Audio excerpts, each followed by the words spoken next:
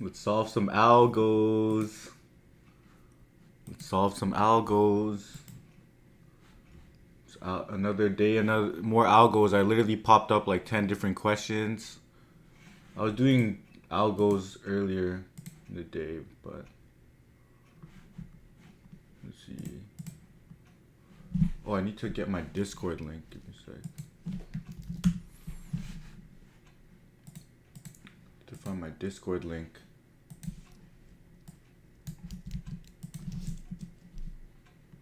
There you go.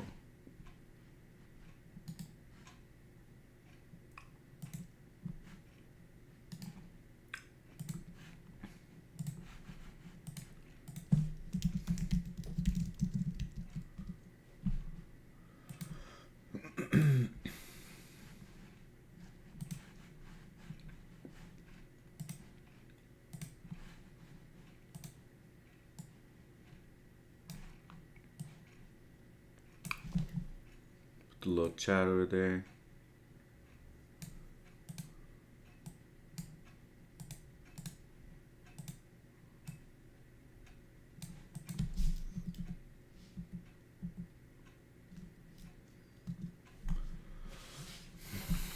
Let's solve some algos. Let's get it.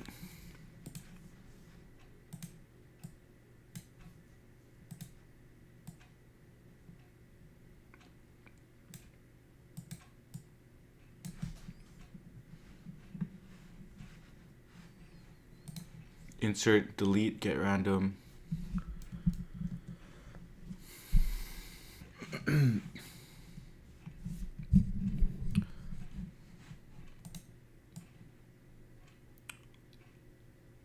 this over here.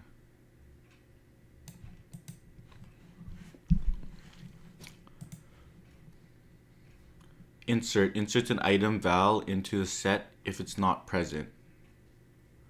Returns true if the item was not present. Remove. Okay.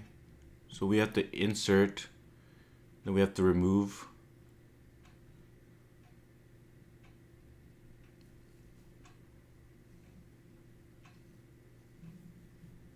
I see. You must implement pretty much everything to work in O of 1.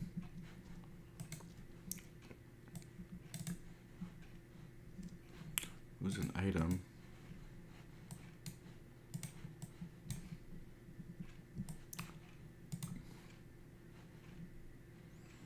So let's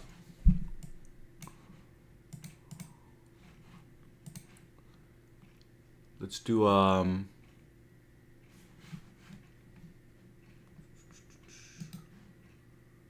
need to get some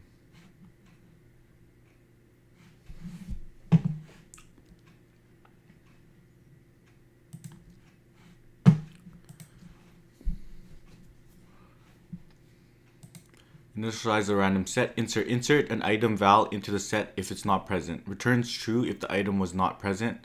False otherwise. Okay, that makes me think we need to use some sort of hash map, and then remove it. We need to use some hash map as well. Get random returns a random element from the current set. So I think what we need to do is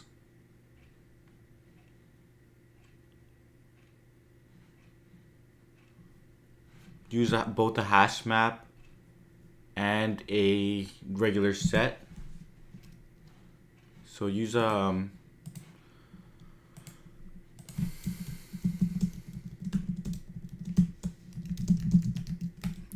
use your hash map with the regular set. They'll probably be the same size. Yeah, okay, I think I know how to do that, and I just need to implement it.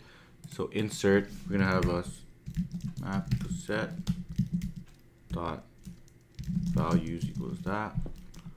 So we insert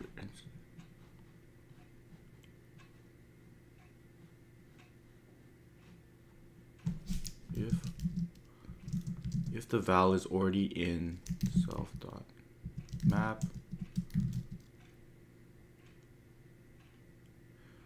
inserts an item val into the set if it doesn't, let's tweak in the back. insert an item val into the set if it's not present. Return true if the item return true if the item was not present, false otherwise. So if it's already in there, I'm just gonna return false.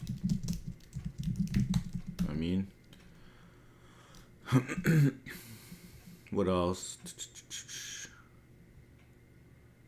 Removes an item val from the set if it's present, or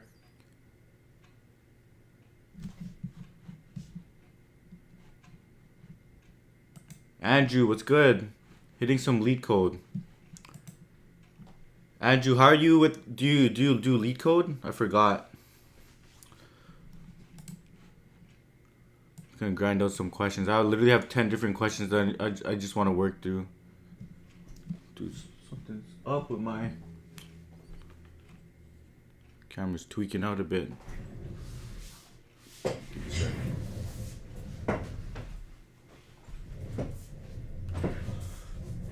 Let's get some questions in.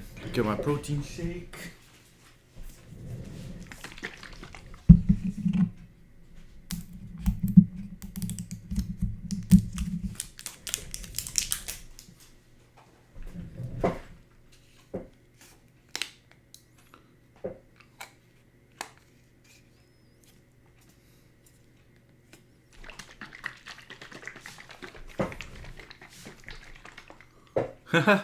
That's crazy. Have you did you see my meta series?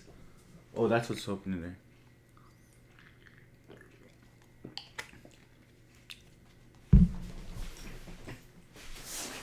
This is what's tweaking. Bro, you part of the Discord? Join the hit me up on Discord.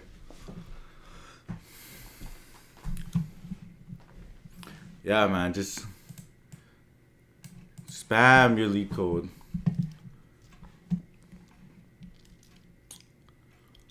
I feel like everyone following me or subscribed to me is like looking to get a meta job, because I think everyone who's followed me clicked into when I solved the meta interview, I feel. So insert if the val is in map, otherwise we do self.map, or there's gonna be a set because we need to keep track of its index, right? So self.map.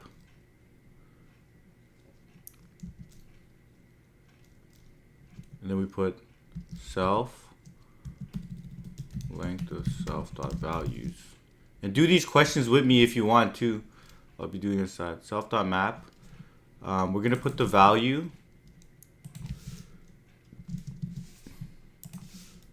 So we're gonna go into the map and we're gonna put the value self.map. Dude, that shit went crazy. Everybody's on that. So we do self.map.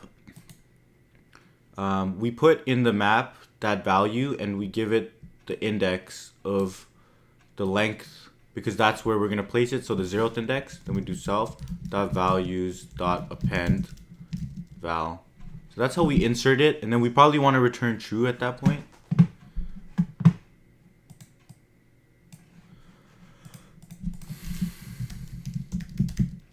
Right? To get random, we just need to, okay, what do we do when we remove it? If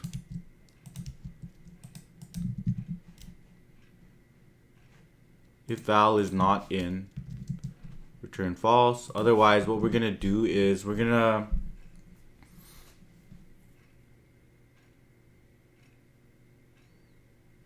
figure out the index of that current value. So we're going to find the index of that current value. So current index. Andrew, how are you at in lead code? You want to do a mock interview or what? You want me to run a mock? I can ask you a meta tag question at some point later. So I'll make it only 20 minutes long exactly.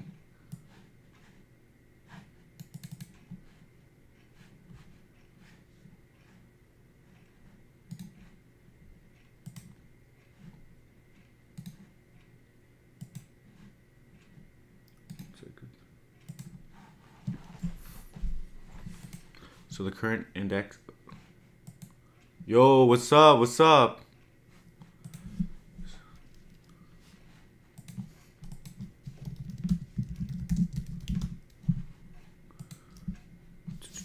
So the current index to move out is going to be self.map of that value. Then we're going to swap it with the back one.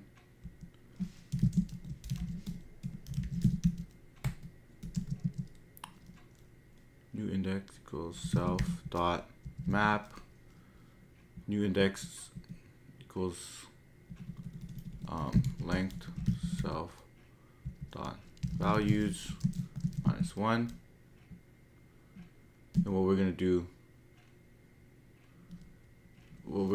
you know how to solve this question, Andrew? What we're gonna do is we're gonna do new index, and we're gonna do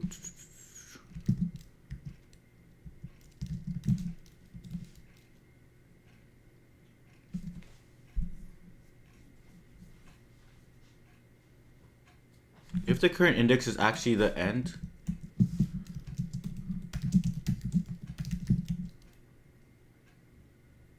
if the current index is actually equal to the length,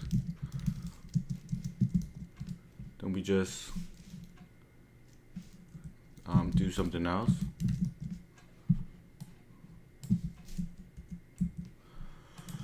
We do self.pop.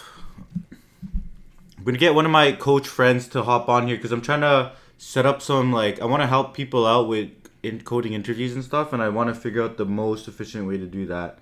That's why I need to get, but he's gonna hop on probably in like 30 minutes when we get more people in here. But what we're gonna do is, if the current index is equal to the length of values, self.values, it's the last one. What we're gonna do is we're gonna just take self.map dot. Yo, Paul, man, let's get it, bro. Paul, later let's hop on the voice chat and do a bunch of math questions, like, real quick. I need to literally download all your information on how to get these. I need to get all your information on how to get these math questions down. So, Paul, check this out. We're trying to insert, delete, get random O of 1. All the operations are O and 1. So, if it's the back index, we'll say result equals self dot pop values dot pop. That will get us the result, and we'll eventually return the result. Otherwise, we'll delete from self.map.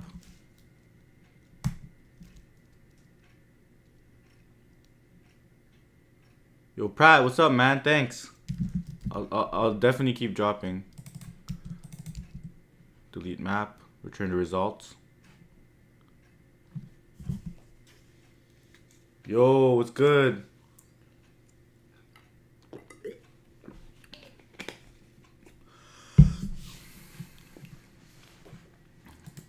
I don't know, Paul. This is what I'll tell you what I'm thinking.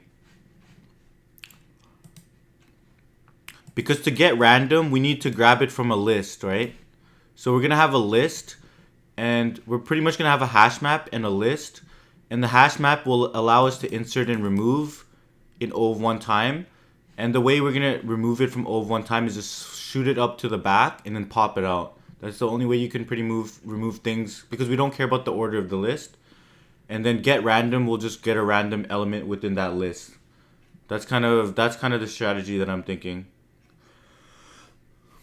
No, I think I don't see what you mean by the 3 maps, but I mean, there's probably multiple things that probably make this work. So if the val's not there, I'll get the current index, and I'll delete the value if it's the last one. Otherwise, then I'll flip them. So I'll say, bro, drop it in the Discord. I'll do them in a sec. I just want to do a few lead code questions. We'll take a look at a bunch today. And then we're gonna get this fitness guy on the channel too. So be ready to ask him a bunch of stuff. He's one of my friends who does fitness stuff. He basically trained me up to do 2 plates, Bro, check out the Discord. I pinned it. Okay, let me finish this though. Okay, I delete from the map. Otherwise, I pop the result. Otherwise, I'm gonna switch. Otherwise, I'm gonna swap them. Okay, self dot values at current index. Self dot values at the new index.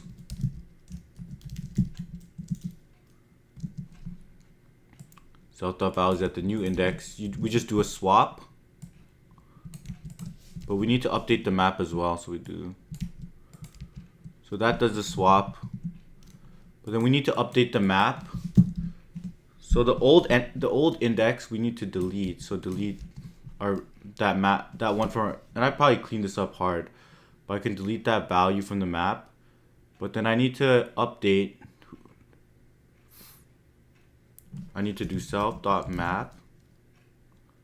Who's that? I need to update the one that I just moved. So I'll do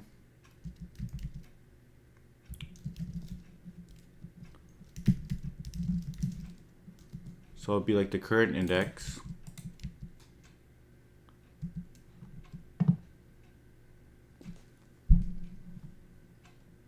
No, I need to store the value. Okay, before I pop it out. Dude, this is messy.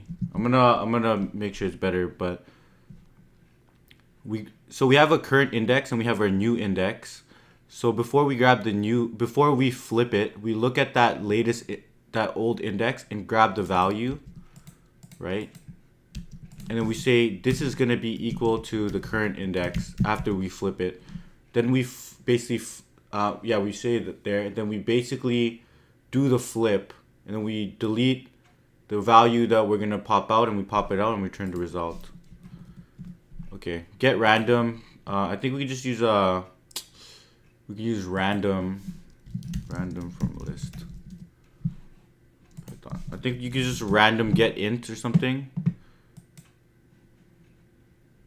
Yeah, random choice.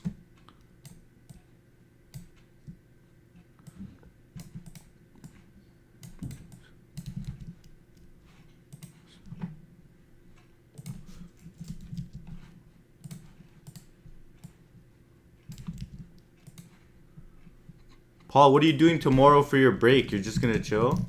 When do you start your new job?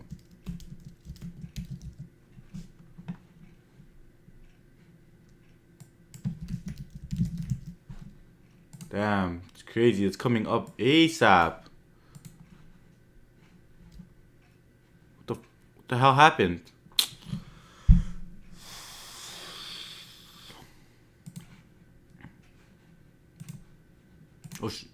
Oh wait. I'm just trying to pop out the test case. So we remove, we insert, we get random. Oh wait. Oh no, we have to we don't return the result after we delete. After we remove, we return true. What am I saying? You have it off tomorrow too, or what?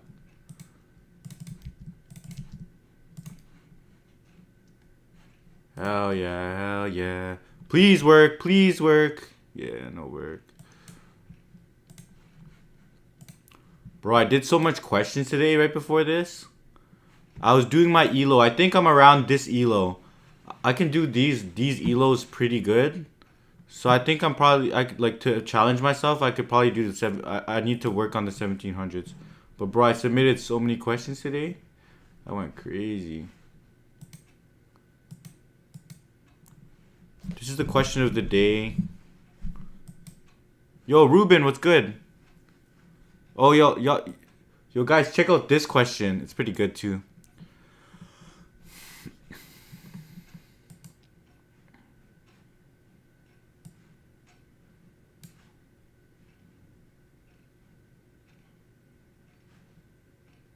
So, for example, ABC can be right shifted to BCD, but you need to shift all of them down. Or XYZ can be shifted to YZA. Right Q. Yo, right Q, I have my fitness coach friend coming for you.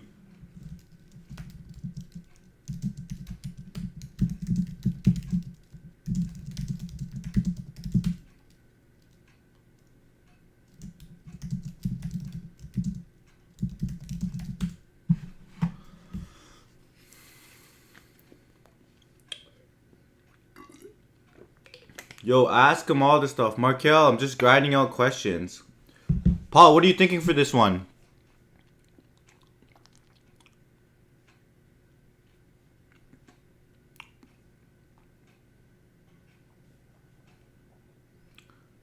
Yeah, Paul's a legend. Paul is a demon. Let's check that real quick. Okay, I'm gonna do this question and I'll take a look. What is this? Populating next pointers. I have a bunch of questions I want to try out. I already did this one.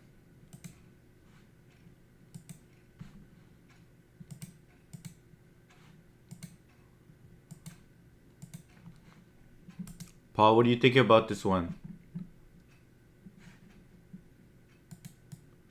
How long have I been lead coding? Bro, I don't even know. Honestly, I only lead code when I only started lead coding because of this YouTube channel.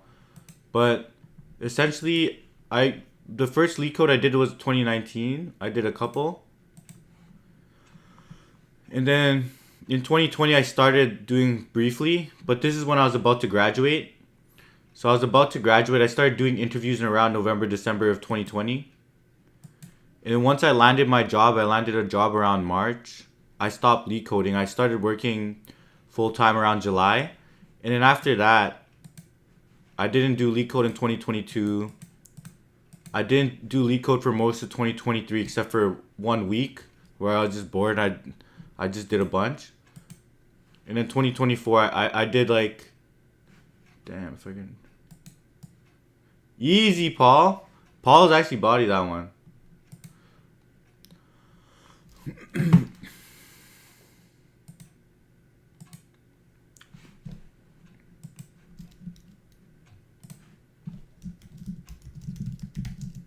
No, I'm not looking to job hop. I'm just doing this for content.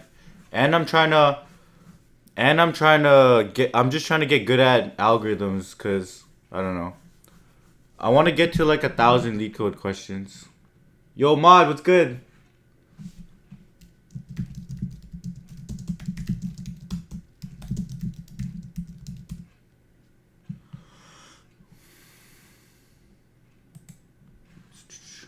Shit, picking up.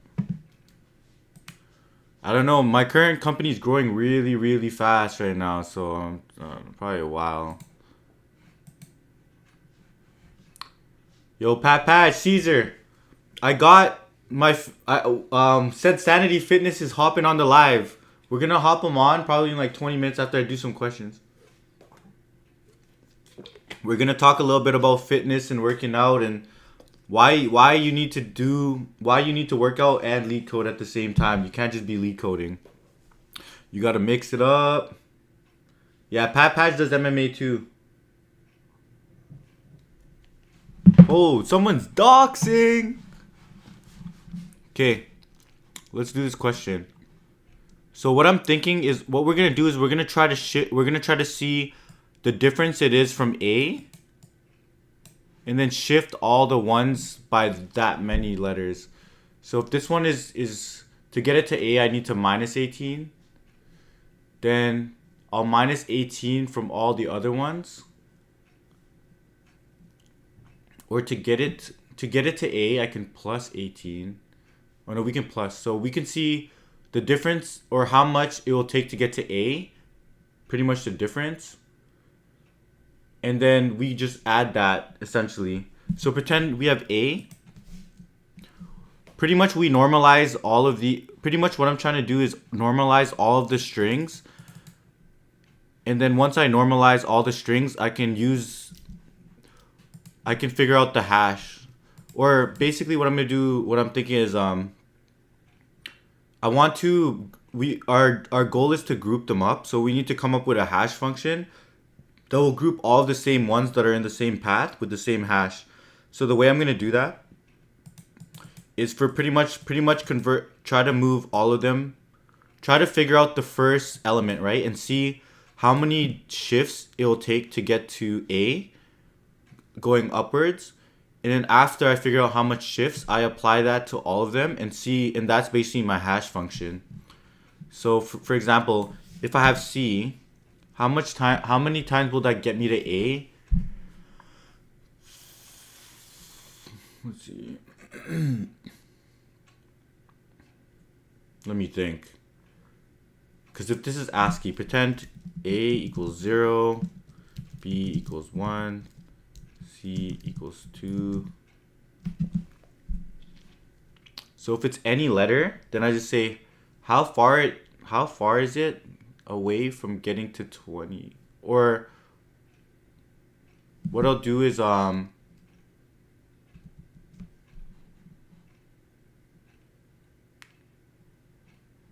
letters in the, I think there's 27 letters in the alphabet, right? 26. Holy crap. You need to know that for an interview, I swear. If you go out in an interview and they ask you and you say 27, that's a strong no hire right there. So what we're going to do is we're going to do 26, because I think these are all ASCII characters.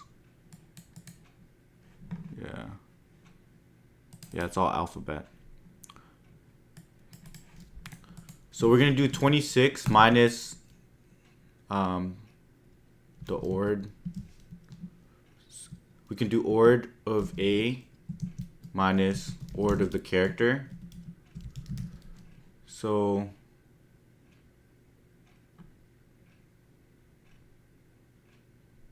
let me print. Let me do some printing. I haven't used this ord function in a long time. Ord A. This pretty much gives you like a number to represent ord B.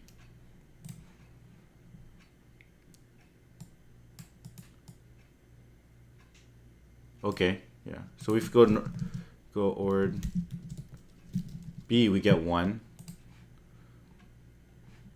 Oh no, we have to go.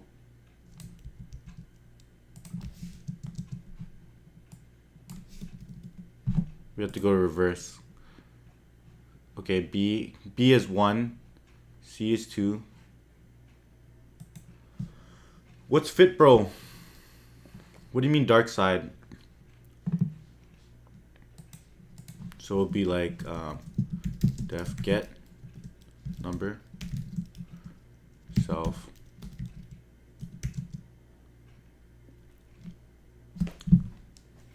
Yeah, let me message him.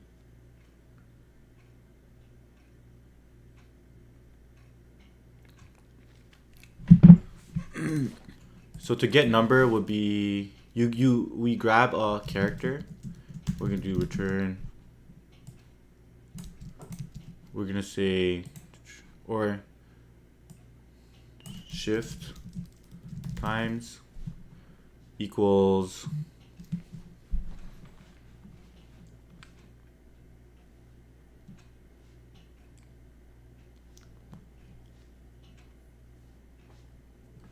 okay, shift times, or we take the character, we subtract that gives us our value, and we do 27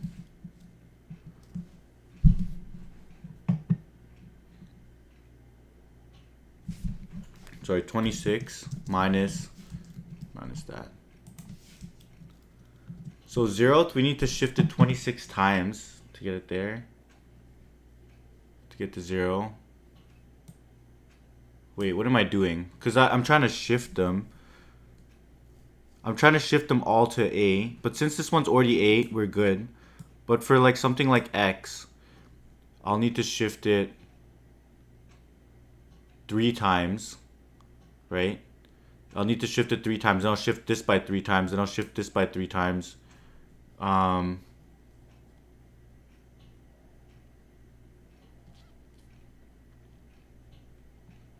Yeah, okay. That's how we're going to do it. We're going to figure out how much times we need to shift it upwards in order to get to A for the the first character, and then we'll apply all of them to, or maybe just string of alphabet, then, or maybe just string of alphabet, then I divided.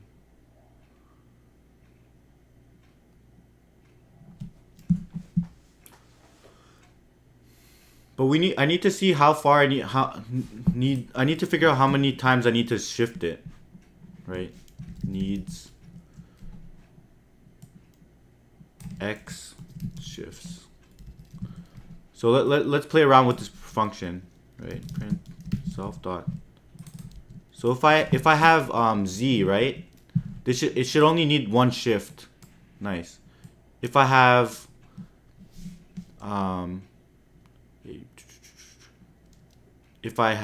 D, I need 23 shifts. Okay, that makes sense. And in order to convert index to character, what we're gonna do is we're gonna do self. We're gonna be given an index, and what we're gonna do is convert word number to character. We're gonna convert it back. So we're gonna be given the car. I think it was 97, so we're gonna do return car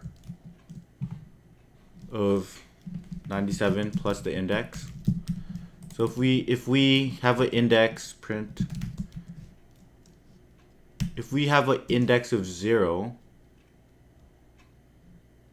if we have an index of 0 self dot, that should print us A, right?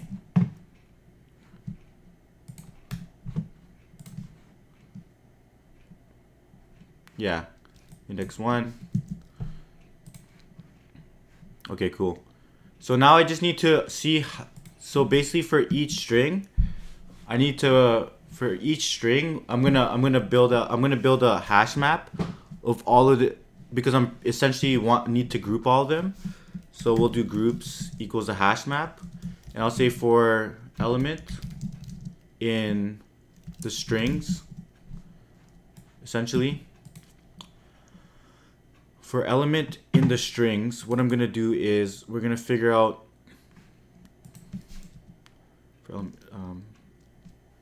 all of them are at least gonna be a character. For all the elements, for all the strings, for every element in the string. Yeah, so needs shifts. We'll create a function called build hash.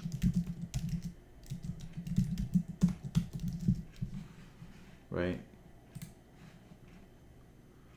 We'll do a thing called build hash, and essentially what we're going to be doing is giving a character or given a string, right? So what we're going to do is first character or let's see.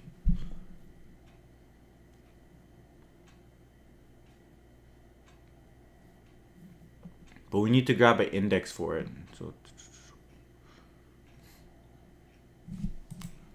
So first car element 0. That gets us our first element, and we need to see how much shifts it's gonna take. Self dot need X shifts. The first character, right? And now we need to apply that shift to every single one. So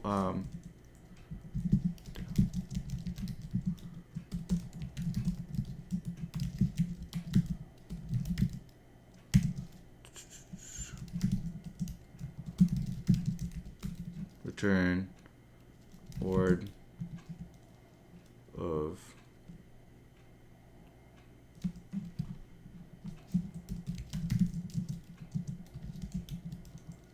that converts it to an index. And then basically what we're going to do is to build the hash, we're gonna be like as indexes, right? So for every element, we're gonna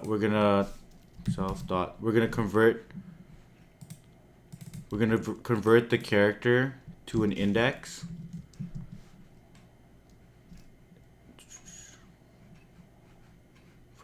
We're gonna convert the character into an index, and then for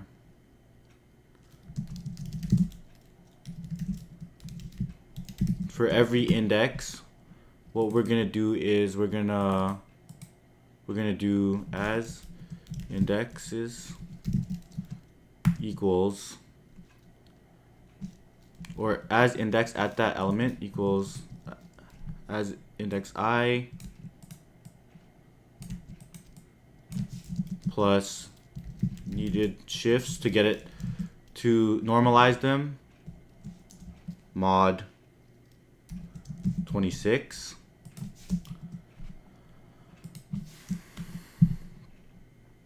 So now we're getting all the indexes should be good.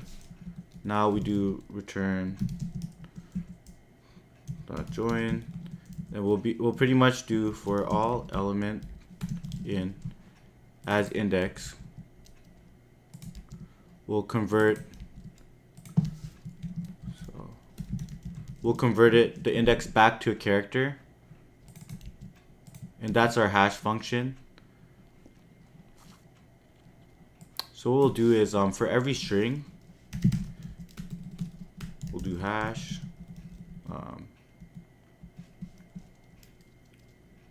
string hash self dot. We're gonna build the hash for that specific element. Once we build the hash for the specific element, we'll use a default dictionary.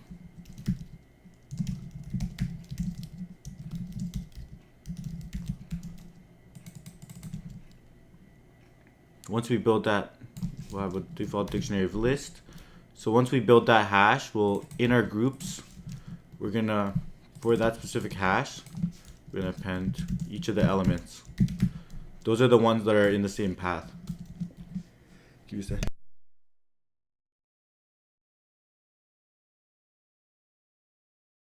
Shit, need to sneeze. Alright.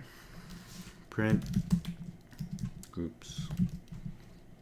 It's gonna fail somewhere. Okay, first character.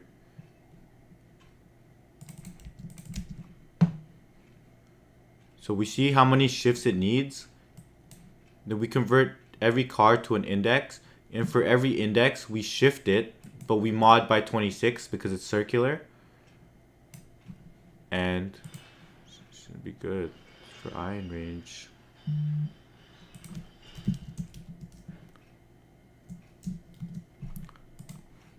Because we need to see if they're in the same path.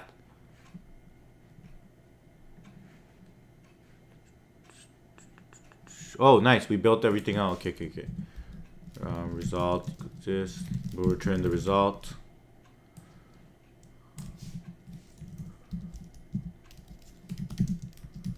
Group. Hash in groups. Do result. Append groups. Something like that. What do y'all think about that solution? Beats 100%. What are y'all saying? I wonder what people are doing in the solutions. Did I overcomplicate it? Who understood what was going on there? Maybe I overcomplicated it. Yo, Shadi, what's good?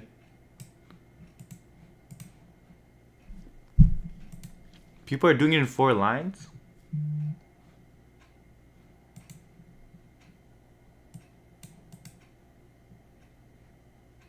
I was thinking of this approach at some point.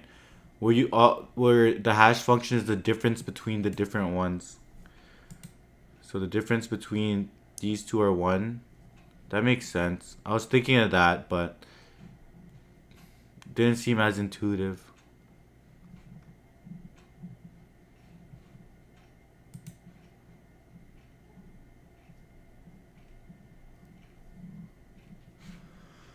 Oh, I'm gonna give a call to my friend.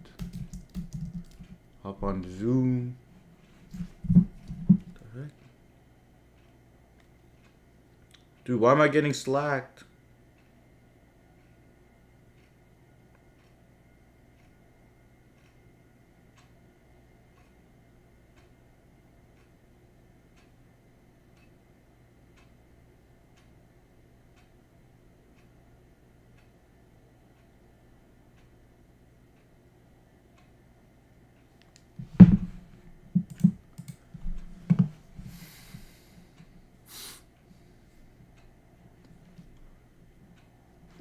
Whatever.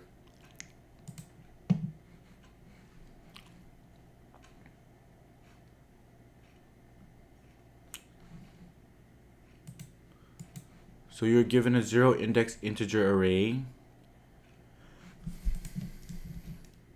Wait, Shadi was good.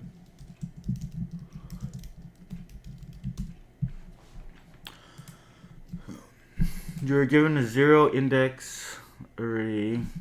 Wait, let me see. Markel, you get my solution? I'll send over my solutions too, actually. I can share that.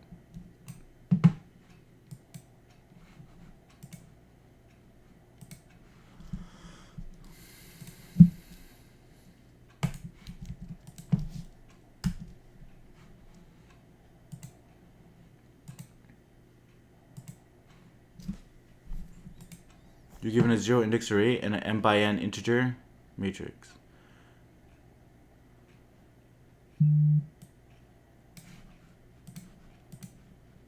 Hey.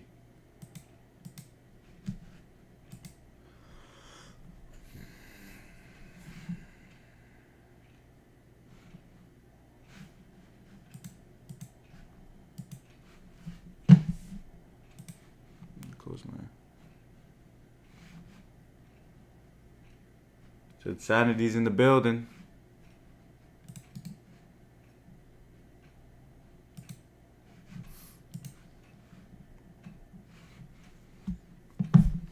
Tom's gotta let me into that Zoom chat.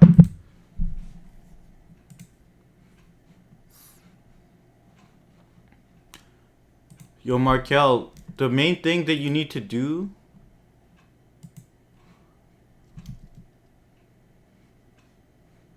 Okay, try out the question. Try out the question. You'll see. One sec. Yo. Oh, what's up, bro? Wait, I can't hear you. Give me a sec. Give me a sec. Yo, your mic might not be working. You can't hear me? Wait. Fix your mic. The mic's good. For sure. Gabriel, what's good? Maybe your volume's Wait, off. fix up your mic real quick. Hold up. Oh, wait. It might be me. It might be me.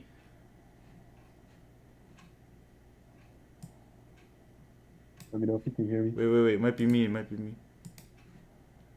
Okay, speak. Yo. Yo. You hear me? Yes, sir. No. What's good? Bro? What's good? How you doing? I'm good. Yo, can I chat. Huh? Can I see your camera, or is that gonna mess with the system? Hop on the stream, bro. Oh, we're... Yeah, I'll put that up. Is this no swear word zone? Should I keep it Bruh. You could swear all you want. Can swear on this one? Nah. Okay. Yeah, Caesar. Yep. Bro, I'm grinding out leak code questions. What do you know about leak code? What do I know about leak code? Yeah. That's something you've been grinding out on. That's it. You saw me doing the questions, huh? Yo, Patrick there's was this just- one guy in the chat who says he's doing like two plates and 25s. Hey, beast. Is he a programmer? Yeah, something like that.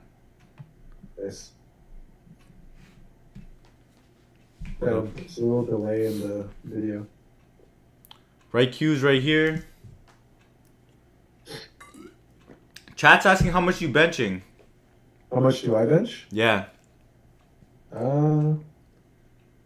I would say it depends. If like my 1 rep max right now is probably only like 225, probably 185-ish for like Bro, you 12, sound tired. 15. All right, let's just get straight into this session. So the reason I brought this guy on is because he does a lot of personal training, and this guy actually is the one who trained me up into doing 2 plates on the bench. So 405 for this guy's doing. These guys are going crazy.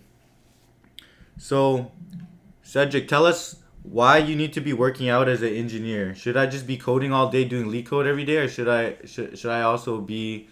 Is it also important to basically work out and while I'm doing all this brain stuff?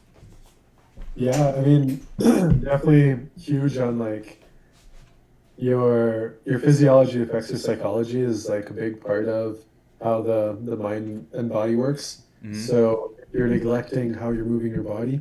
Physiology is just how you move your body basically, and anything physical. So if you're not moving it properly, like daily, then it's going to affect the way you think for sure. It could affect your mental health. You're going to mess up basically.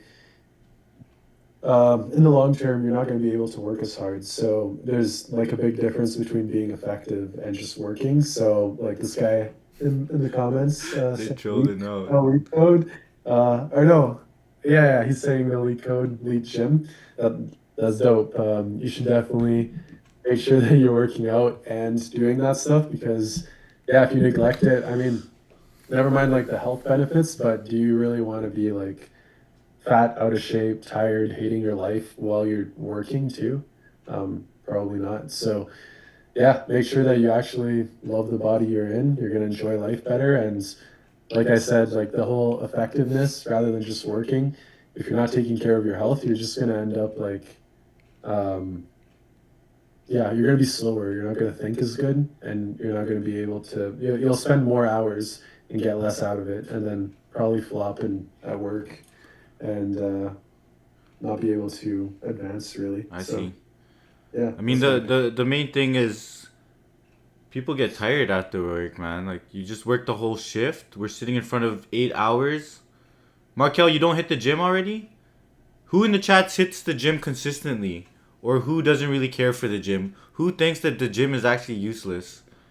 I mean, that's also a good opinion too. I heard Elon Musk doesn't hit the gym. What do you think about just taking Ozempic? well, Zempic, that's a whole topic. Do you want me to talk about Elon Musk or? Nah, no, I'm just trolling, bro. I know. But I mean, I'm down for even your troll questions because there's people that actually believe the what? stuff.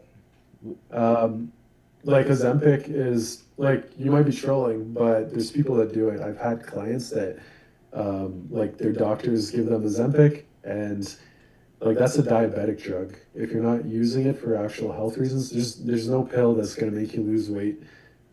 Not only like in a healthy way, but sustainably. You're gonna reach a plateau. You're gonna stop losing weight eventually, and it's just yeah, you're not gonna feel good doing it. You need to eat enough food. The reason people lose weight on Ozempic is because it suppresses their hunger too, and they start eating less. But over time, you can plateau from that, and you need to do like a reverse diet, and there's just a bunch of problems with it. You're not going to grow muscle because you're eating so little. You're not fueling that. Um, so it's just even though you're trolling, there's people who actually believe it, and I think it's important Okay, for them okay. to. One person said they have pelican arms. It's embarrassing to go to the gym. How would you suggest they go to the gym if they seem like they're a little bit embarrassed about their arms?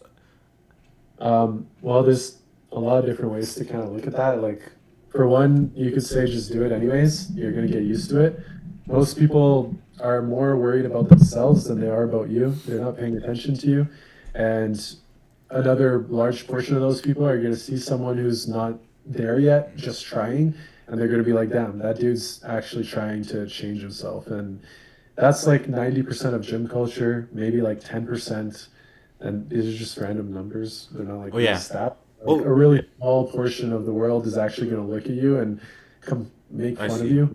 If they are, like, I don't know how to say F them without saying F them. Yo, Yeah, if they are, this is a real actually this is a real question that I've been wondering because bro, everyone at work, a lot of software engineers are literally addicted to carbonated drinks, diet cokes. Is that fine? Should people be doing that or just drink straight up water?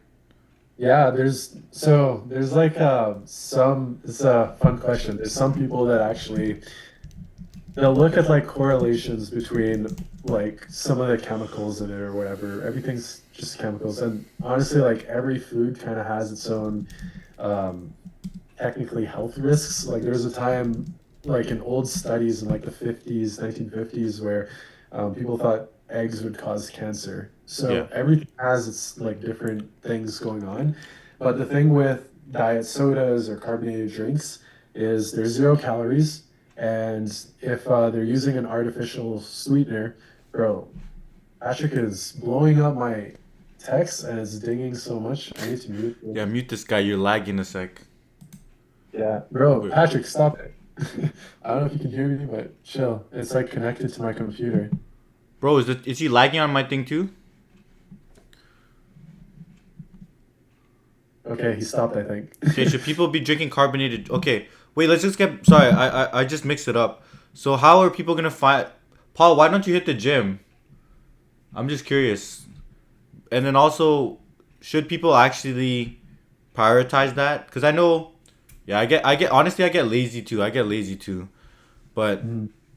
I don't know. I think it's really important to hit the gym, especially if you're engineering, because you're literally sitting there 8 hours, 9 hours, 10 hours a day. It's Yeah, you're everything's gonna be sore. But yeah, go ahead, Seti. there's so many different ways that you can stay active, and while the gym's like the best way, like you have more opportunity for improving because there's like so much weights, so much machines and everything.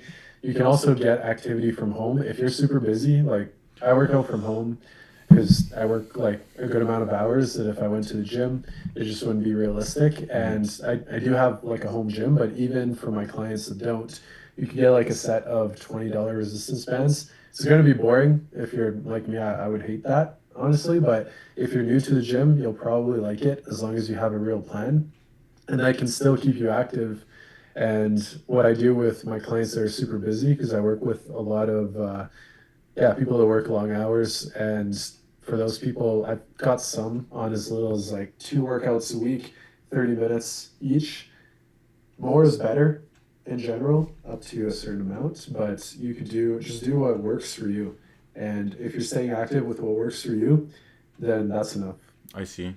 So, how do you build a habit? Because I think everyone here is looking to optimize themselves. I'm sure everyone here is people are talking about how they increase their bench, but let's get into this first. Wait, let's get into that actually. How do you increase your bench? I think everyone here just wants a massive chest, huh? Everyone's talking about the bench press. So there's two things with that. Is I'll try to keep the answers short because a lot of these topics I could talk for No, like an hour. keep it, give as much information as possible, bro. Okay, bet. So there's two different ways to look at strength increases. Or there's a bunch of different ways. Let's start with strength isn't just muscle size, and you can see like really small power lifters lifting really heavy. And the reason for that is because it's not just about how much muscle you have, but it's also about the efficiency. Bro, Patrick, shut up. I'll actually block you for an hour. Okay, I'm gonna block this kid Hurry for a up. bit. People are saying don't gatekeep the bench. Just don't gatekeep the bench knowledge. Just turn off your phone, bro. No, but it's connected to my computer, Okay, turn so off. it's Oh, that's why it's annoying right now. okay. I don't Mute him. usually do that. Okay, wait, I'll turn off the. It's only doing it on. Yo, this guy Uh, works with like 8 screens. Fun fact: me and this guy tried to start a startup when we were in college. yeah, that was fun. We tried to. Patrick wants a big chest too. Okay, I turned off the computer that has notifications on. So it Good, should good. Okay, dude. Okay, how do you stop gatekeeping all the bench press knowledge? How do we okay, get okay. how would we get a bigger bench? Yeah, let me get into it. So, yeah, first thing is it's not just about big muscle, it's also about like mind muscle efficiency and being able to like activate. I can't remember the scientific word for it. I haven't described it in a long time, but there's um, basically it's like there's like these connections in your muscles that like slide together, Yeah. and your mind has to send signals to those different types of like fibers so that they can contract and then extend. Yeah. And to do that, yeah, it's like, yes, more muscle helps, but you can do a lot more than what you can do with the muscle you have if you practice it. It's kind of like a skill in anything else. Mm-hmm. There's a skill if you improve your technique, if you do it more often, your brain gets better and more efficient at the lifts. Um, and then also just like having more energy, even cardio helps with lifting more weight. There's yeah, a lot to it where it's not just muscle. For example, I don't work on trying to bench as heavy as possible anymore, but when I was doing that years ago, I basically went like really quickly increased from I can't remember what my starting point was, but I was aiming for 225, and muscle takes a long time to build. You can pretty much put like in your first year of training, if you do everything perfectly, you could put up to like 10 pounds of muscle on naturally. And then it reduces from one year to the next. So I was in a relatively short time, I was able to go and increase my bench quite a bit for my one rep max without putting on a ton of muscle. So it's not just about muscle. So there's a difference between putting on muscle and building up your strength. So that's the main thing I would answer to that. If you're trying to get a big ass chest, though, sorry for Yeah. Go swearing, ahead. then you should focus on progressive overload, which also helps towards Yeah. increasing your weights and just having kind of a system for it. Of if you're doing, you want to think about progressing with reps, sets, weight, and time under tension, shortening your rests. If you're trying to lift heavy, then you do want longer rests so that you can um, so that your endurance isn't the thing that's holding back the max amount of weight that you can do, so that in set two you can perform the same amount as in set one. So if you are focused on lifting as heavy as possible, 3 to 5 minute rest in between sets is what you should shoot for. So you're just um, yeah, you're doing that so you can lift as heavy as possible, and you use different rep ranges. Don't just stick with 8 reps, like 3 sets of 8 for like forever. That's like the mistake we all make, Yeah. I think, in high school especially. And that's just, you're never going to I progress. see. You will a little Okay, bit. Yeah. bro. Someone's saying. Let's see this. I'm looking in the chat. Someone said cardio before or after weights. It depends on a few factors, but if you're trying to get stronger after, if you're trying to just lose weight, doesn't really matter.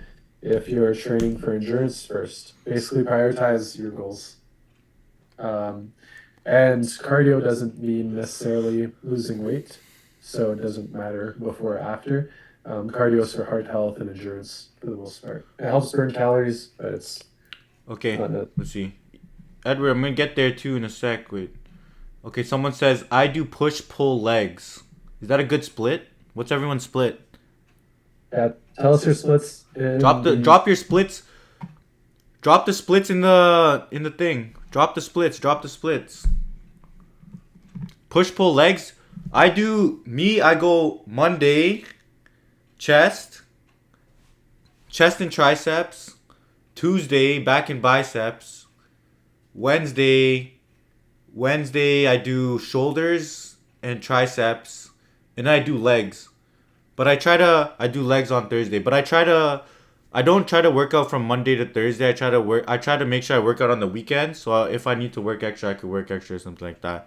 I don't wanna. I don't. I like to use my weekends for the gym too. So I'll try to do 2 of those days on the weekend. But that's kind of my split. What's everyone's split? Full body every single day? I'll rate all your splits in a second as you guys are dropping them, but mine is Monday is chest, Tuesday is back, Wednesday is legs, Thursday is chest, Friday is shoulders and arms, um, and Saturday is back, and then Sunday is optional legs again, but typically you should have a rest day. It's just sometimes I'll train 7 days, but How do you feel about calisthenics? Somebody said in the chat. so, yeah, you should do it if you want to, if you like it. It Okay, depends on your goals I too. have a question. It's more of a question for myself. Like, I'm just trying to stay as sharp as possible, Mhm. right?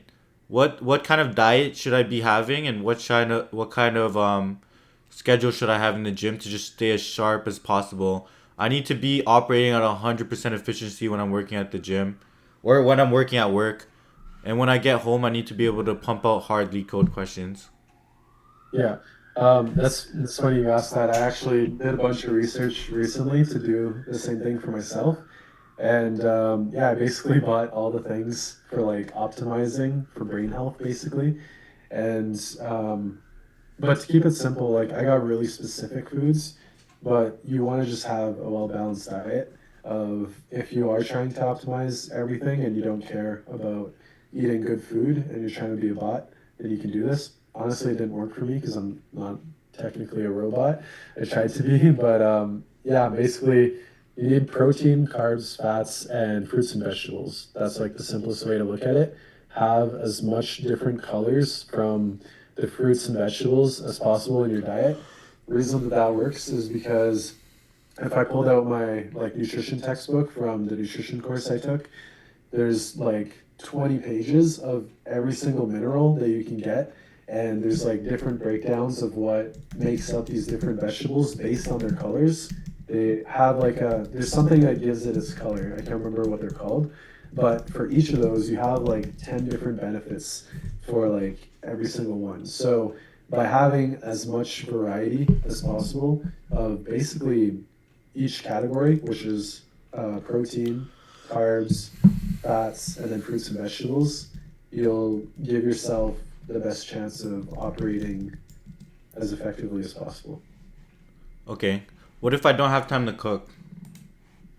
You can get, it depends on your budget, but you can get like a meal prep service. You can get, when I was working construction way back, I used to get a lot of frozen meals, um, the stuff you can microwave, and then you can get like protein shakes, which are super quick. There's actually, if you guys, And you can as share your much screen on stuff. But yo, also someone said thoughts on multivitamins or versus getting nutrients from food. get it from food as much as possible, but if you can't get it from food for some reason, aside from the reason that you're lazy, then get like supplement it. Um, Supplemented. yeah, supplements are just something literally to supplement your diet. So get everything as much as you can from food, and then the gaps, if you're not having enough, is that's where the supplements come in. So multivitamin's good. But multivitamin you can take anyways. There's like some crazy ones you can get from a supplement store, which is like a massive stack. That's just a marketing play. You don't need that.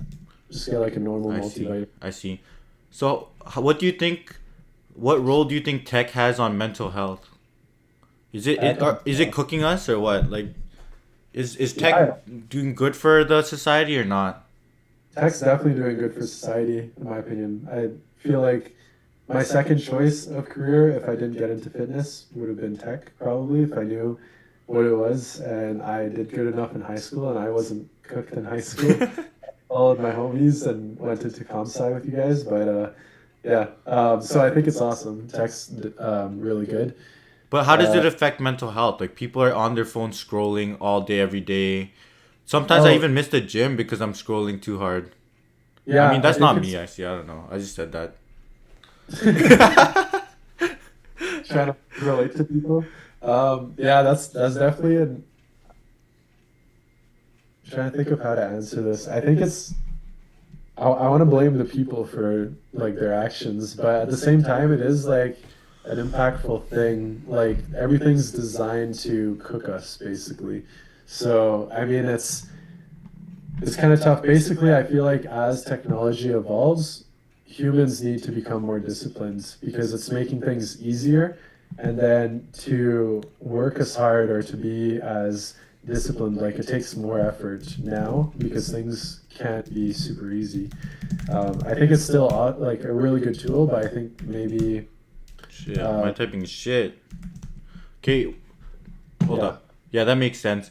I think somebody had a good question in the chat because I know you faced this thing. You faced this also, but someone says he's trying to figure out how to balance coding with his general life. Sometimes he codes too much and he just does too much coding and not actually living. I feel like give your opinion because I know you're an entrepreneur. You started your own business and you're pretty much running this coaching business for the last 5 years full time.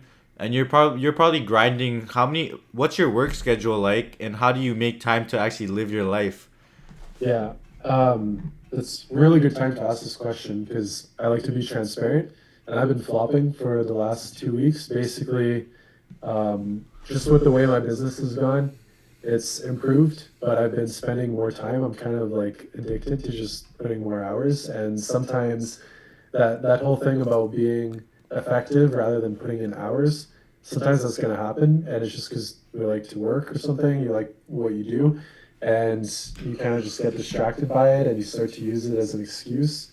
But basically, all you do at that point is make sure that you have like a good feedback loop on your own life, basically.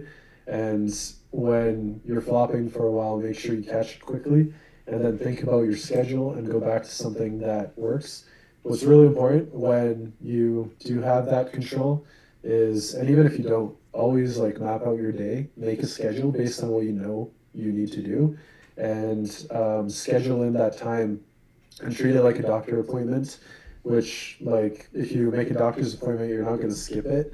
You're going to show up on time and get it done. Treat your workouts the same way. Look at your life, make a schedule of when you're going to work, when you're going to wake up, when you're going to go to sleep. It can sound robotic, but I'm guessing a lot of you guys in this chat that are like working on like comp sci stuff, working for companies, long hours, or even school, you're probably semi robots right now, anyways. It depends on the phase of your life. If you find that work life balance and that's what you want, that's great. You can just you can when you find that work life balance, that's a new season of your life where you can actually balance everything. But if you're in grind season, that it's important that you be attentive to detail and actually schedule out your day and schedule out your workouts and just make sure that they happen. Just show up. But it's also important that you do make it realistic for your lifestyle. If you know you're going to work 15 hours a day, then don't make a plan to go to the gym for 2 hours. Know exactly what you're going to do, and then make sure that it fits those 15 hours. Maybe you can only work out for 30 minutes at home with calisthenics. As long as you're doing your best with the time you have, then that's all you can do. So, yeah, that covers it. I see. Okay, we have Caesar has a few questions. What time do you wake up?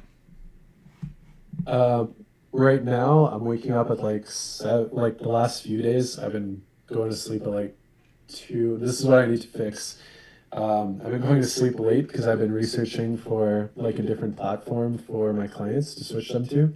So I've been getting carried away with that. So this is where it's like a good example of this for this question.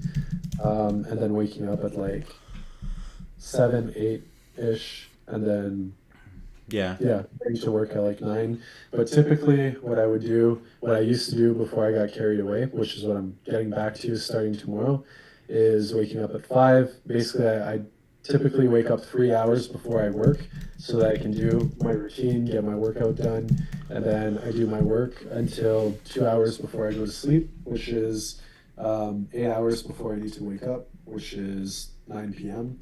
So I try to finish by 7, and then I give myself 2 hours to just enjoy life.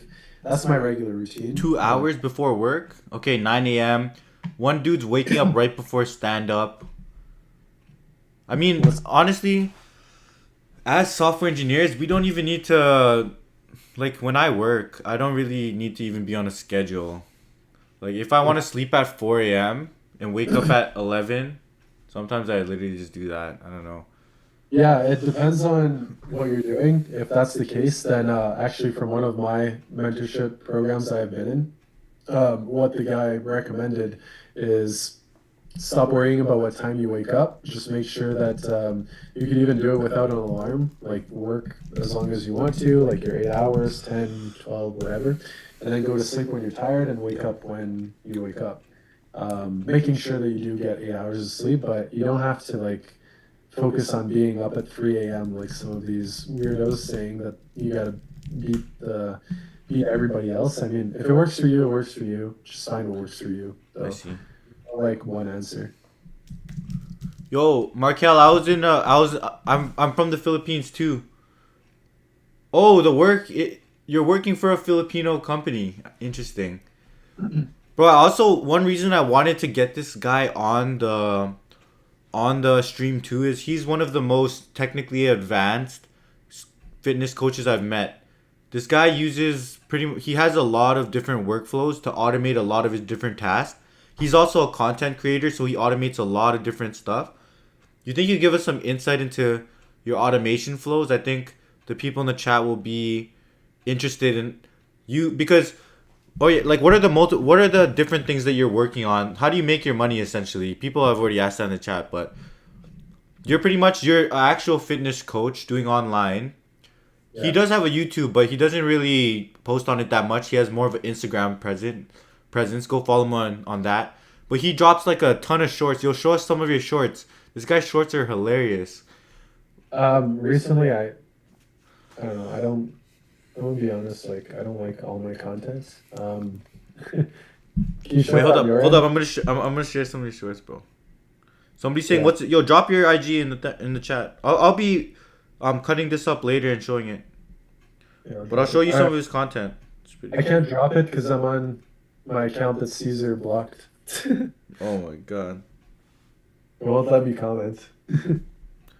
Y'all, I'm gonna share some of his. I Be tried funny. though. Let's see if it works. No, I got it. I got it. Everyone, go follow Sanity Fitness, Thanks, Caesar. I'll behave. bro. Your shorts are hilarious, bro. What's the funny ones?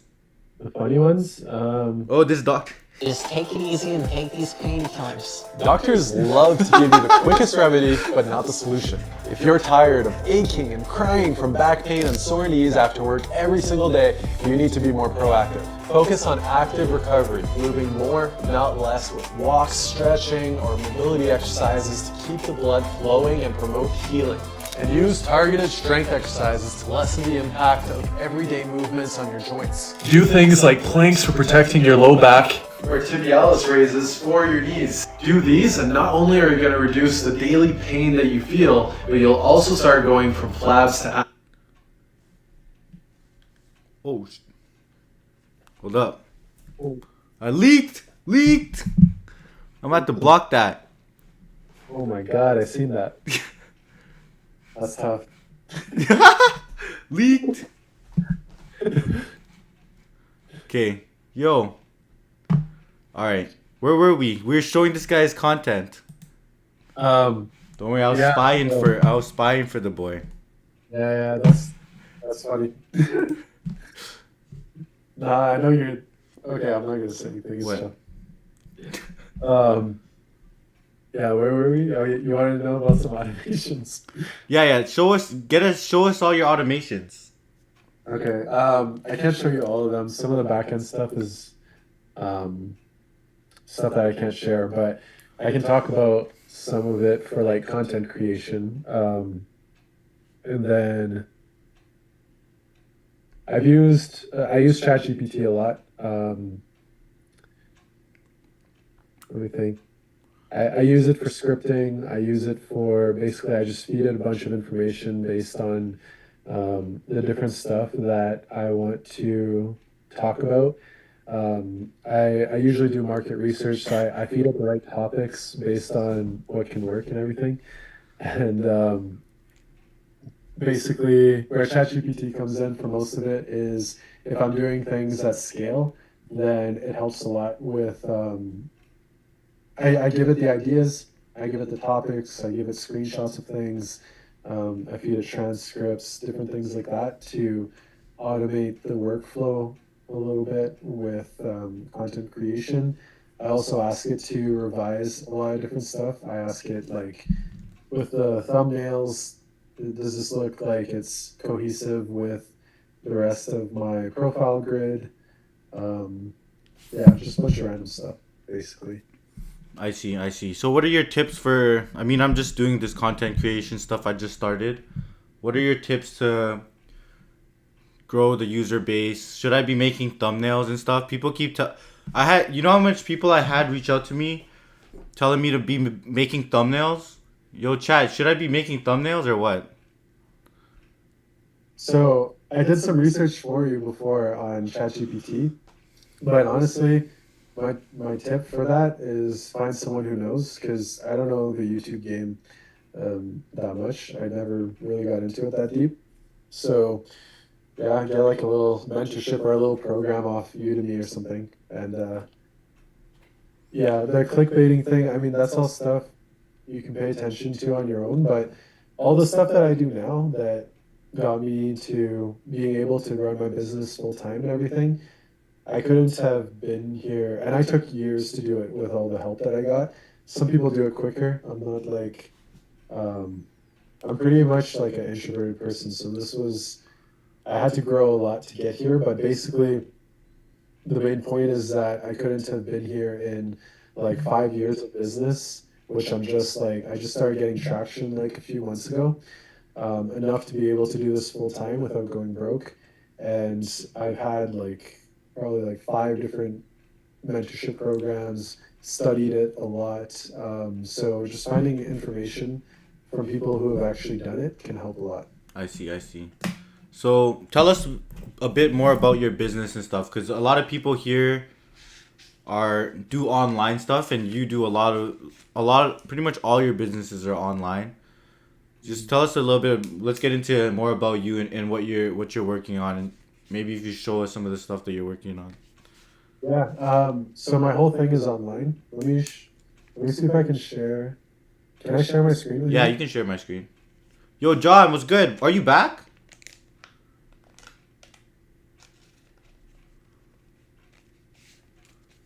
I'm gonna Dude, this guy's on the plane. right now. Yeah. Oh, John, what's up? Don't crash the plane by being off airplane mode.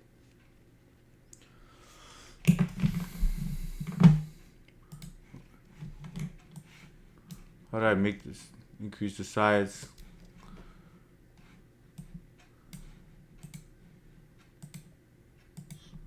Dude,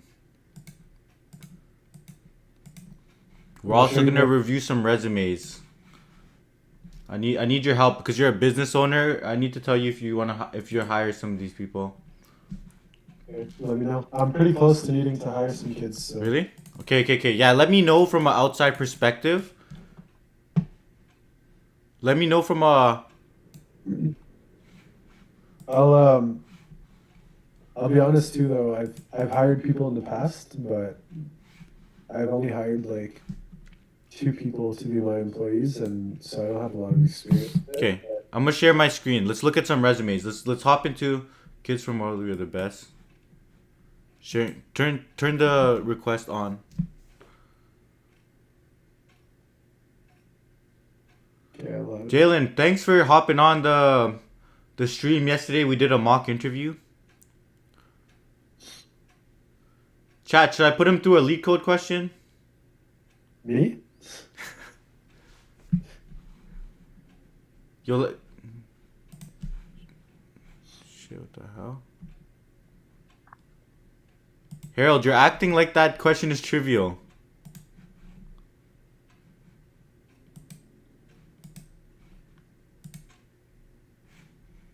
Oh shit, I need to.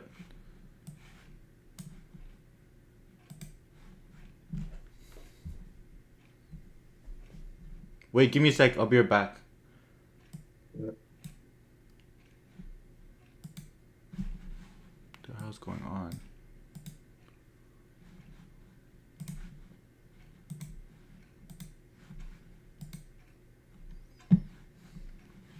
Okay, we're gonna put this fitness coach to the test.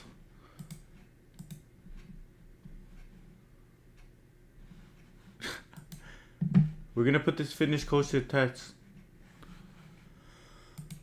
Should we give him Fizz Buzz? Nah. We need to give him one that you can conceptually think about. Fizz Buzz. John, can you solve Fizz Buzz?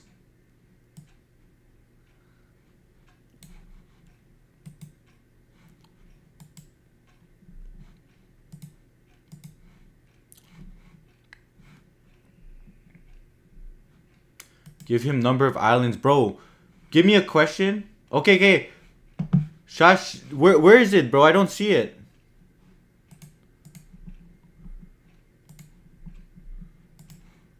Which one are you? Oh, throw it in the Discord. Throw it in the Discord.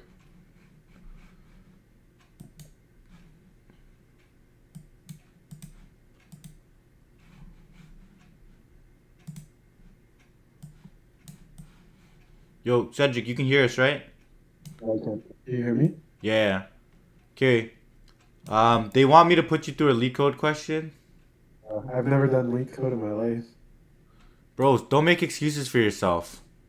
I'm just saying you might be here for a little while. They said trapping rainwater is beginner friendly. Is odd.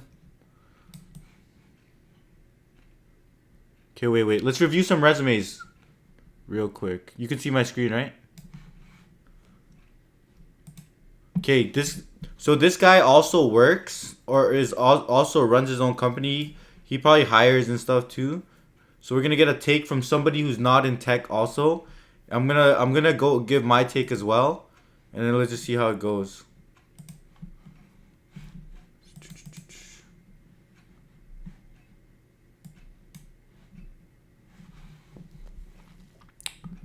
Okay.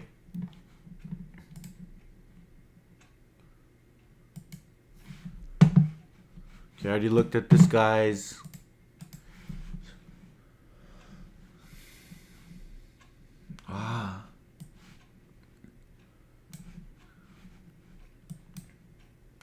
Yo, how do y'all feel about like .NET and stuff? I feel like when I see a resume with .NET in super old technologies, like I know it's still used and stuff, but I would just hate doing .NET.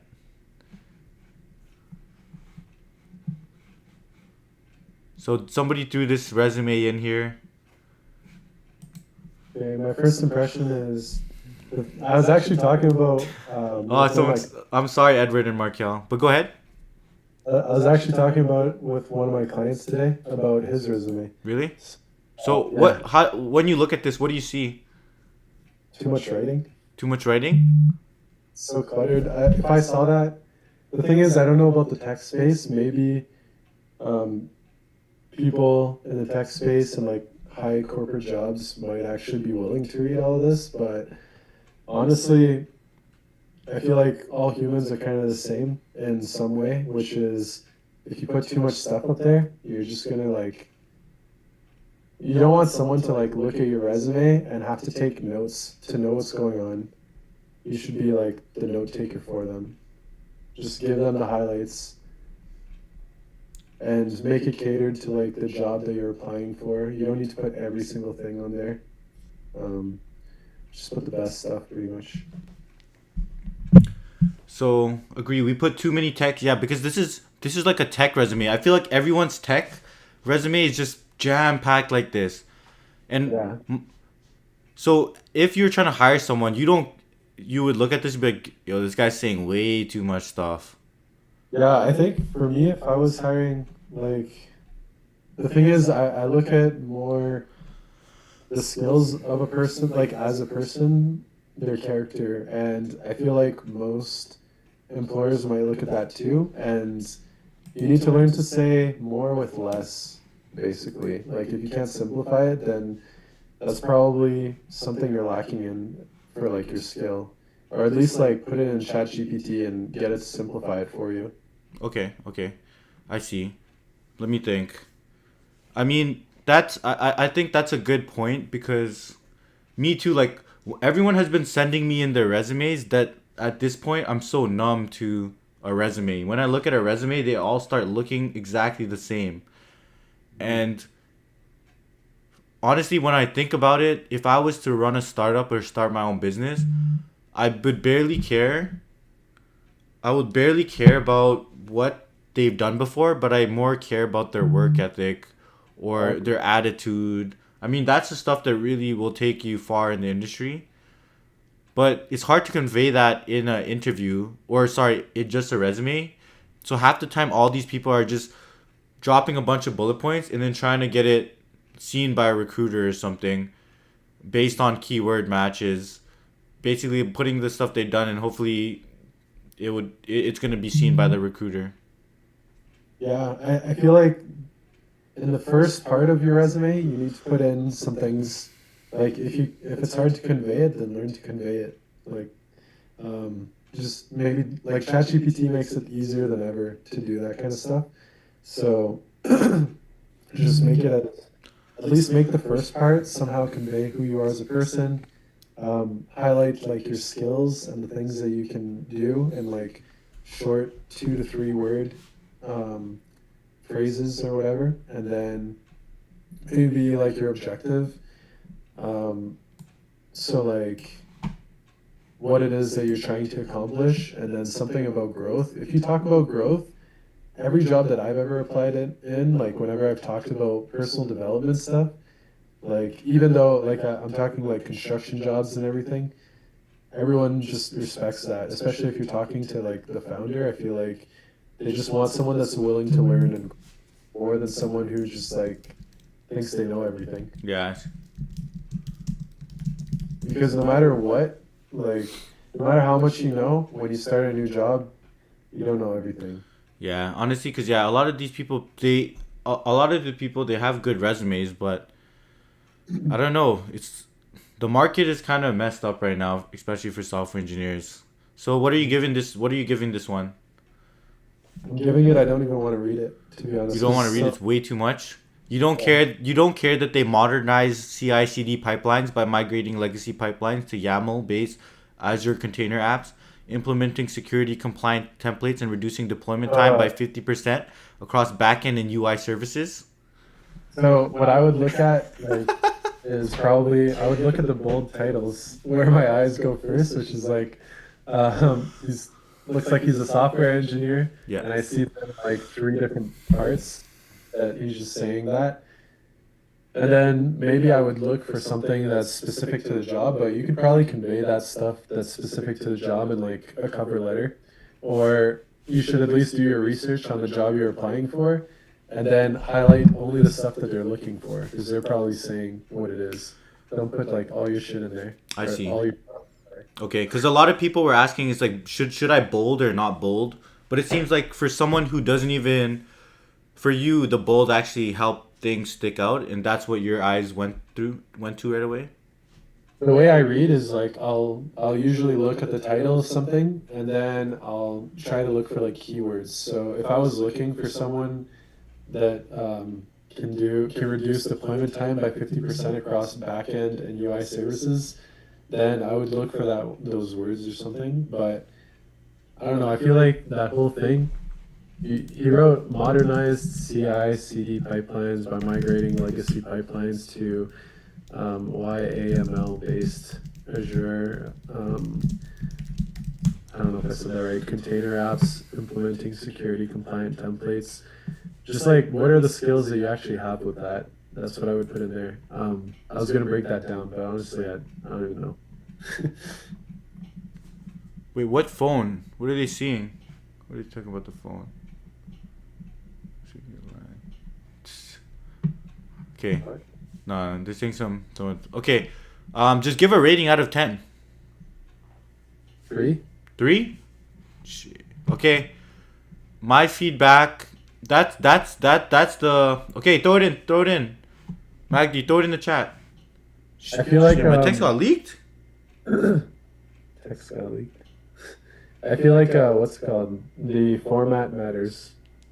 Make it easy to digest. I bet like it's fire, like the information in it's fire, but the format is lacking so much that, to me anyways. But that's the thing, I'm not in the tech space. Yeah. No, it's good to get an opinion from someone else too. Bro, some demon in that chat. Okay, we got some other. Which one? Okay, we're gonna pop up some more. Which demon?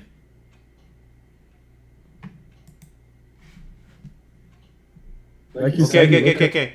You gave that one a 3 out of 10. What are we giving this one right here?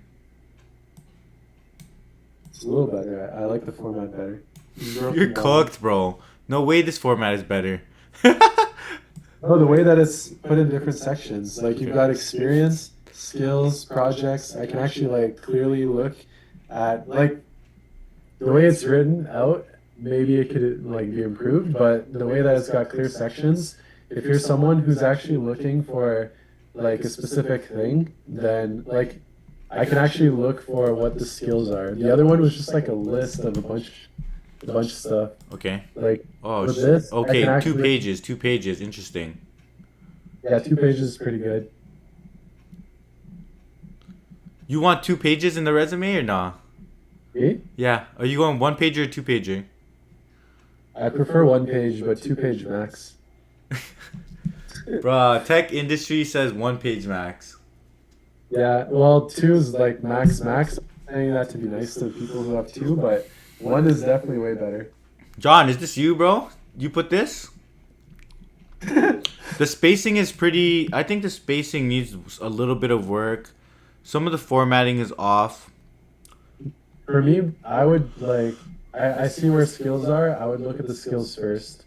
And then I could see that he's got lots of spoken languages. And like, I don't know. It's just easier to look at. Bro, whoever I'm reviewing right now, just. Bro, the only thing that I'll give it a serious review. I think we need some bullet points here. Wait, what? Okay, we need to improve the formatting a bit. Because. Just compared to the other one, the format is like if I rated just on the format for the last one, it was a 3. That's all I was kind of rating it on. Yeah. Not the comments. And then this one, if I'm rating it just on the format, I'd give it like a 6. Okay. I mean, I don't know if I'd rate it that high because. And I'll say why. I'm looking at the experience here. It says Upwork freelancer. But this section here doesn't have bullet points. But then these have bullet points. Yeah. So I'm a bit. Yeah, no need to say you're a software engineer because you're applying for that. But I think you can check my Upwork account by clicking on the link in the header. Successfully completed 15. That's like pointless. Successfully completed 15 projects for clients and from diverse.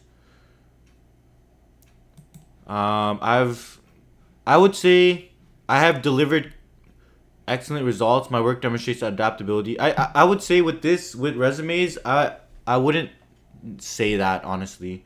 I would just if I was a freelancer, instead of saying I have delivered Marco Polo, what's good? I'm giving some feedback on your resume. What I'm saying is, yeah, people say you should remove the spoken languages. Yeah, I'm not sure exactly where you're based. But what I would say is these 2 bullet points are probably unnecessary. You can remove this SWE header. It's nice how you have your education at the top. I think this is a good bullet point. But yeah, like these aren't even bullet points, but built React.js websites. I would talk about the specific things that I actually built. Develop sophisticated 3JS applications showcasing expertise in 3D web development. Ensured all projects were completed on time. You should explain how. Be like, delivered on all my projects on time with the highest quality, which resulted in a 5-star rating across all projects. I think that's how I would structure that. But I think the bullet points is a bit off. Marco Polo, where are you based?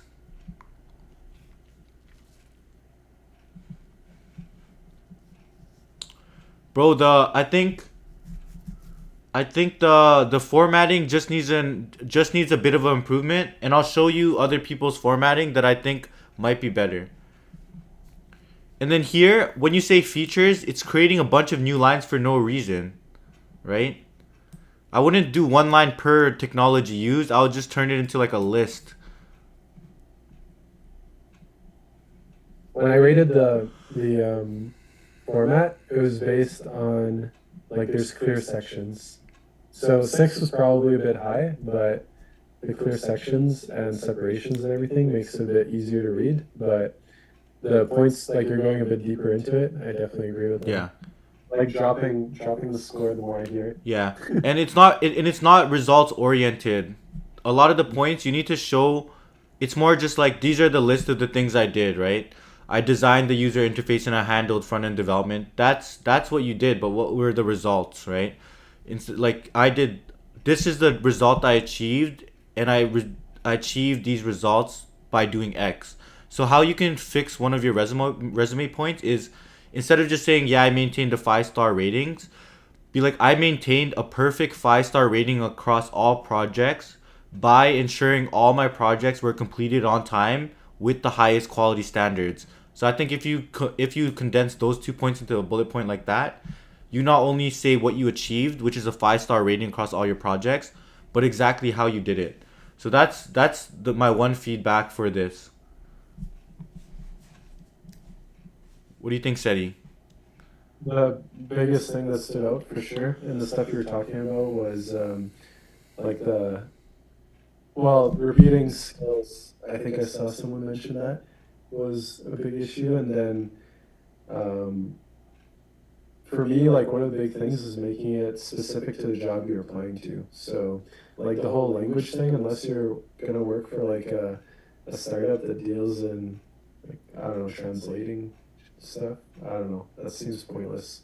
You can remove so much of that and simplify it just by like making sure it's focused on the job you're applying for. Okay. Bro, Okay. someone wants to spend hours on their resume, feed it through ChatGPT. Like just put in a summary or make it ask you questions. That's what I'm doing. Trying to figure out something. Woo! 3.9 GPA off the bat. What's a good GPA? Okay. 3.9. Okay, what do you think about this one? It's a picture. Also, not bad. Scroll down. Flappy Bird AI, that's pretty lit. I think I'm cooked though. I'm just like noticing some trending stuff. Honestly, I like this one just like without reading it, but I'd have to read it. John Peralta CFA is saying 3.9 is a too high of a GPA. Is there such thing as a too high GPA? Would you hire someone who's a 4.0 student? I would. John says too high means no personality, too low means no discipline. I think a 4.0 would get them an interview with me, and then I'd have to see if they actually don't have a personality. Not But true. with This him- guy's hella personality. Yeah, Ruben got hella personality. Yeah. Share yours. Yo, it's getting crazy in the Discord. Everyone dropping the resume. Okay. Oh, James is a genius, and this guy is so personable. Caesar said he's personality higher. Okay, we're gonna go front down to bottom. Education, solid. Skills and languages, Python, Java, C, assembly. I don't know if people care about assembly, but you got the nice frameworks. You got the tools. I You like got the way version it's. control. I like how like I like the skills. Keep going. Said. I like how it's like the projects and then the skills you got from those projects. I think that's a smart approach, but I don't know if you need to like put that many projects on there. Maybe like three, but I don't know. It depends on if that conveys all the skills. But you should probably like narrow it down to what's going to give the like the skills needed for the job. Okay. Who's this Magdi? I like how you reference the MERN stack, but I mean not a lot of people will know what the MERN stack is. Uh it's a good signal to me that you understand user authentication with JWT, because authentication is used in pretty much every single app, regardless of websites. You also use JWT for web-based APIs. So the fact that you know authentication is good. You know React and Tailwind CSS, I think it's good. Managing state with React context. I mean, yeah, I don't know. Okay, you know React and Django. You mentioned JWT again. Yeah, exactly. Using MongoDB, Express, React, Node, like that, you know what I mean? Create a responsive interface with 90% plus device compatibility and implemented CRUD operations. I think we could just fix up the bullet points a little better. I would focus. Edward, go on my channel and then click on the thing.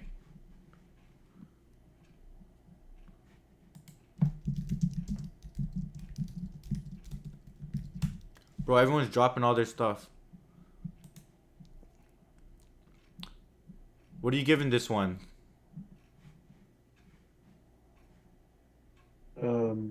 Format's good. I just don't know enough about comp sci to like know what's important. Someone says a screenshot. Bro, Edward. Oh, on my channel it's invalid? That's nuts. John, drop my Discord link in there. What else do we got? Paul said 1 out of 10 for VS Code user. Okay, we're gonna. The only thing I can rate it on is what it looks like.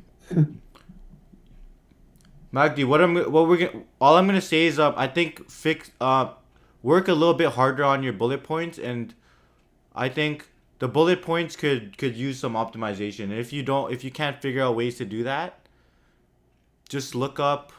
If you can't find out ways to do that, literally just look up what's it called. If you can't find ways to do that, use GPT.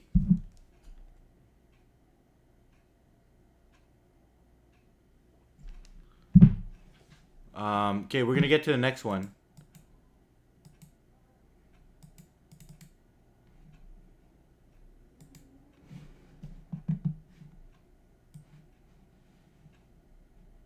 Yeah, I would just fix up the bullet points. Seti, what are you thinking about this one? Oh, shoot. This one's a lot of colors.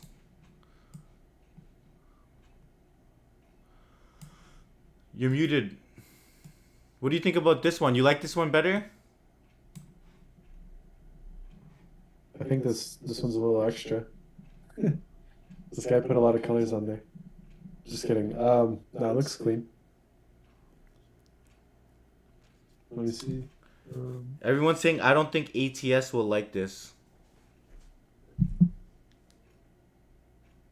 It looks clean, but I don't know about like the skills section. I don't know why you had to do that.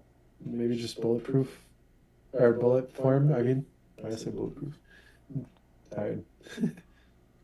Yeah, bullet points. Yeah, hands-on experience. I like how like concise the projects and everything is. Honestly, yeah, Yeah. I like how. Yo, just do what I would say is I don't know if I'm a big fan of this resume format. I think these days it's they want to be able to parse out all the stuff from your resume. So a lot of the people are saying someone said bro doxed himself. But what's it called? I don't think this resume is ATS friendly. And yo, if anyone's gonna send me their resume, just literally anonymize it. But don't worry, I'll block this up for you if you want. But what's it called? I'm literally gonna text that number right now and spam him. Yeah, I would just try out a different format. ATS is the applicant tracking system, right? So the the applicant tracking system is pretty much what you're gonna do. It is where everyone submits their resume, and all of the resumes pretty much get parsed and indexed. A lot of times they'll index it for keywords and things like that. And yeah, it's pretty much like the system that holds everyone's resume, and then recruiters and stuff can look into the ATS to find people that are gonna match the wall or match the role. So a lot of these ATSs are advanced, can search for keywords, can figure out who might be the best job for the fit for the job, all that stuff. Bubbles resumes up. So if the ATS can't properly parse your stuff and bubble you up and pull out the keywords, it might not help. But honestly, there's so many people have misconceptions about the ATS. So a lot of people are everyone has their own conspiracies about their ATS, about the ATS. They think that the reason they're not getting a job is because of the ATS and stuff like that. But I don't know. I literally don't know. Everyone says the ATS does this. Someone says the ATS does that. There's so much conspiracies about what the ATS is doing, but no one really knows what the ATS is doing. Tell me what ATS is for. It's the applicant tracking system. So pretend you know those job boards? You Yeah. have a job board and basically everyone submits their resume. So when you it's not the ATS, but basically when everyone submits their stuff, it takes all the resumes and essentially indexes all the resumes and it basically just stores all the resumes. But then you can search all the resumes by different keywords and stuff to figure out who's gonna be a good fit for a job. It's essentially like putting everything into it's basically a database that stores everyone's stuff. Then people are saying it's like SEO, basically, like search engine optimization. That's Like what you got people do with their resumes. They're like optimizing it for the ATS. It's called ATS engine optimization. that's funny. Ruben, what are people saying? Ruben, Really? what is your take on the ATS? Because you said you know people on the ATS team. That honestly kind of sounds like they probably do that, to be honest. I bet like employers look up keywords or something. Is that what you're saying about it, pretty much? Yeah, yeah. Employees look up keywords. That makes sense to me. Okay, we're gonna go look at a couple, and we're gonna get back. We're gonna have them for a few more minutes to close it off, and then we're gonna get back to some leak code. Y'all, what time are you sleeping, Seti? It's already 10 there. What time are you waking up? I'll sleep pretty much after the stream. You want to talk about some more stuff? Or like fitness or Yeah, what do you want to talk about? I don't know. Pat was scared that I was gonna talk trash about that, so I could talk about that a bit. Talk about what? Wait, who's? Okay, who Okay. wants their resume reviewed? I'm gonna review one more. Bro, there's so much. Oh, this person's from the Philippines. Yo, let's check it out. Bro, we have so much resumes coming in the chat. Crazy.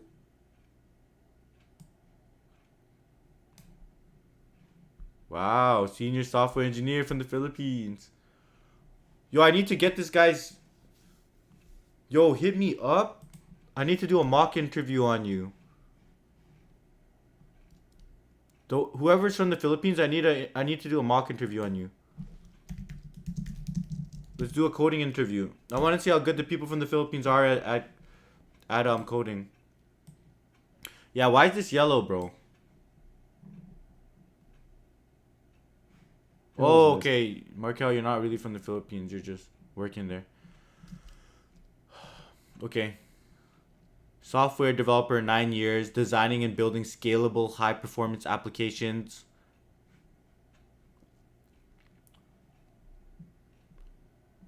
I would add a little bit more spacing here. The spacing is too tight. Oh, I don't know if you could be doing 2-page resumes these days. Your skills and abilities are crazy long. I don't know, but things are different in the US than internationally. I mean,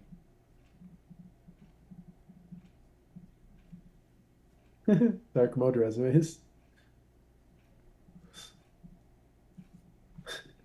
It's actually okay, yeah. Okay, someone says 9 years experience, 2 pages valid. Sure, sure. Okay, everyone's saying my advice is wrong. I don't know. Somebody told like even Elon Musk said his is 1 page. So, yeah. but I think more if you're more experienced, you should probably be smart enough to simplify it and just put the relevant stuff for the job. company A, company B. Okay, Okay, yo, if there's no more fitness stuff, I'm cut. all right. Yo, everyone, say peace to the fitness coach. Thanks for hopping on and giving us advice on how to get buff. Yes, sir. Wait, Let's people drop questions if you have any before he heads out.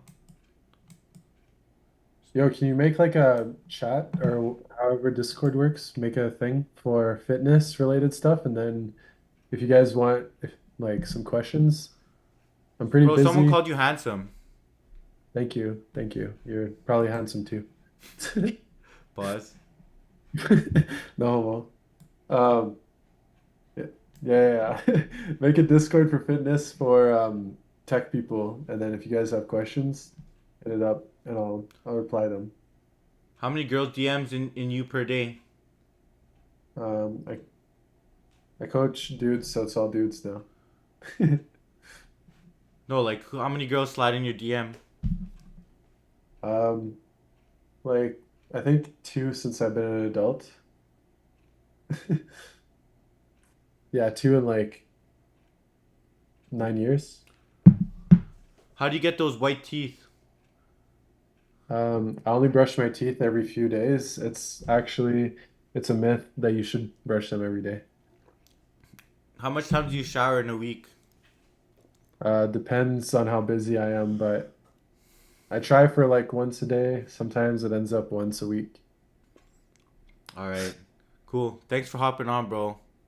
I was just trolling, but yeah, I shower enough. Yeah, Any more? Markel's on you. Would you go to Turkey if you lost hair? I don't think I would go to Turkey for any reason, to be honest. Oh shit, That's- Joshua, which one? Okay, we got one more. Request me Huh? access. Okay, I'll catch you, bro. I Good need to stuff. review one more, kids. Thanks for hopping on the stream. No worries. Peace. Peace.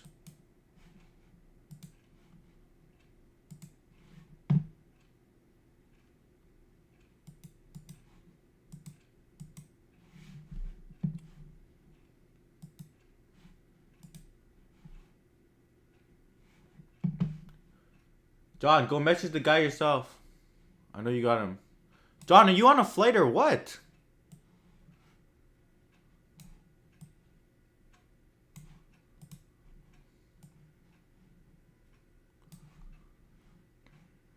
Okay. What's everyone saying?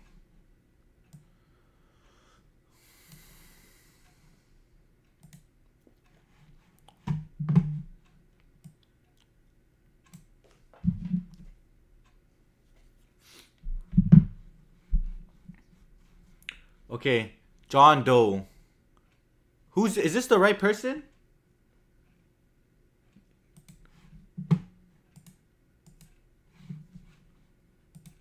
Oh, it's not you. Okay. This is someone else.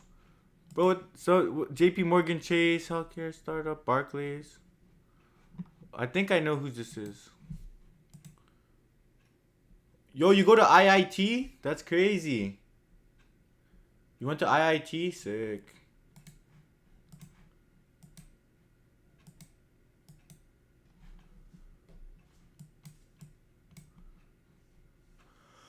You dropped out or what? Bro, I gotta mix in with the resume reviews with the I Love Chicago. So, software developer 1 at Hewlett and Packard, Bangalore. Yo, Mark Paul, what's good? Let's shout out graduate. So, language and technologies at the start. You put your experience at the top, which is good.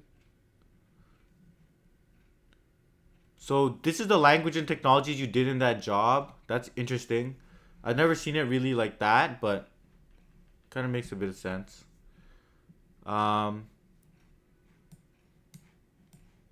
One page is good. Earn 22 badges by solving 500 plus advanced solving lead code advanced problems in data structures and algorithms.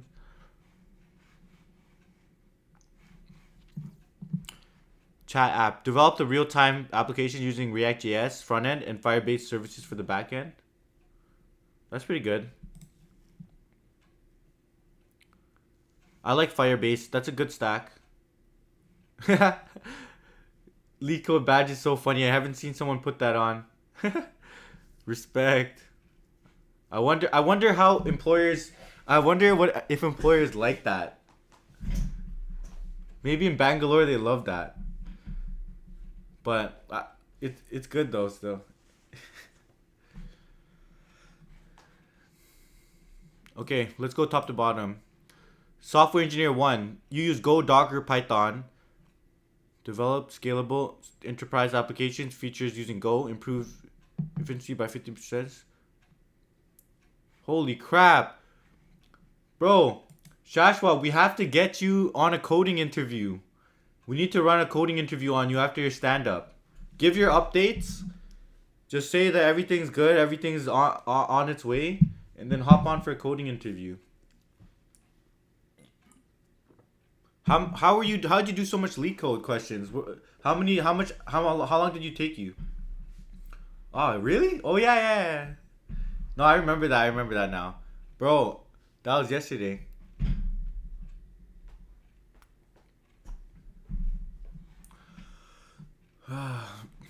Streamline deployment processes by enhancing CI/CD pipelines with GitHub Actions. Okay, looks like you know how to do different parts of the stack.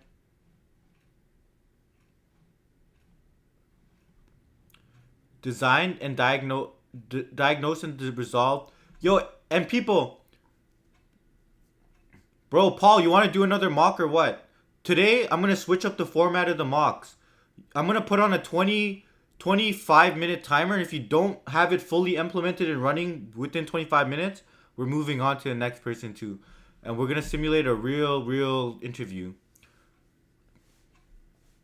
What's L reader?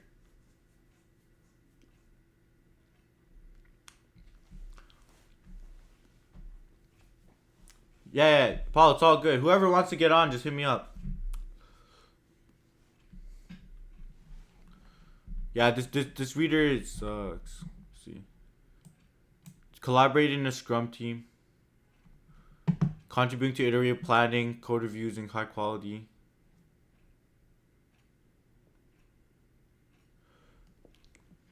Shashwa, what I would do is I would try to flip the results to the front of it.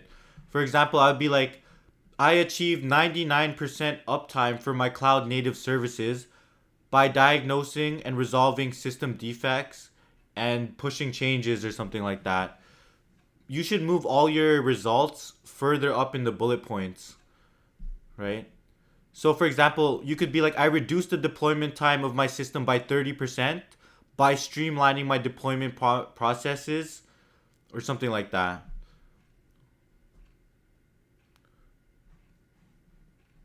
So for example, let's see, improving.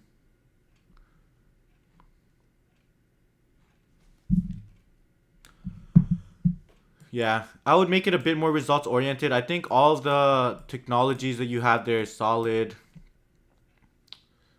Yeah. John, what are you giving the resume?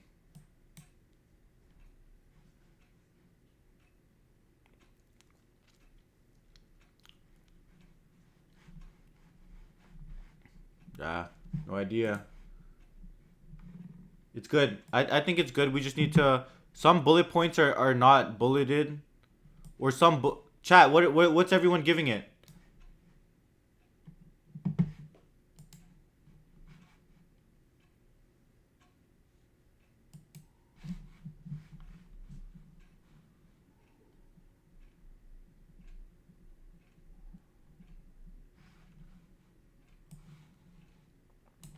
Okay, what else do we got here?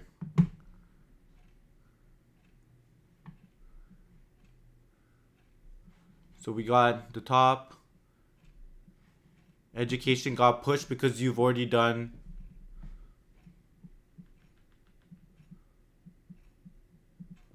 Bro, what happened? You went senior software engineer to software engineer? Did they down level you?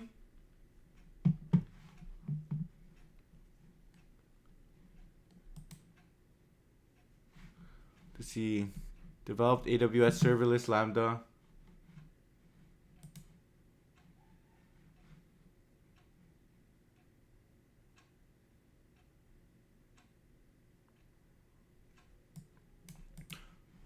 Yo, Ankush, this is the one advice that I would give, and this comes straight out of Google. Or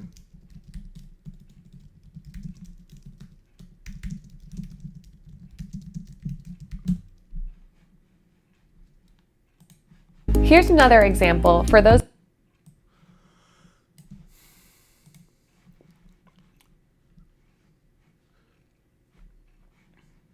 So, the one thing I would say is move your metrics close, like say what you accomplished first.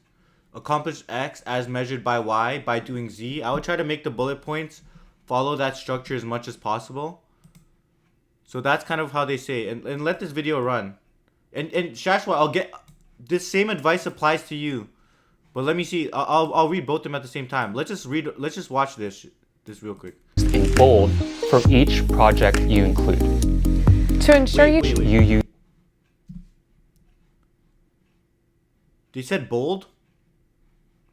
Look, it said include languages in bold. What? In bold for each project you include. To ensure you focus on results and impact in this section, we recommend using this helpful framework. Accomplish X as measured by Y by doing Z. Let's walk through a few examples for different types of experience. If you're applying for technical or engineering roles, this example should be particularly helpful. We have increased server query response time by 15% by restructuring API. This concisely conveys the impact backed up by data and communicates a skill. In this case, it's restructuring an API, but it could be experience like adding new hardware, algorithmic improvements, caching answers, or implementing machine learning. Here's another example for those of you applying for business roles. That's the advice for bullet points. I feel like every time someone puts those in bullet points, or a lot of times with the resume, it's mostly the bullet points. So develop the recommendation system to analyze the user's solve problem tags and recommend similar problems based on cosine similarity between hot encoded problem tags. Okay, that's nice.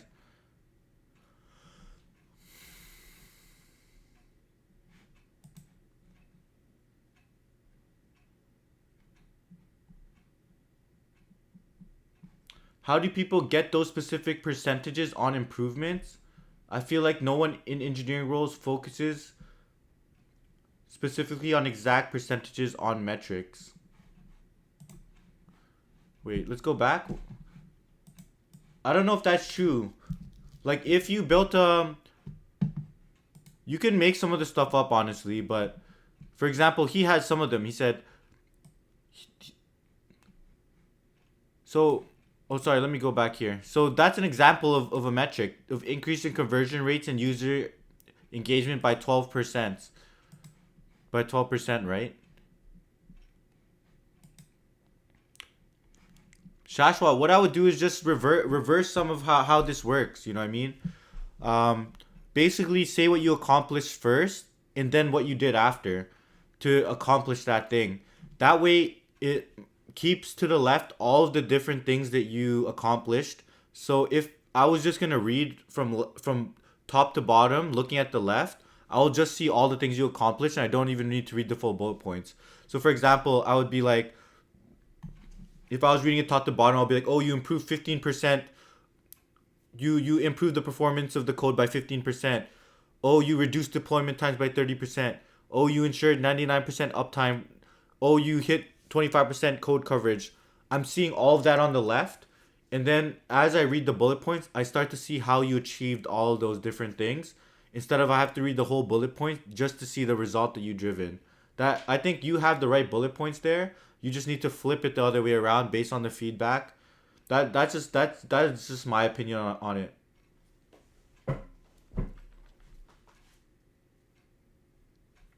Atlantic Ave, when you work in the industry, you're gonna know a lot of the metrics, but I don't know, is everyone just making it up or what?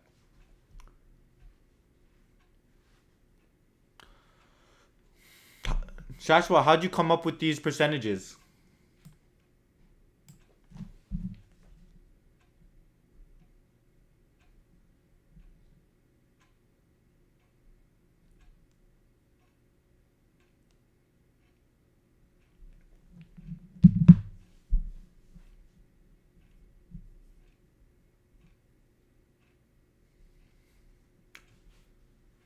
Yeah.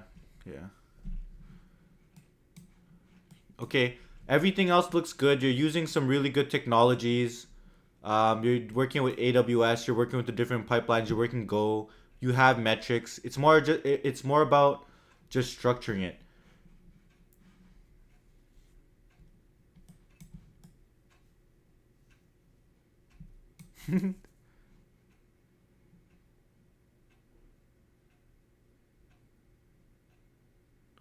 So for the Redis one, you could be like, you improved data retrieval latency by 40% by integrating Redis caching, which handled up to 500 requests per minute efficiently.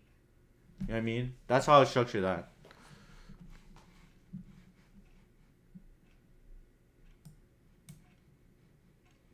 Yeah, that's my main feedback. And bro, if you don't know how to make the bullet point, just feed it into ChatGPT. I've done it before. I'll be like, look at my bullet points and structure these bullet points in this specific way, right? And then you could also talk to GPT.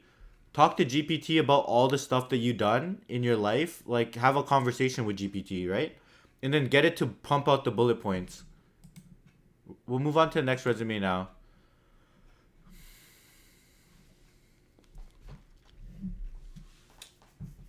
Let me get my food.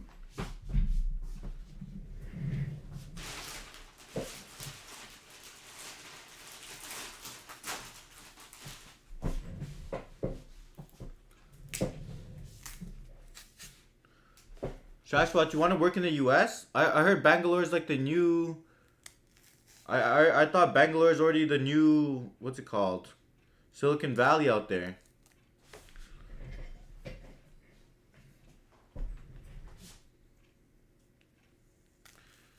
Okay, let me read through this top to bottom. Develop AWS serverless Lambda functions in Python, Fast API, and distributed system for data processing. Authored RESTful APIs with Node.js and Express, enhancing backend infrastructure. All seems very useful stuff. Streamline deployments with AWS CloudFormation Terraform. Improving deployment efficiency by 20%. Okay. Same thing as here. Is to just flip some of the metrics. Be like, I improved the deployment efficiency by 20% by streamlining deployments with AWS CloudFormation and Terraform. Something like that. And using, yeah, that's one way. Just get the metrics up at the start. Let's see what else.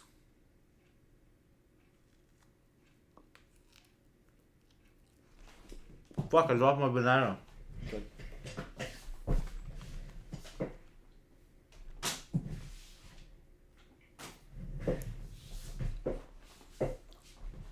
Yo, Ice Cool. What's up?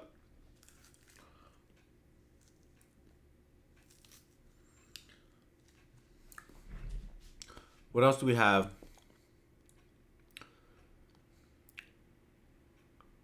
Yo, did they down level you when you moved to the US? I'm eating a banana.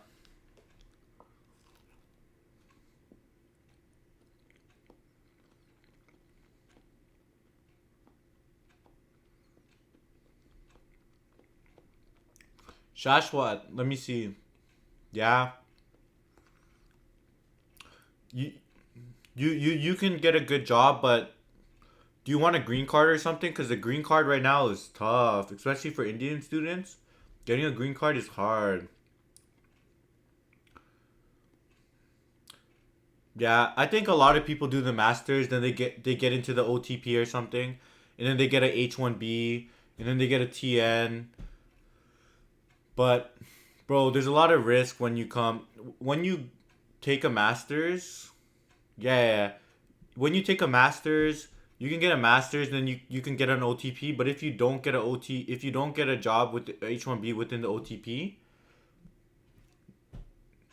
okay, I think a master's is good. You'll get a job.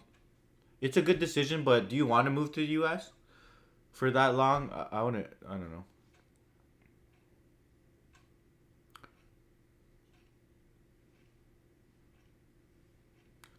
Implement the Jest unit test, maintain.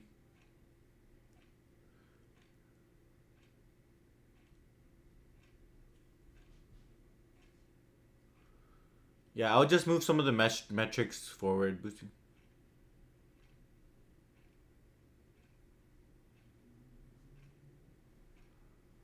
Markel, I migrated here when I was 4.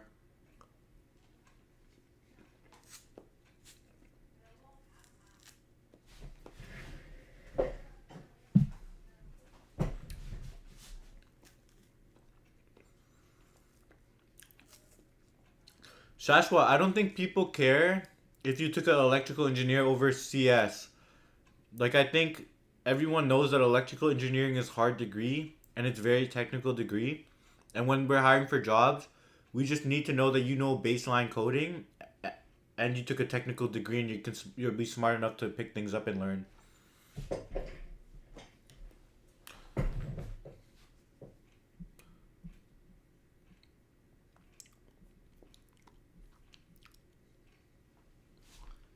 Yeah, I think this is good. All the bullet points are there. What else? Yeah, I mean, you're hitting everything that needs to be hit. I've been looking at too much resumes, man. I could barely tell the difference when I look at these resumes.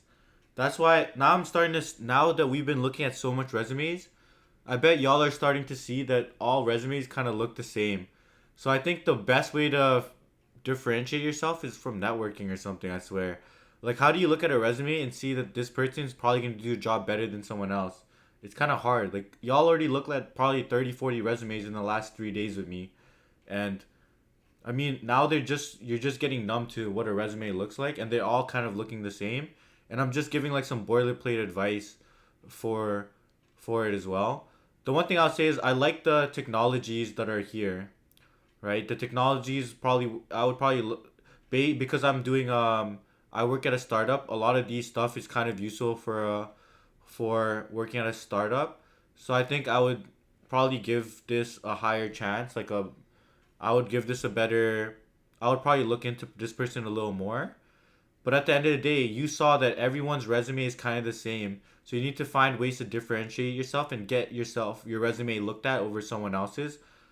That's probably why like they just let the ATS keep running. I don't know. What are your thoughts? All you guys in the chat, like we've seen so much resumes. Are y'all starting to see the same thing, that they all kind of look the same? Like the only time when it didn't, the only time but you do sometimes you see people throw in resumes and it throws you off, like that one with like different colors and stuff, some of the formatting. That one those ones are different and they might get a second look, but really, bro, like I already looked at 30 resumes in the last 3 days, and it's getting hard for me to figure out what's in a resume. And probably as a manager, I would get so sick of looking at resumes that I would just be like, okay, someone with an AI, just give me who I should interview.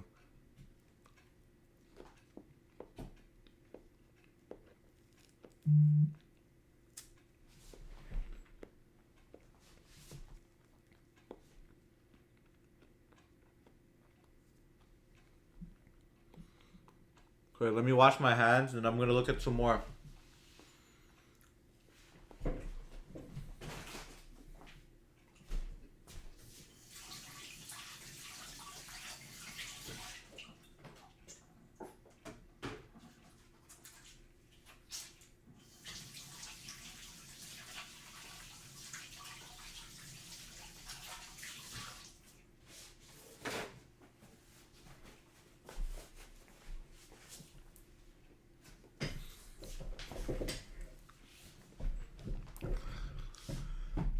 Random person, it was lit.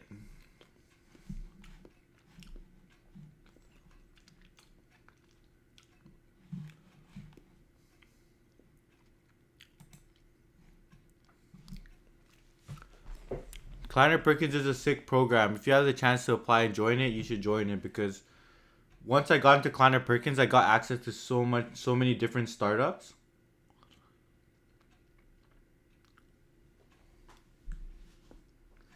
Random person.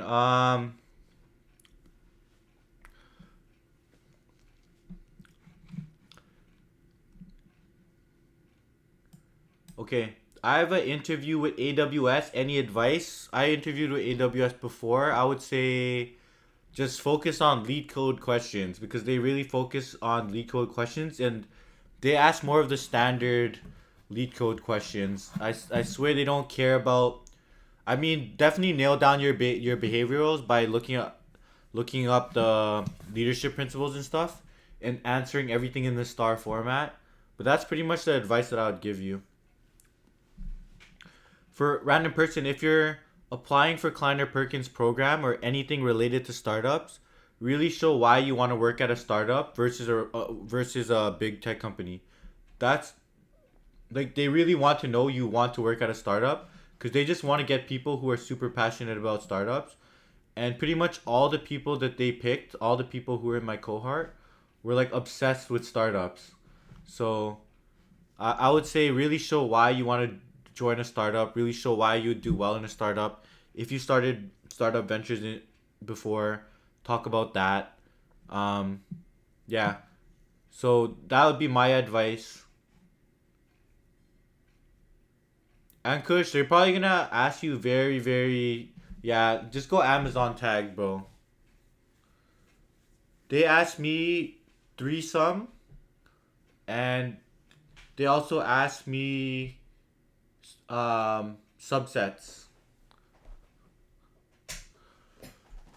But actually, they're not that bad because they'll just ask like one or two questions in an interview. Like it'll be one question with a follow up, versus some will ask you like two.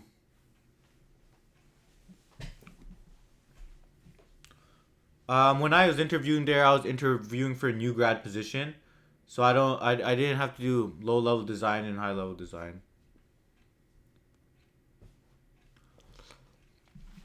But I've done system design before. Yo, when you do your system design, I'll give you some advice.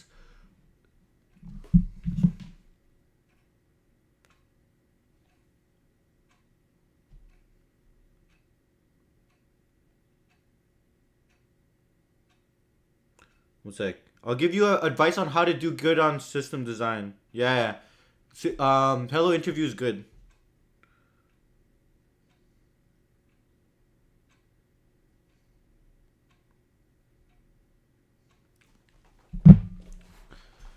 So okay, let's walk through the steps of a system design interview, right? So when you first start the system design interview, they're gonna drop in the thing there'll probably be like design. Oh, I want you to design a messenger system. Have you ever done a system design interview before, Ankush?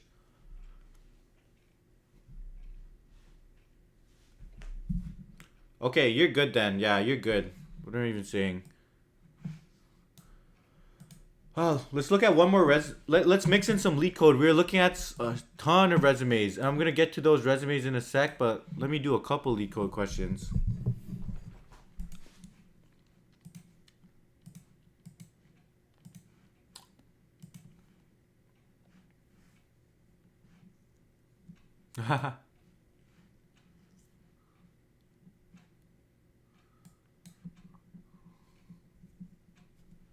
It was banned for like 30 minutes or an hour. Given a circular linked list node, which is sorted in non-decreasing order, write a function to insert a value. What? Okay, the head.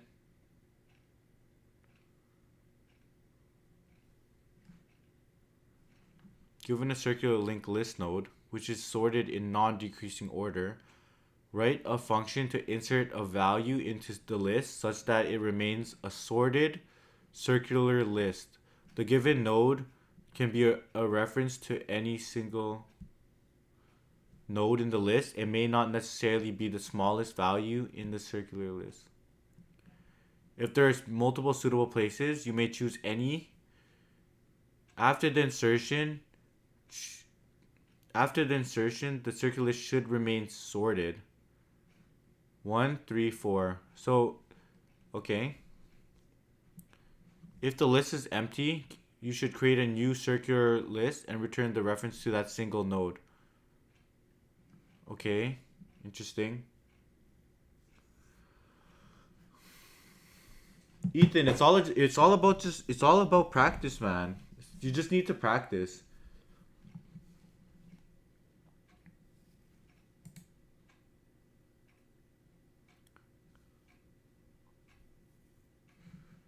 Yeah, Harold, for real. Are companies still doing a lot of OAs?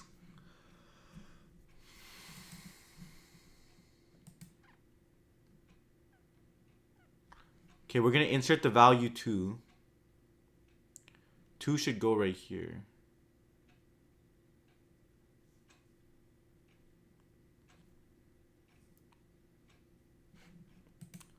Yeah. Lead code sweat. Yep, definitely do shorter. Who does the OA? Are they the senior engineers? Bro, OAs are just like are like generated by like HackerRank and stuff. A lot of these companies outsource that stage. Like Amazon outsources that stage of their interview process. How long do you try to look how long do you try before you look at solution? I don't know. I try not to look at the solution until I find it out. But if I look at it for more than an hour, then I'll look at the solution. Bruce, don't worry. I just need to use yeah, I'll use a timer. So what I'm thinking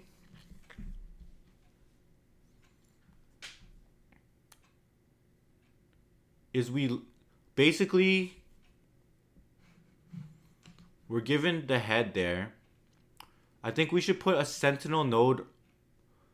We should point a sentinel node to the head. Or basically, wait. What is the node? The value is next. Okay, we need to point. Yo, this one's actually This is a interesting linked list one. Okay, so what we're gonna do is we need to find its place. Let me handle this case first, then we'll move forward with the other ones. So we need to basically find a node. Basically, when we're looking for an insert val, right?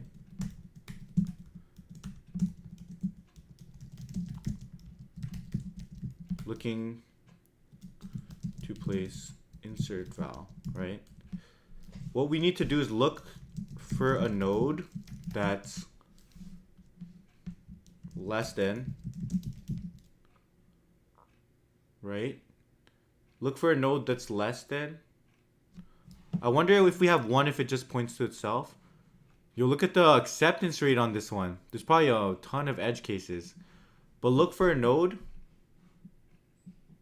Okay, my interpretation of the problem. Let's Excali draw this. So we're pretty much given a linked list. Sorry. Let me... So we just need to insert a new...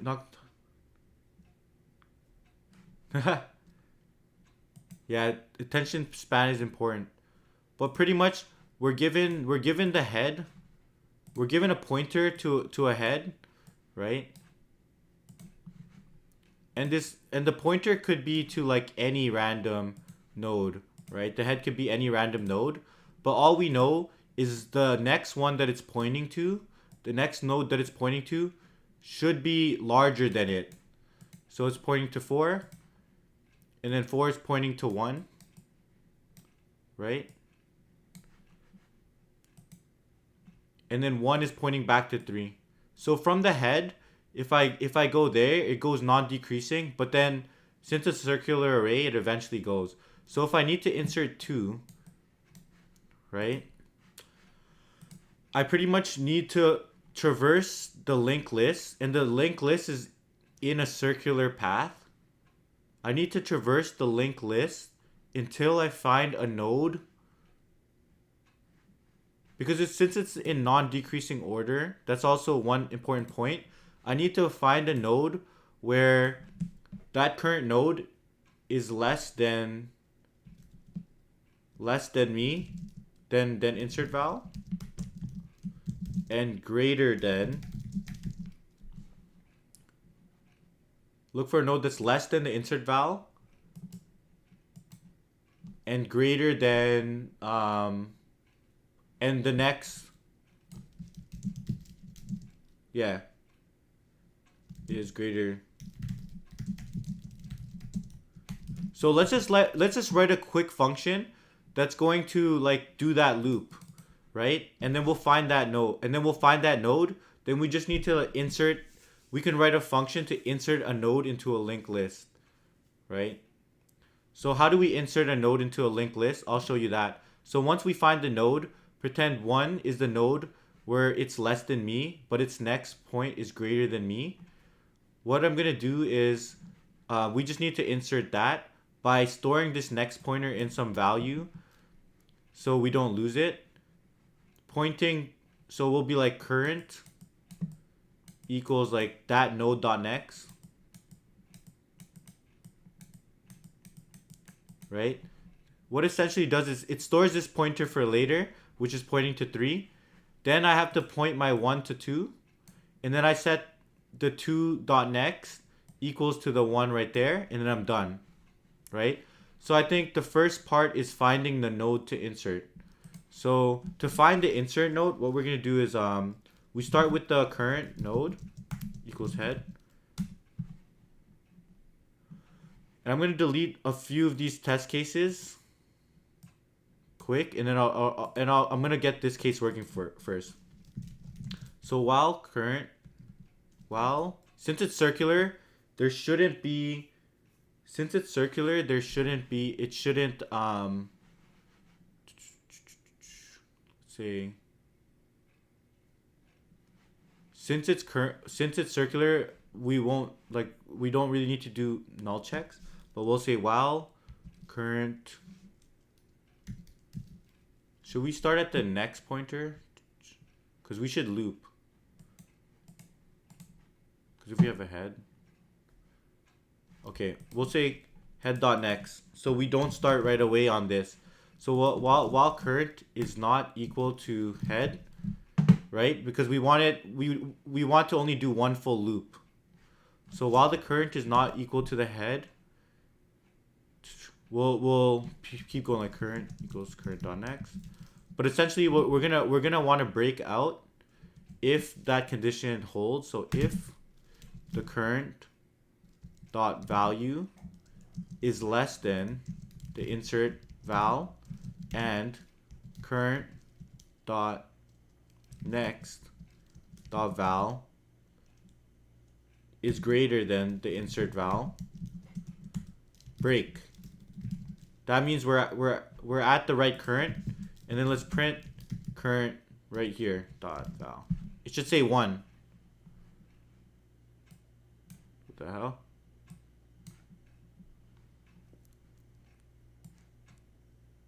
Oh, no, I need to return.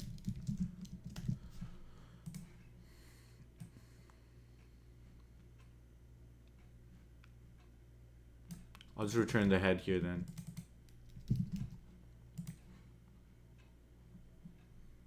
So SDA, so now I found the right node. Now I just need to perform the insert, right? So to perform the insert, what I'm gonna do is I'm gonna say temp equals current dot next. So I'm storing the next pointer. Then I'm gonna say current dot next equals, I'm gonna create a new node. I'll say new node right here. New node equals node at the insert val. And I'm going to say current.next equals that node. And I'll say new node.next equals temp. Like a simple, you got to just get used to working with the pointers out here. That will get that case. Now let's work on the next case. If we have to insert 1. Okay, let's get this case in first.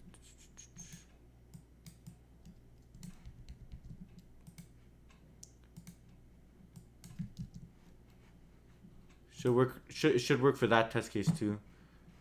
Now if the head is none,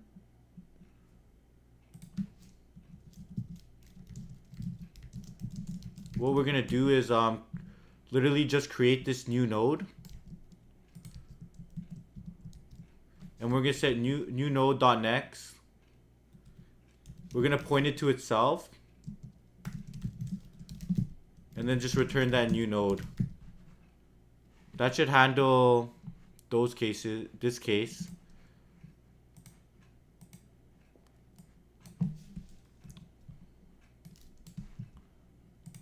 Like I'm just worried about a circular loop at some point. Let's just submit. I think that would all work. Oh, what the heck?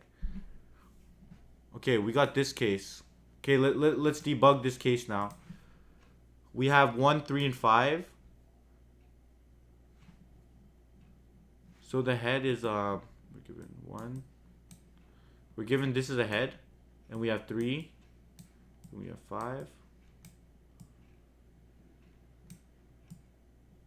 Oh, we need to also handle like 0. It's not going to be between. Oh, we need to handle the case. The 0 is in between.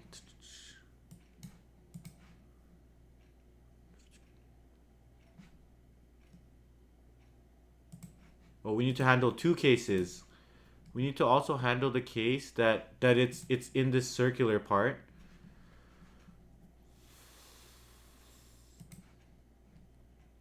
So if the current val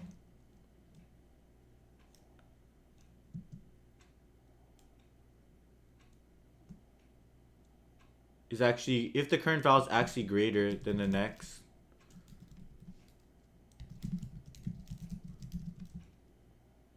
and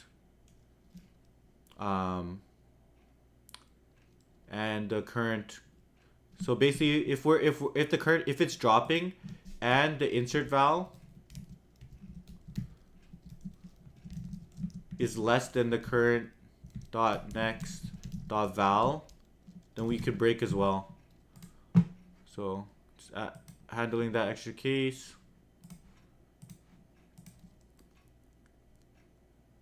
The hell? Wait, current. Oh, I spelled that wrong. Bruh. Okay, I'm submitting way too much. What? Insert val is 5.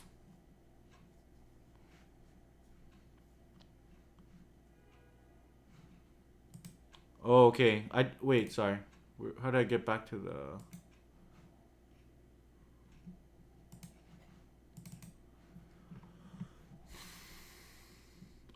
Okay, it could be equal.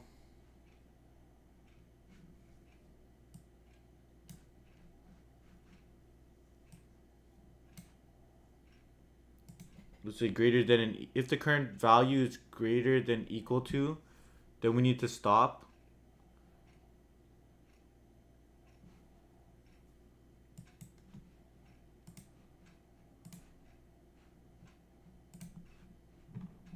Let's see.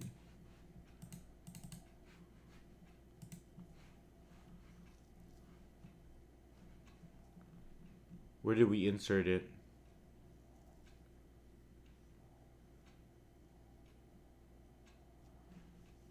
If the current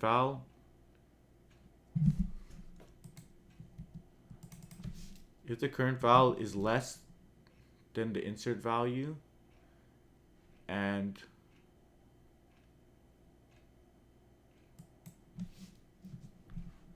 what to do on that case? Current val.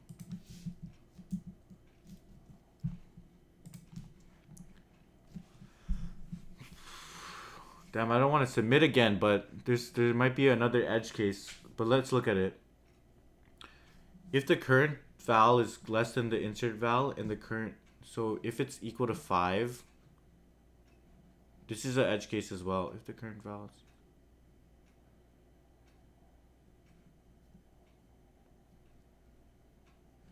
nah, screw it. Let's submit it. Oh my god. 6.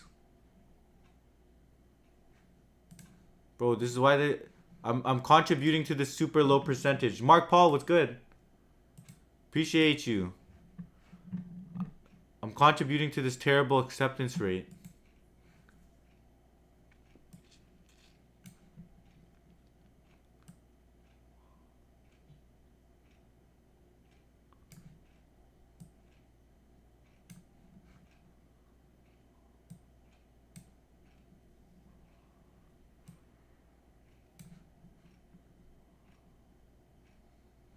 What?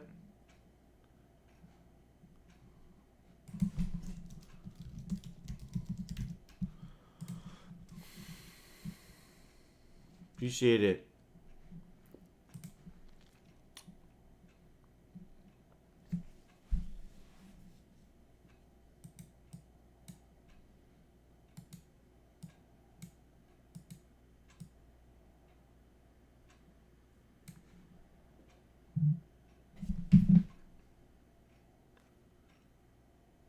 Okay,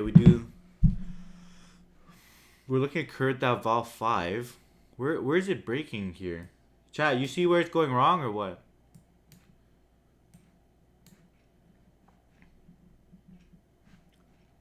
Let's do 135. Dude, this is my case. Then we do 6, right? We start here. Go here. 5. Break.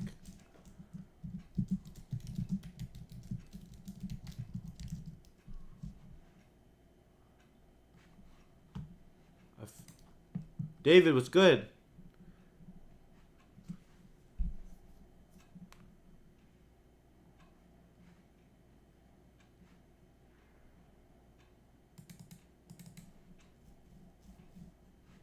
How'd it get to 1? Oh, it didn't hit this case. If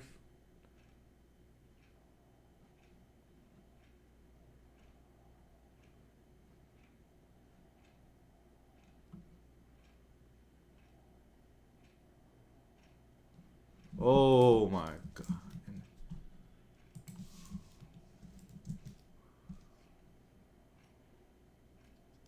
Or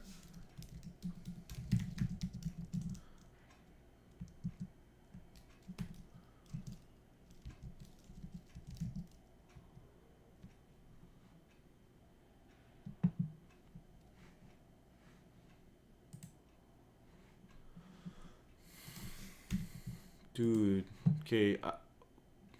One more test case. Please work. I want to move on to a new question. Bro, Markel, if this is what I do. I just spam. Usually I try to make it work without spamming like this, but when I get lazy, I get lazy. So we get 3, 5, 1. Oh my god.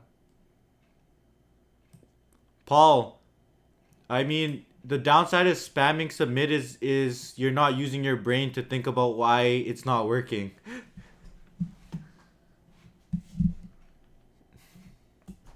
Like in the interview, you're not just gonna keep spamming it. Honestly, I don't spam it that hard, but like I still have yeah, you can't just spam it on the interview. But I try to keep my acceptance rate high. And like I try to think through it, but this question is just annoying as hell. When it comes to like these little ones. 3. Why did it insert here?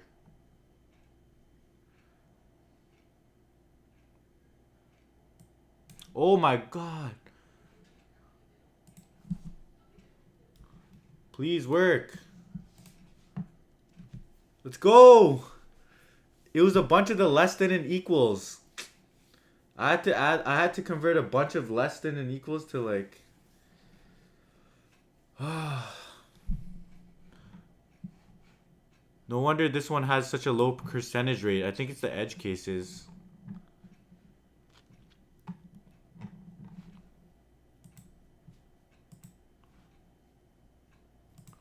No problem. Dude, is this a DP question? I need to touch up on my DP. You are a 0 index integer array and an m by n matrix. Both contain in the range of 1 to m times n. Go through each index I in an array starting from the 0 index and paint the cell in mat. Thanks, y'all. Did I do this question before?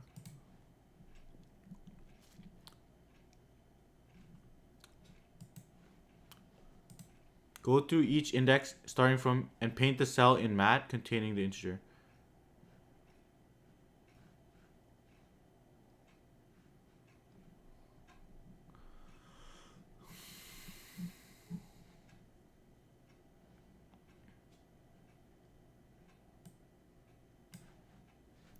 So you're given a 0 index integer array and an m by n matrix mat. And they all contain integers between 1. Go through each index I in the array starting from the 0 index and paint the cell in mat. Okay.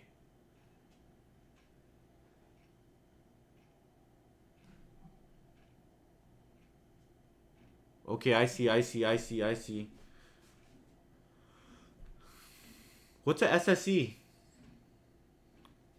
Oh.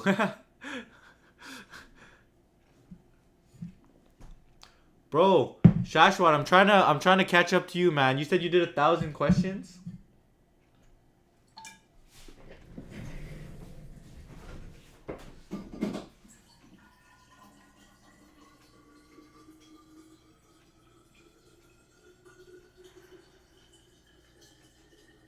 This is I'm grabbing water. I'm not hitting the washroom.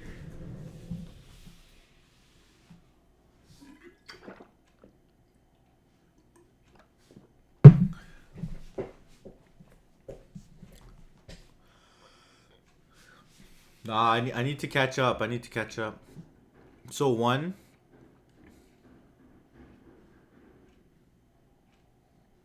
So go through each index in I, starting from the index 0, and paint the cell in mat containing the integer I. What does that even mean? So we have 1, 2, 3, 4. So we paint 1. We paint 3. We paint 4. Okay, we're given an input array. And we pretty much...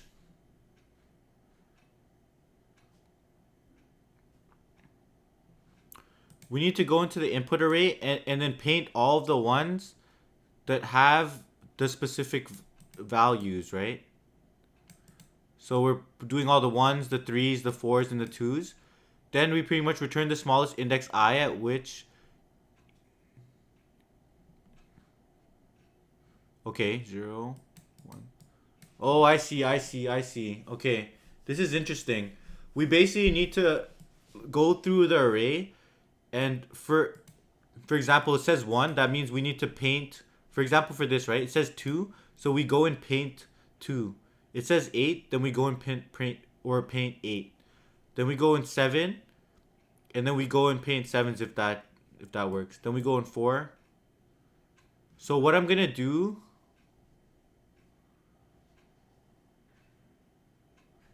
is let's have a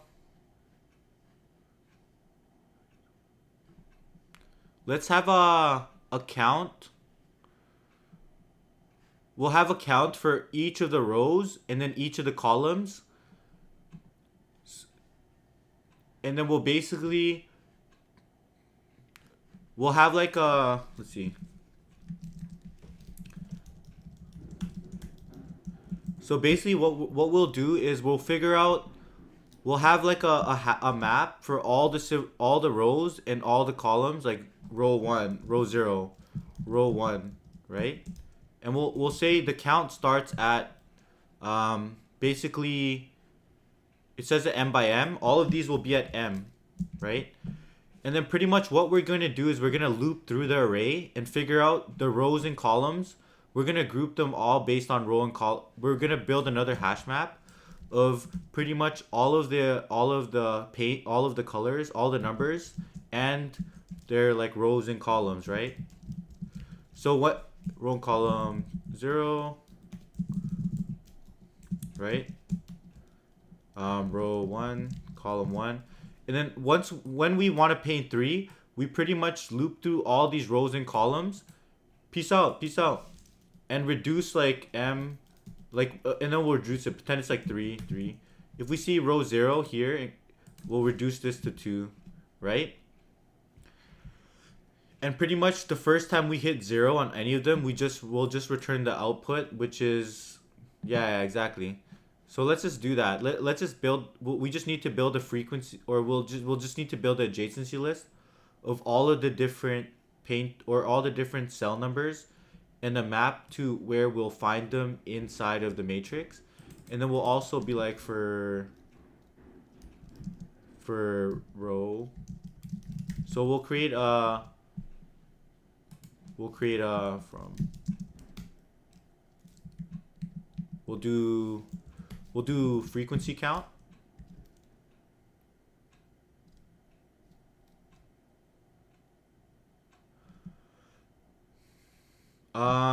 Do the double major in math. Like, you're gonna have a long career. Don't rush it. So frequency count for row in range, length of the matrix. What we're gonna do is we're gonna do frequency count. Frequency count equals the length of the matrix. So we should get every single row like that, and we'll do the same thing for column.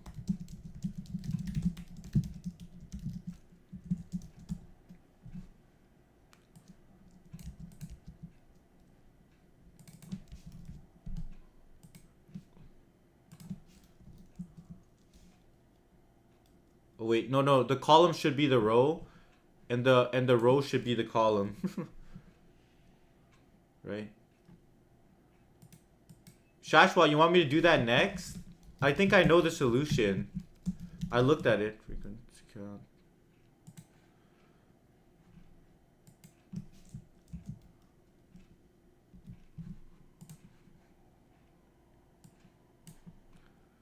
So for 0, we're gonna do 2.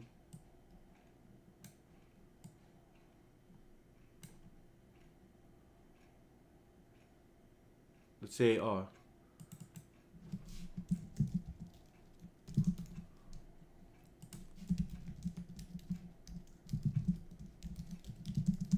just gonna code this up so we can move on to the next question.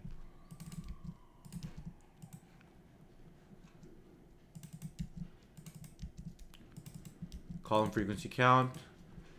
That should return us all the different things. Yeah. Look for another question. Yep. All these should be 3. So what we're gonna do is we'll build our adjacency list. We'll say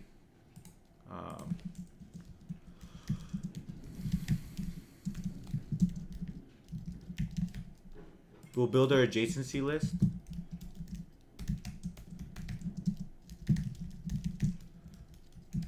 We have adjacency list, a default index of list, and we'll say for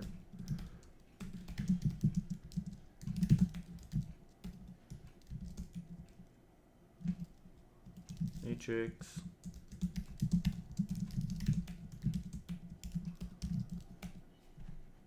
Right, for row in the range of matrix, for the column in the length of matrix, what we're gonna do is we're gonna add the we're gonna say adjacency list, and we're gonna grab in the matrix from that row and column, we're gonna append the row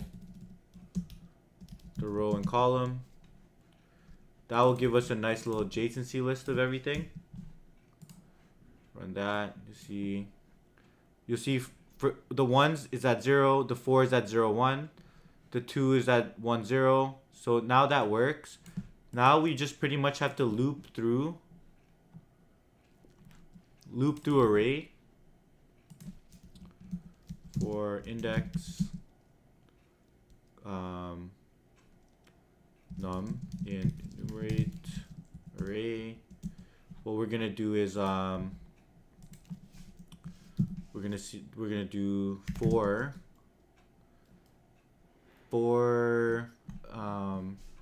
row column in the adjacency list.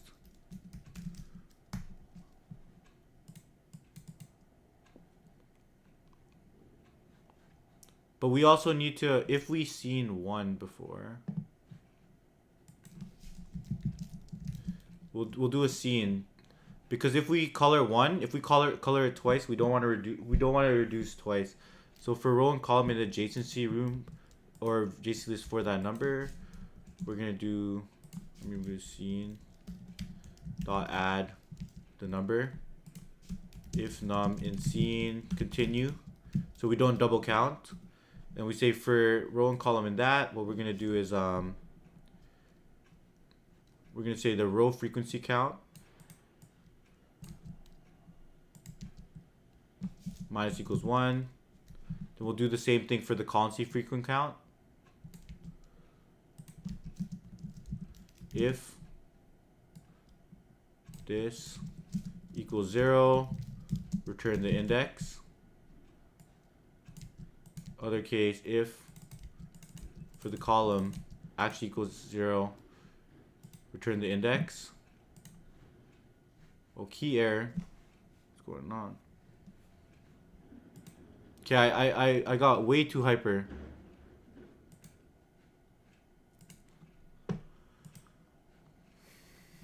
Yo, X said data engineering is sleepy.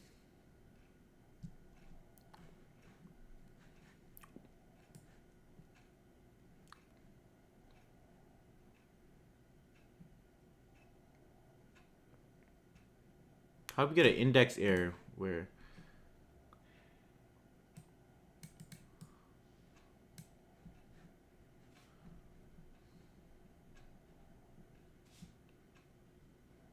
Oh, okay. I didn't add the proper columns. Oh shoot, output limit exceeded because I was printing. Wait. I was printing. Nice. Y'all get the solution? Makes sense?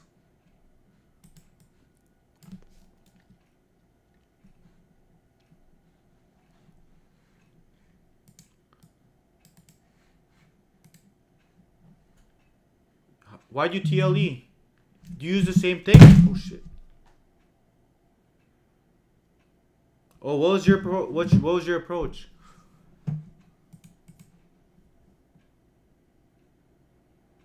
Yeah, I try to make sure my stuff is optimal.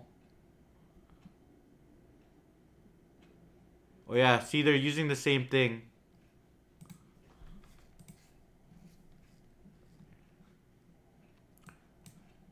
Yeah. Yeah, they're kind of doing the same thing I did. So they use a hash map to quickly locate the row and column of any number in mat. And then they maintain accounts of uncolored cells for rows and columns. And then they stop processing as soon as any of the ones pretty much get to 0. Cool. Yeah, that was my approach. Y'all got any good questions you want me to run through?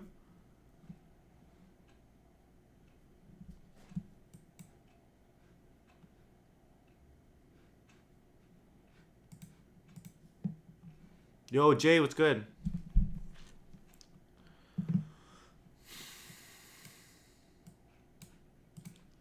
Should I get this up to 600 before the night closes? I got 21 more. Should I get this?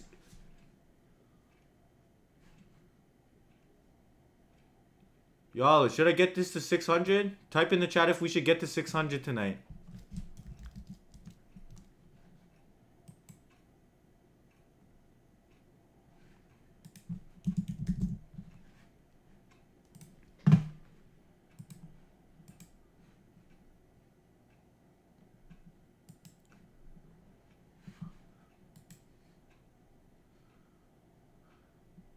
Yo, Jason, hop in the voice chat. Let's talk about your approach.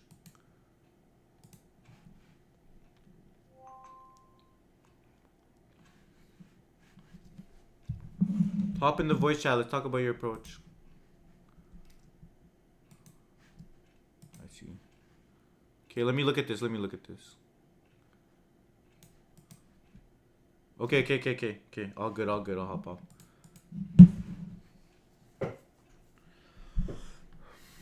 Yo, chat, we're gonna get this to 800 by the time the night ends, maybe. Only doing mediums.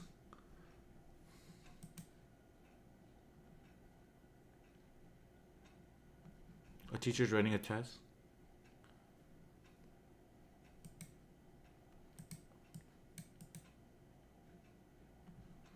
A teacher's writing a test with N true-false questions, with T denoting true and F.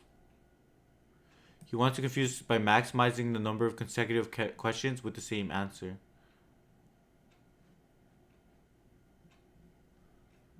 Multiple truths or you're given an array string where answer I is the original answer of I. In addition, you are given an integer k. Maximize the number of times you may perform the following operation. The maximum number of times you may or k is the maximum time you may do an operation. Change the answer key for any question to T or F.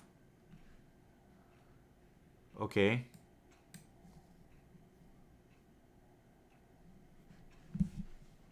Okay. Let me look at 105 also. Oh, yeah, I can run you through that. But I want to do questions I've never done before too, though.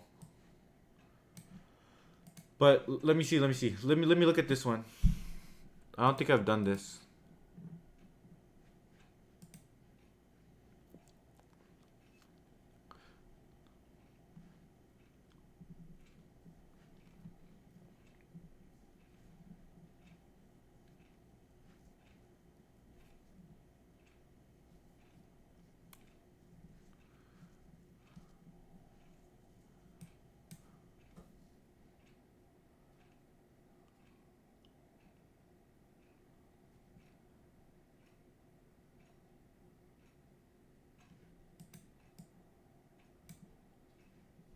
Okay.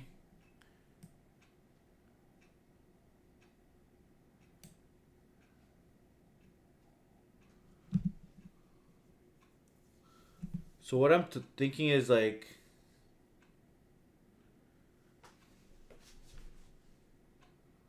alright.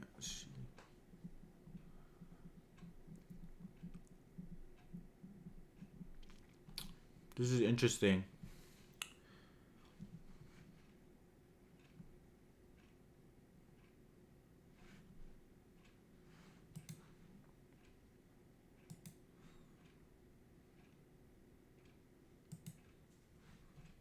Yeah, it might be a sliding window.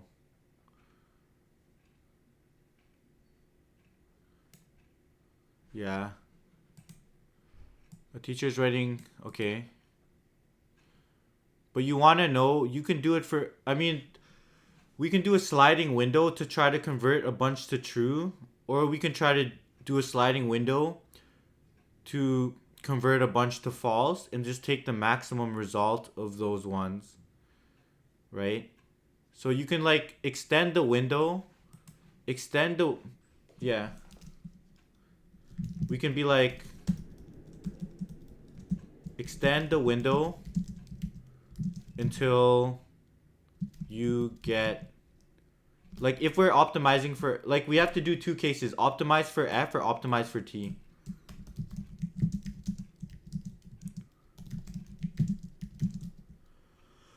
We're gonna do two passes. The first pass, we're gonna optimize for F, and the next pass, we're gonna optimize for T. And what we're gonna do, is we're gonna to optimize, if pretend we're optimizing for F, we're gonna grow window until we're gonna grow the window until it's exactly of size, until we have like more than k t's if we're optimizing for F. Say we're optimizing for T, right? Yeah, yeah, exactly.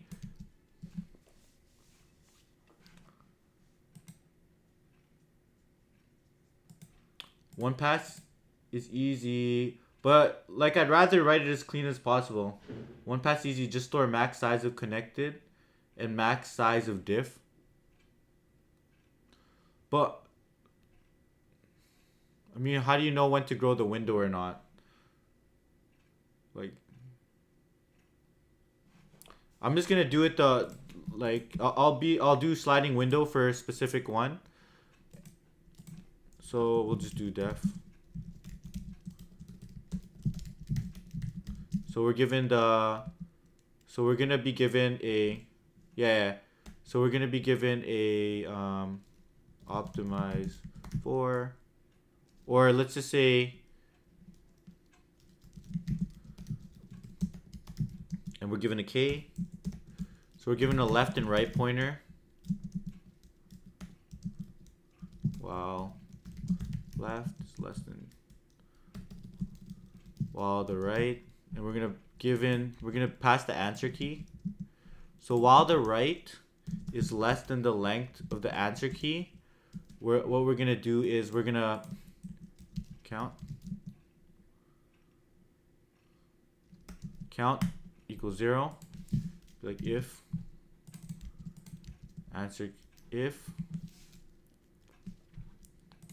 the answer key at right is equal to what we're trying to optimize for, we're going to do count plus equals 1,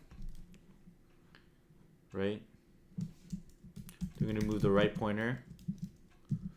Then we'll have a result equals 0. We're going to return that result, right? And we're going to be like, while the left is left than the right, and what are we going to count? We're going to count, we're going to count not equal to, because while the count of not equal to is greater than k, then what we're going to do is like, we're going to left minus equals 1. But first what we're going to do, we're left plus equals. What we're going to do is like, if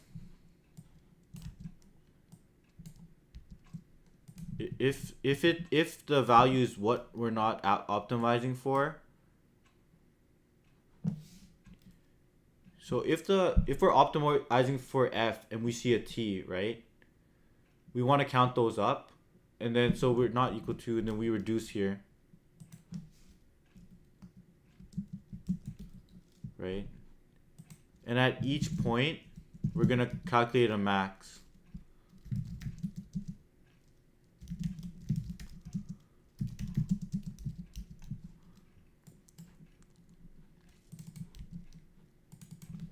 And then we'll return the max of self dot sliding window. Paul, let's see. We'll see. I don't think so. You're right. I did spell it. Sorry. Spell it wrong. Sliding window.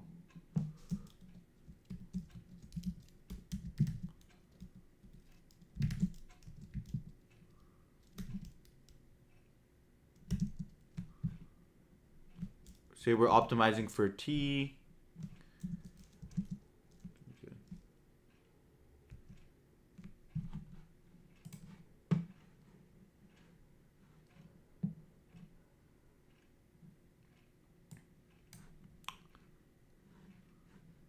Int is not iterable.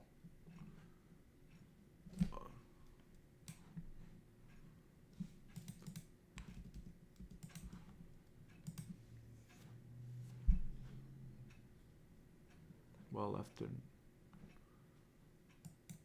oh, sorry, left.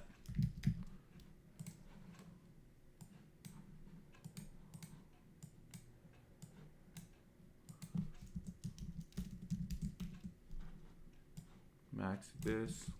Yo, Jalen, you're actually a legend for not even like taking a business degree and trying to take on problems like this. Boom.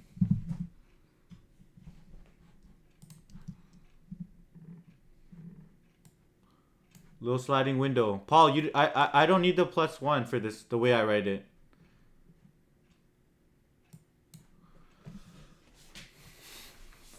Damn, that's a hard question. I actually didn't think of a sliding window at first, right away.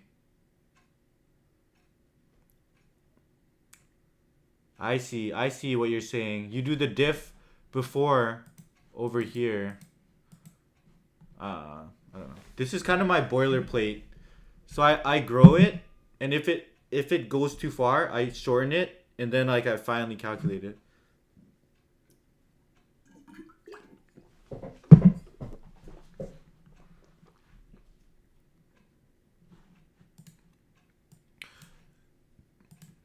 Nah, it's a medium.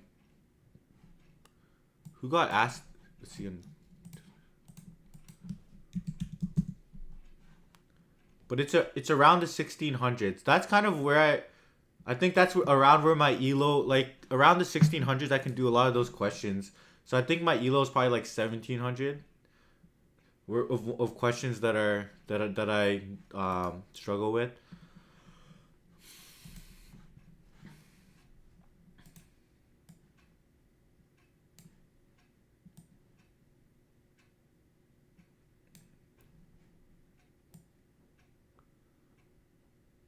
Bro, Shashwat, I literally don't know. You want me to send you? You want me to send you the list of Amazon most frequently used? Do you have premium? Okay, I'm gonna show you the list, and then I'm gonna go blank this out. Oh, if you have premium, you're good.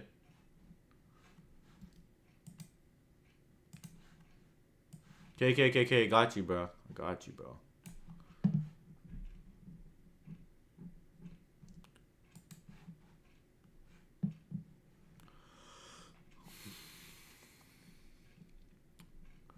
Yo, Bruce. Okay, I'll look at your resume. Which one is yours? Oh, I see. Yo, Dylan, hop in the lounge. Hop in the lounge.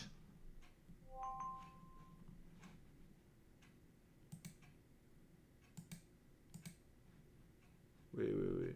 Let me just fix my settings. You want to go 1v1? Yeah, sure, bro. Let's go. This should be fun. I'm a little rusty, not to make excuses, but No, I'm done to practice. Yeah, it's fun.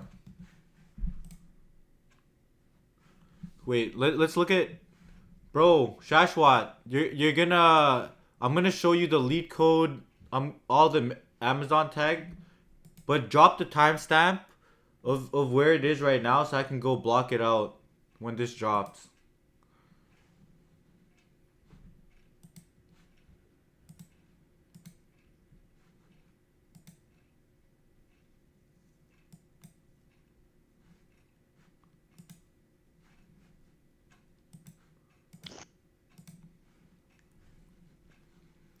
How are we gonna do the challenge? Bro, there's Are you saying like 1v1? Where? How do you do that? I don't know. I was just saying like pick a problem and like I don't know. We can like How are you gonna share it? I mean I don't know. We could just say whoever solves it first or Yeah. like I was just saying we could say it for like growth. Yeah, there's this one. Like there was this one I Let me saw send something on LinkedIn about 1v1s. I don't remember what it's called. I'm trying to figure What, out beat code? Beat code? Yo, look it up real quick. I'm trying to. Oh, elite rooms. Who wants to do elite rooms? Yo, this will be fun. Yeah, we can do that. I think everyone could hop on. Oh yeah, this is sick. Elite rooms. I'm gonna download this. Wait, do you have to download it or can you just like send me a link? I can send you a link. Okay, just send me a link.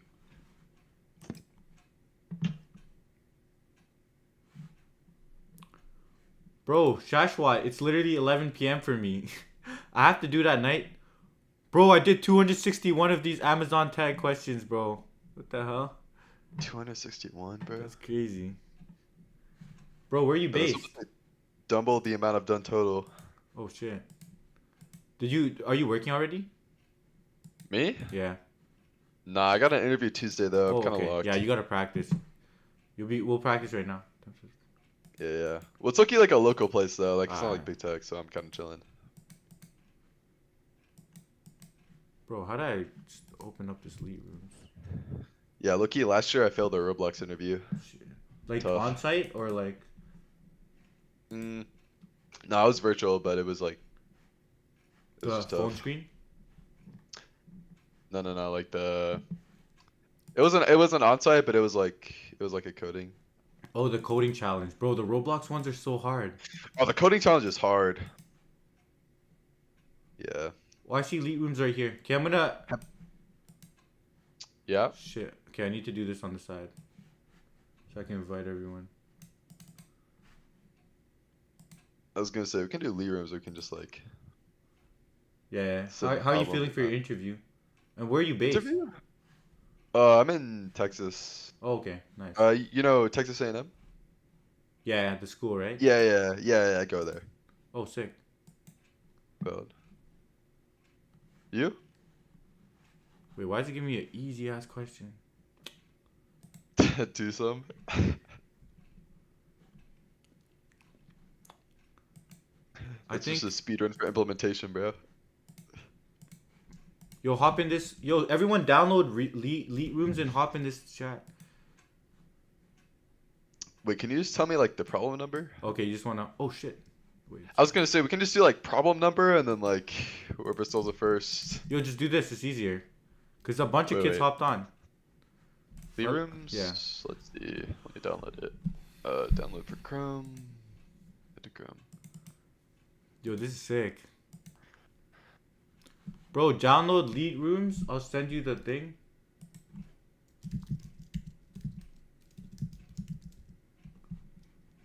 Wait, how do you? Wait. Who's this guy in there? Somebody's in there already. Yo, who's in? Who's in?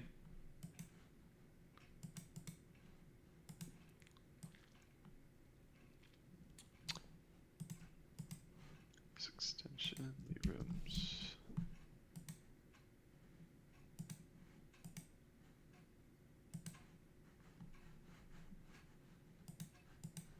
Bro, Paul, jump in. Okay, sick. Bro, I wish I could choose the questions. These questions kind of shit. Hold on, it's taking me a second to join. Room code? Okay. Okay, and then now. Dylan's in.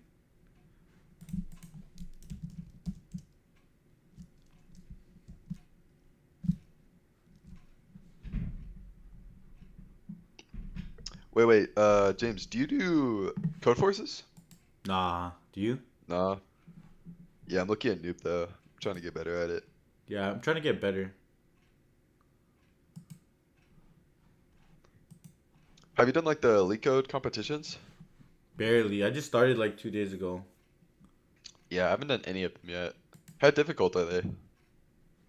They're actually pretty difficult, not gonna lie.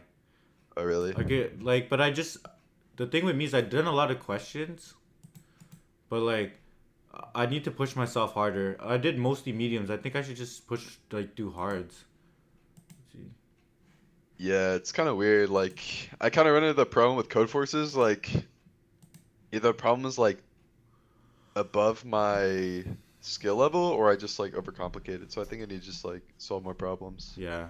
become more comfortable. Okay, let's hop in this contest. Who's already in the scoreboard? Okay, Wait, how do I click scoreboard and then No, I'm no, good, jump. or, like, Are you in? yeah, I joined like the code, but like, what do I need to click?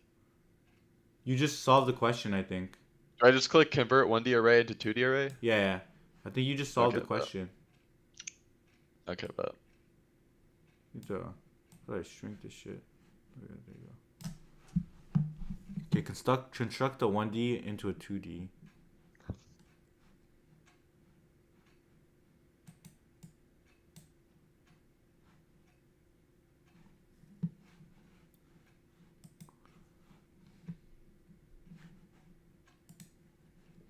Look, a bunch of kids dropping in. Oh, somebody solved it already.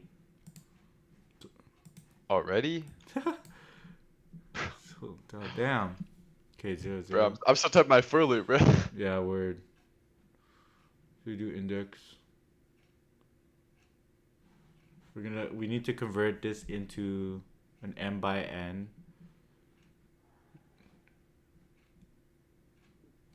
Okay. I'm gonna just do say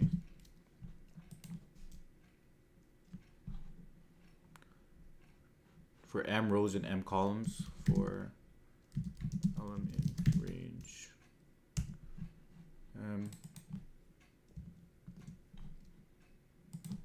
these are rows, and I have to talk because for the people in the chat. No, I have yeah. to explain the thought process a little bit. Gotta keep the viewers, bro. But you already graduated, huh? No, I'm still in college. Oh shit. What school? I'm in college right now. I'm at A&M. Oh, that's sick. I live in SF, but I don't think I've been to Texas, but I think I have cousins out there. Yeah, valid. Is it a party Yeah, I'm trying to school get or to no? SF, but I mean, kinda like. I mean, I low-key live on, you know, Northgate? Yeah. Yeah, I low-key Oh, live on yeah, I Northgate, heard the but parties there are crazy. yeah, it's kind of crazy just 'cause it's like so many people. But Yeah. You're trying to move to SF after? yeah, I'm trying to go into like quant, but like, Oh yeah, you're the one who's saying that, right? yeah, but like, you know, we'll see. 0, 1, 2, 3. M Rose.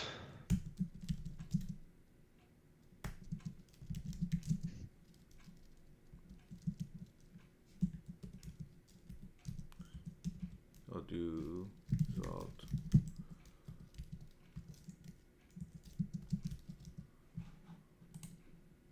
The hell? I don't know. Where? Hold on.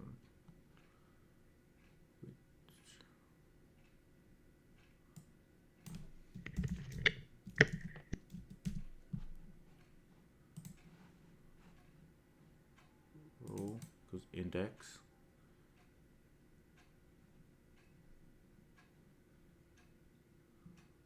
Column equals.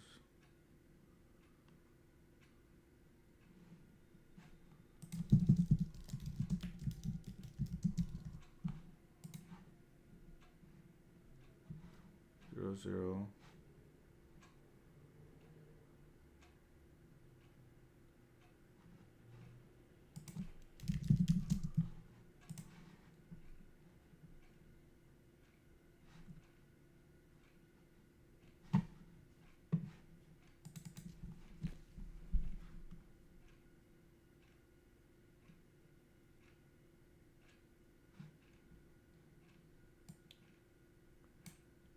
How do I get this row? 1 divided by m. What is m? Shouldn't that be 0?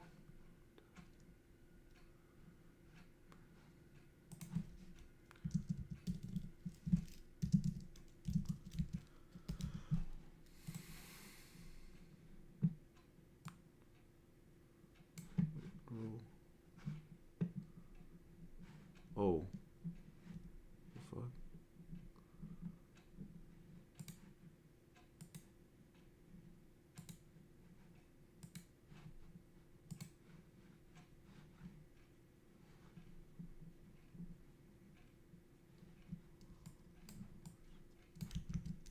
Shit, one of my test cases is breaking. How are you with C++? Why you want to be a quant? You want to get Wait, one sec, bro. Sorry, micro calling. It's all good, it's all good.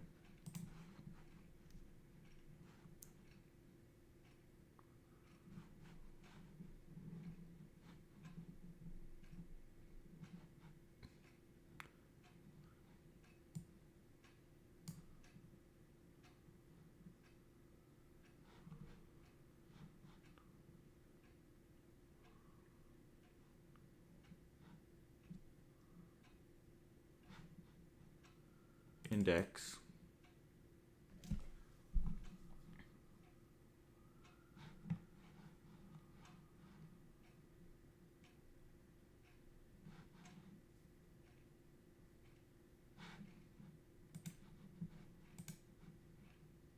Okay, people are cooking. The fuck am I doing wrong right here? All right, I'm back. I'm looking behind. Your girl called you? Yeah. Just continue 1 row, 3 columns. Lucky my intuition was kind of right. I was thinking you just. I won't say.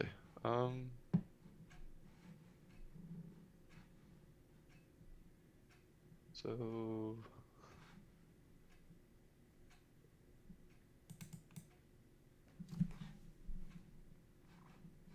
I think it needs to be. We need. Wait, what am I doing?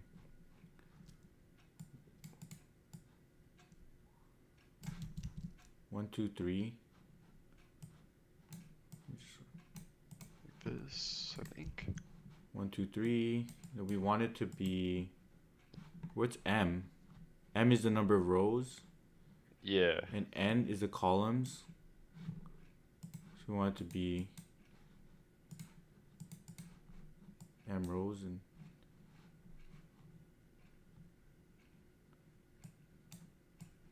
so we don't even want to convert it.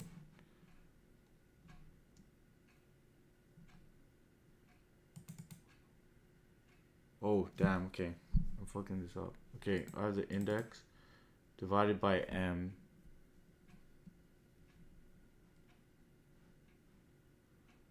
Okay, I need to Okay, do... wait, I'm confused why my intuition doesn't work. What's your intuition? Maybe... Okay, my intuition, here, do you want me to screen share or just... You can screen share it. Okay, Oh, so no, like, check. my intuition was like... Oh shit, you can actually screen share on this. Sick. Oh wait, on the... Well, I see what you're doing, but my yeah. intuition was like, yeah, we have like an iterator for like which row we're in, and then we just do the row times the iterator, and then we just do plus j. But maybe I'm adding like duplicate elements at the end? I don't know. Let me see. I think I'm making a copy because I don't want to like you're gonna build a new array. I'm building a new array, a copy, or like a new array with the dimensions I want. Then I'm just gonna fill it in. Yeah, that's what I was trying. Well, I was kind of trying to do the same thing. I'm trying to just like push back the new value. Yeah. But like the ith row needs the... Maybe that's the problem, is like the ith row needs the I times whatever row plus... Yeah, I don't know. Too much. I'll show you. Wait. Yeah, my intuition's a bit fucked too. 0, 0. Okay, wait, so...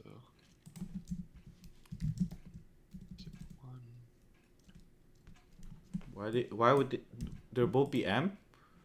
Wait, let me just do it like this.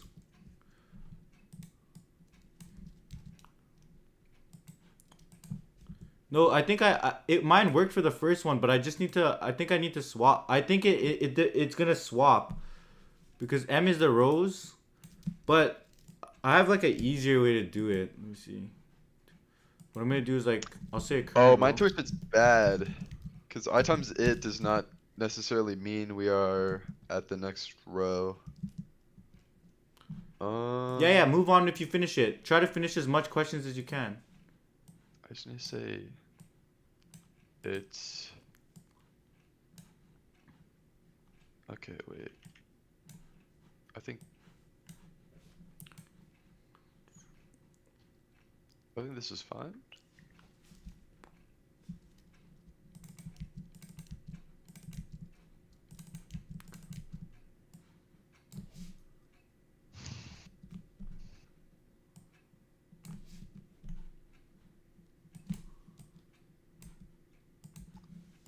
Wait, I don't understand why this isn't working.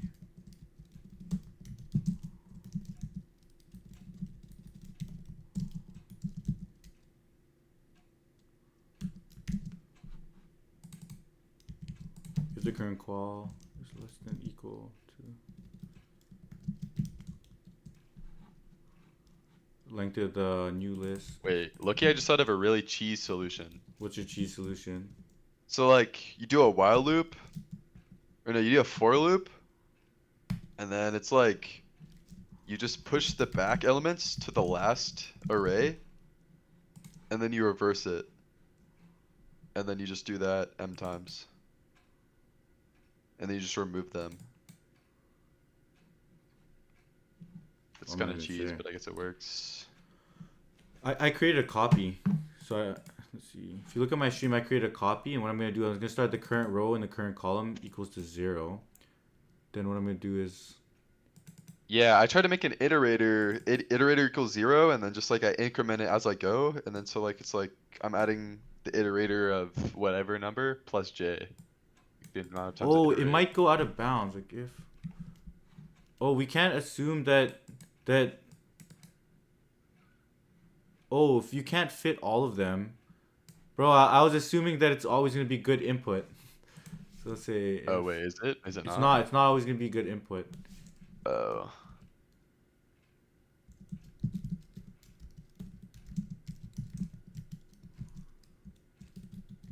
If the current row is greater than, like you can't fit them all the time. That's what I was getting, bro. Maybe I could have done the m by n thing if it's equal to the length result.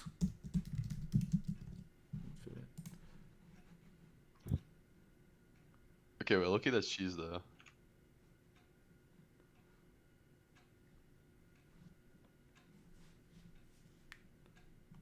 Wait.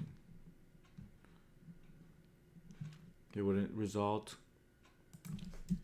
if the length of original is greater than m, something like that. Catch this case. The hell's going on? How did I get an index out of bounds? Is the current? Oh yeah, I'm getting some like weird error. Oh, okay, sorry. Oh wait, once I.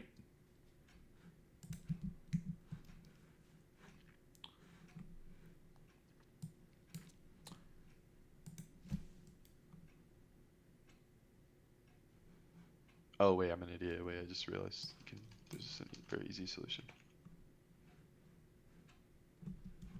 Bro, what's it breaking on? Bro, you can just make like an integer equal to the size of the array, and then if it's mod equals 0, you can just make it equal to 0. Oh yeah. What case is it breaking on? 001.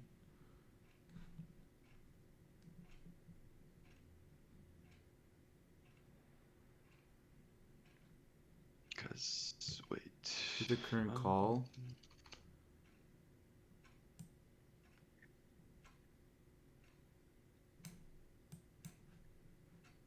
Dude, okay, this is what I'm gonna do.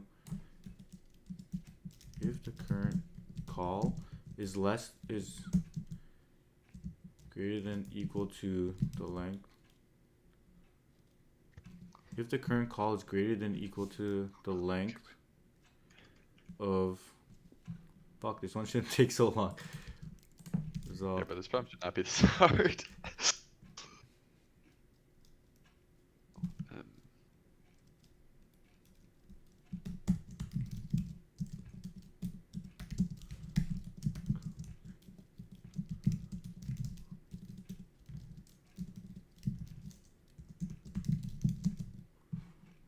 Should I hit that?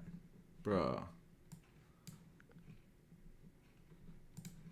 Okay, so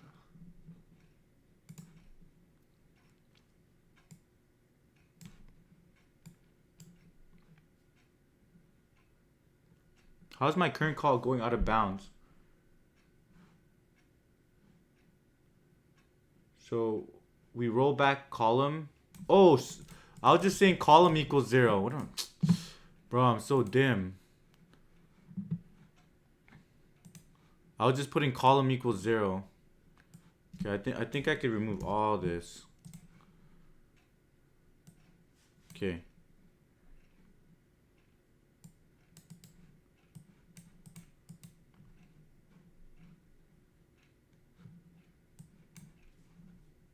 Bro, there's so much edge cases here. If it's holy crap, that took me way too long. Okay. I'm getting cooked. Yo, this guy solved the second one already. Okay. Wait, let me text my friend.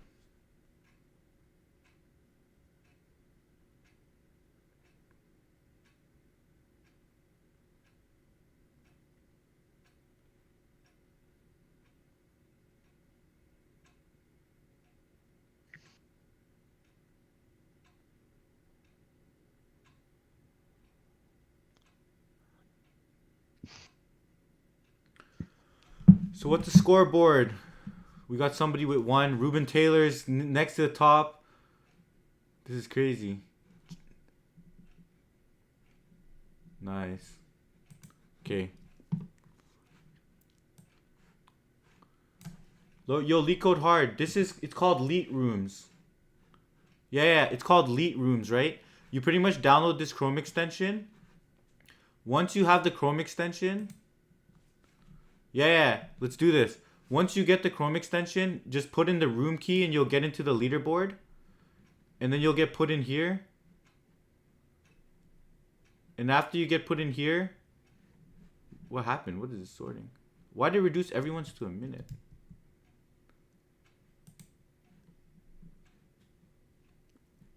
Oh, I see. From when you join, pretty much how fast you do it, and then, yeah, it shows there.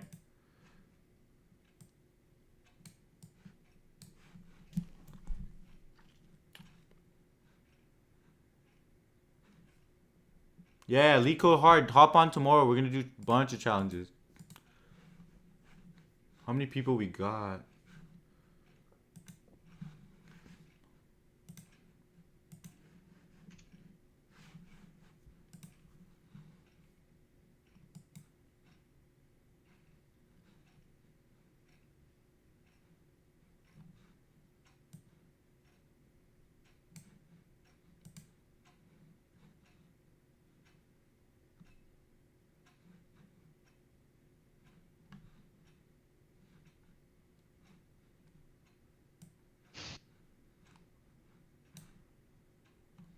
Wait, what?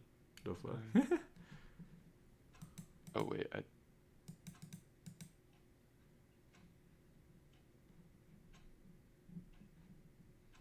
I see. Are you still on the first one? No, I'm on the second one. I was just Okay, messing wait, up some variable names.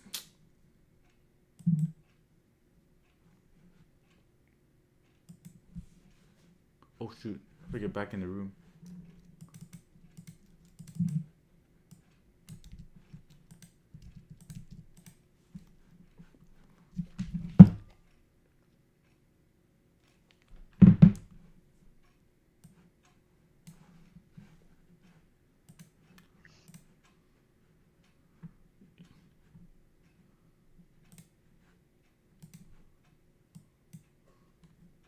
Okay, I'll catch you, bro.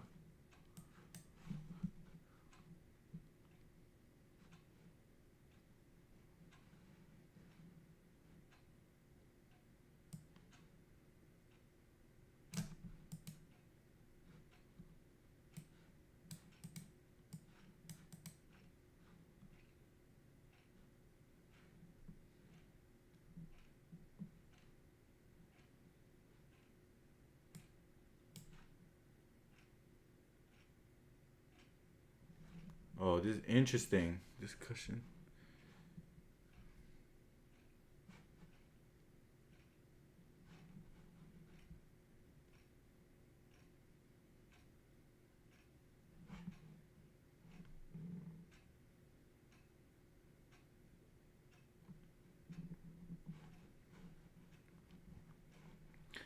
So what I'm thinking is we just need to build that string. So we kind of have to space out the ones with the most.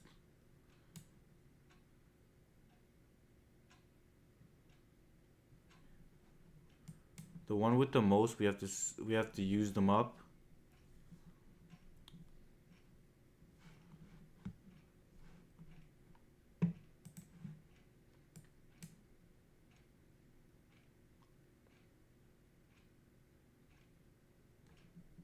So where did it go? This one's like some brain teaser. Which one are you on now? E. I'm still on one, bro. I Try to make a copy. well, I'm like imagining it in my head, but it's like it's different from.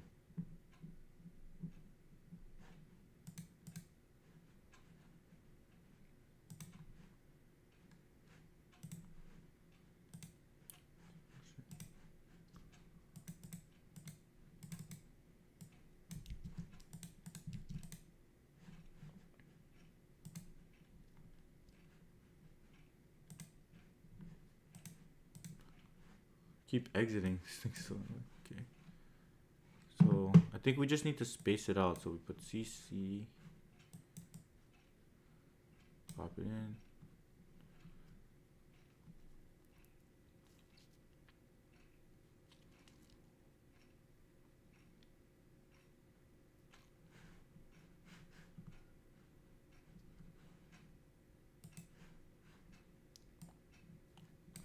Okay, let's just look at ABC. And we're gonna try to do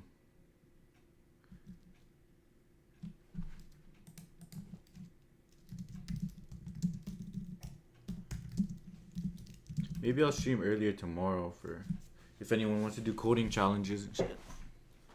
Honestly, I don't even monetize my videos.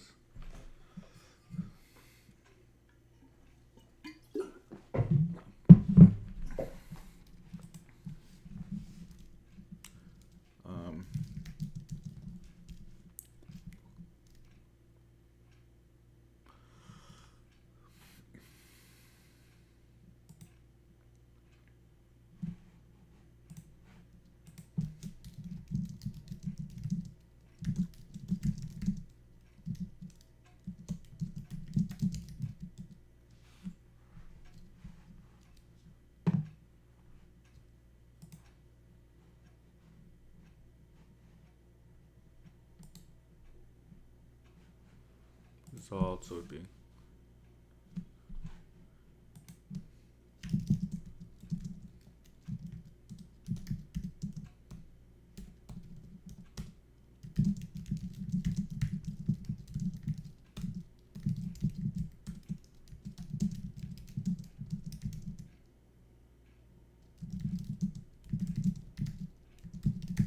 Yo, hello? yo, it's good. Just talking to kids in the chat. Paul's talking. I brought in some gym bro earlier to talk about fitness. It's funny.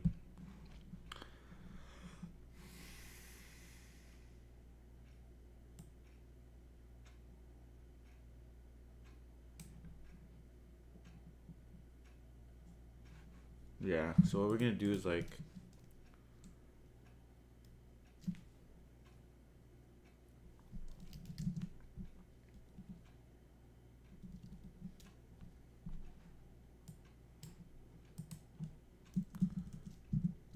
yeah, Paul, dude, if I was just looking at someone's tech resume, I'd be like, what the hell is that? It just says a bunch of technologies and optimized latency, built with .NET backend. It's like that stuff is that would just be weird. So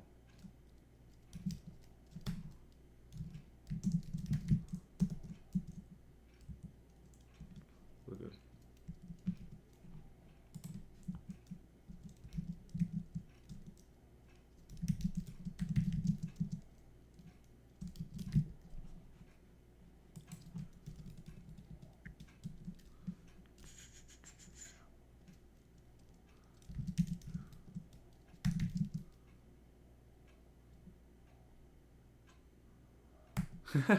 yeah, that was so funny.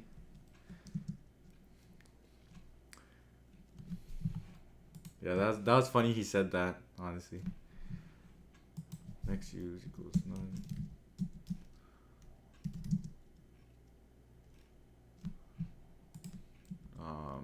Did I finally get it? A, B, Oh my C. god, I finally got an easy leak code. Okay. Longest happy string is the second one. Dude, the second one's kind of hard. So for non-minute, I hope not, bro. It took me like 10 minutes to do the first one, or 20 minutes. so I'm trying to. So basically, while true.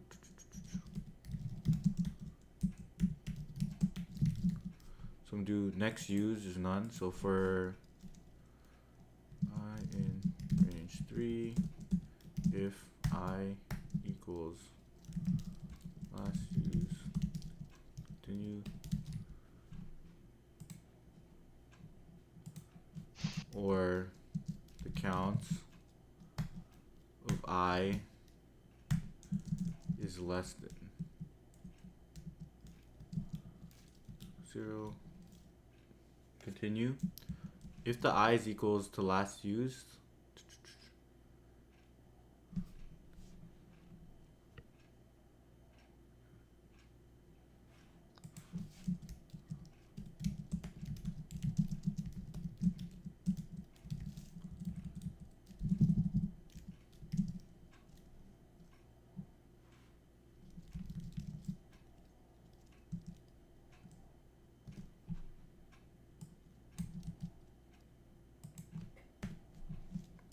if the counts of I is greater than max found,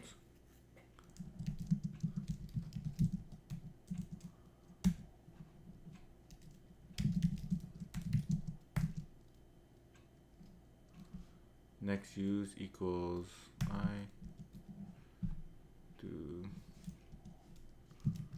Wow.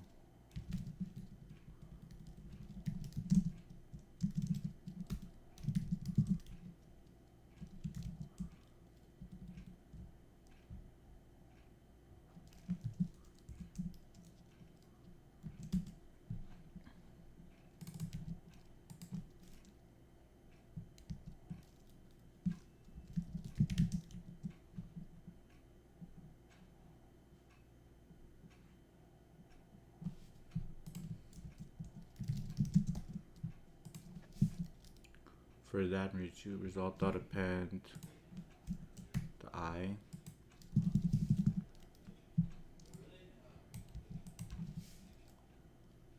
counts of I, or sorry,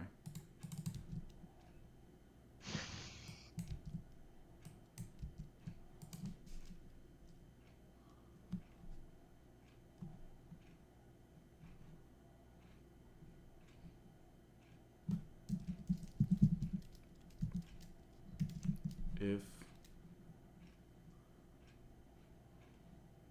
wait, my code is fucked. Next, for I in range 3, if used, no, I need to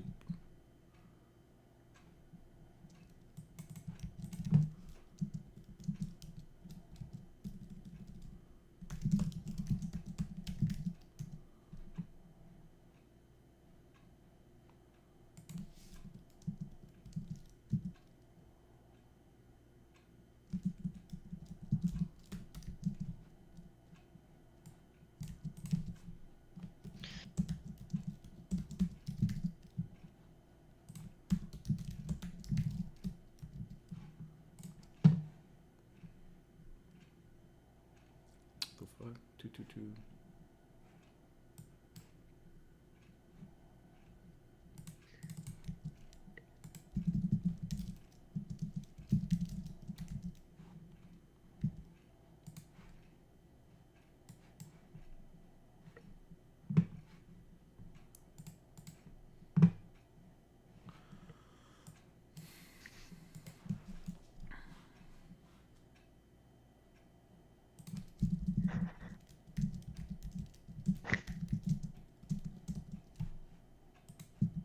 It's a good question. I don't even know if I'm doing it right, but my intuition.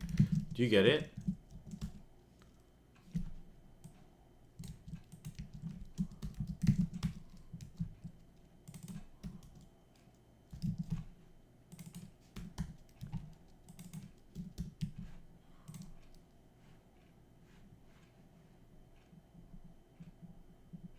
Let's see.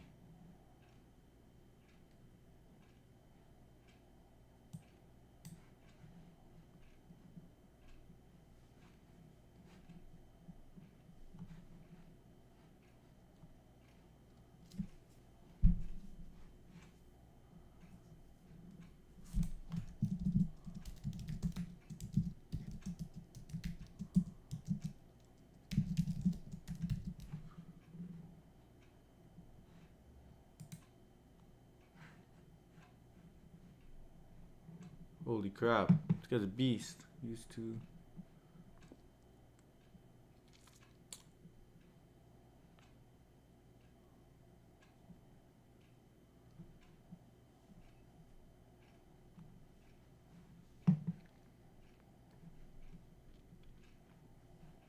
Oh.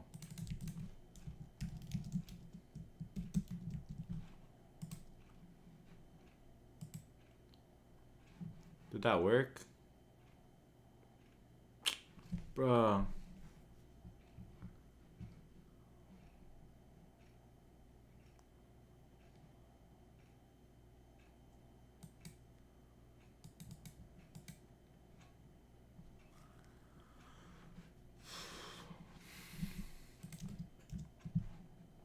Yo, Alpha Code, how do you solve number 2? Did anyone else get it? Nice.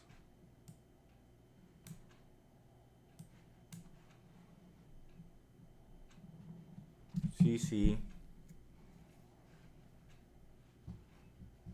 Well, I was thinking of using a heap, but CC. Why can't I use B? Oh, wait.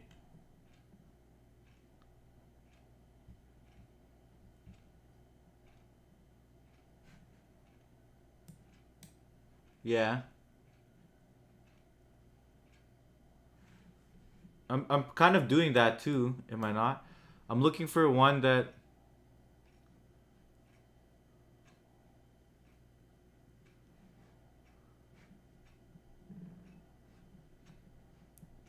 I'm just counting myself.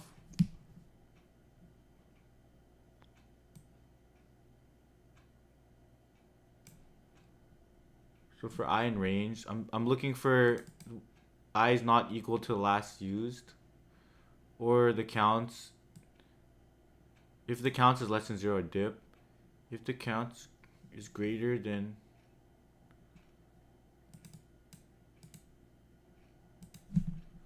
should I have to do this?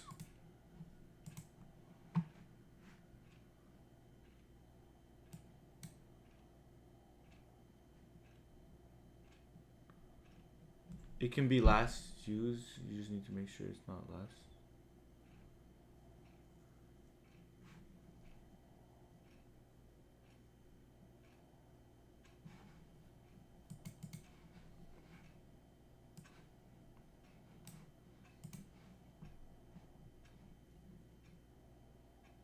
Oh, you want to spread it out.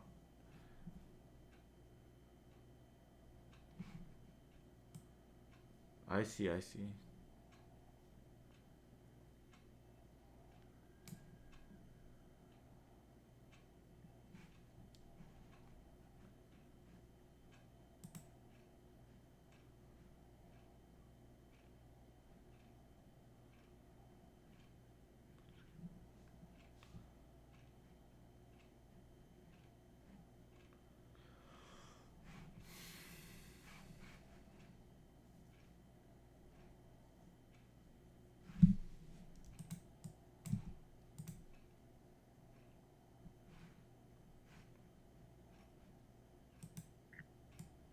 We basically get the biggest count check that it's not last 2 letters used. If it isn't used,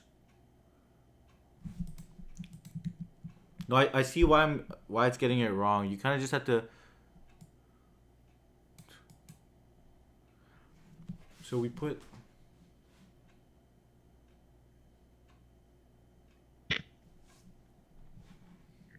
Yeah, I tried to do a greedy approach too, but. Let's see.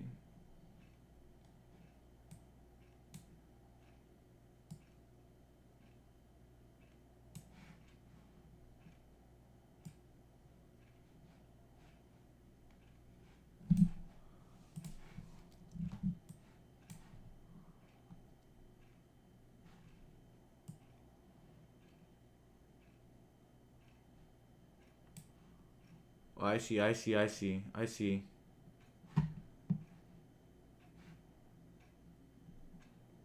I see, I see, I see. Fuck, I tried to just do greedy.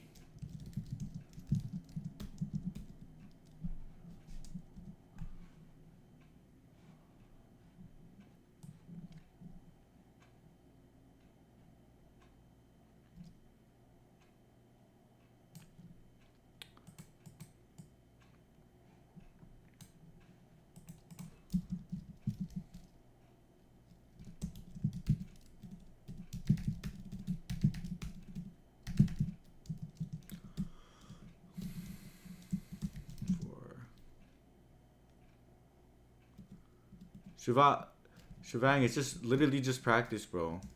I was stuck on that first one too. Don't even worry about that. Heap Q dot heap push.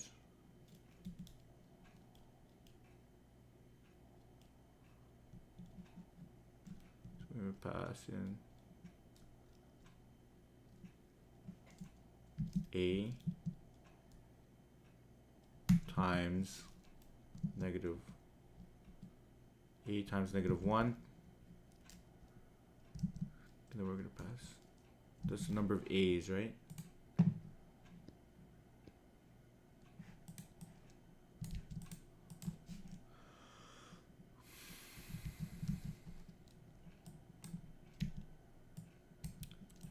These array ones get to me.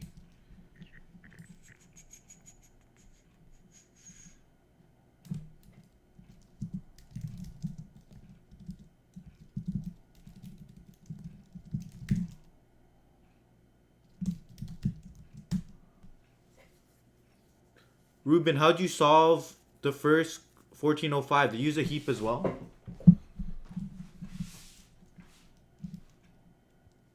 Yo. Yo.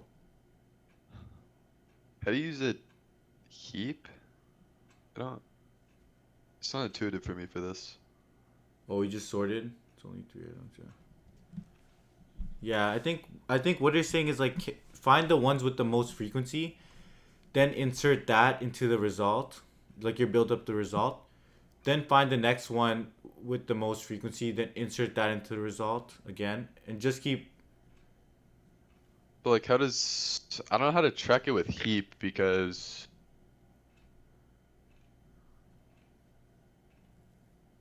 like if it's like for the first test case like 711, how do we track like 7 minus 2 and then 1 1? Maybe you just So put all maybe you just put all of them in like the number of A's and B's and C's that you can have, right? And then try to put the one with the most frequencies first. So C has the most frequencies in the first one, first example. So you just try to put as many C's as you can before breaking the constraint. And when you break the constraint, take like the next most frequent one. So okay.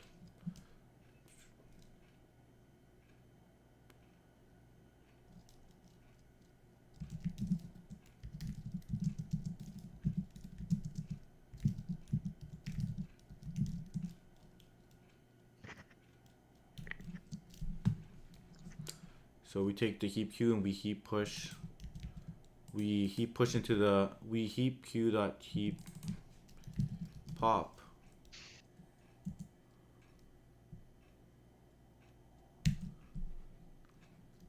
We do heap Q dot heap pop from that's the most frequent. And then we have if.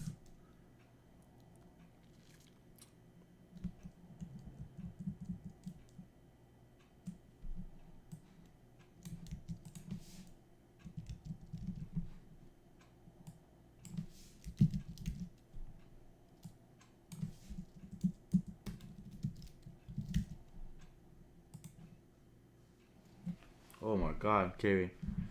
Should I just sort it?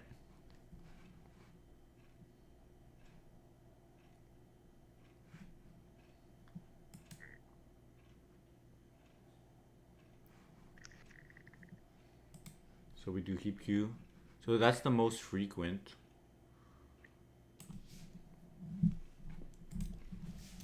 If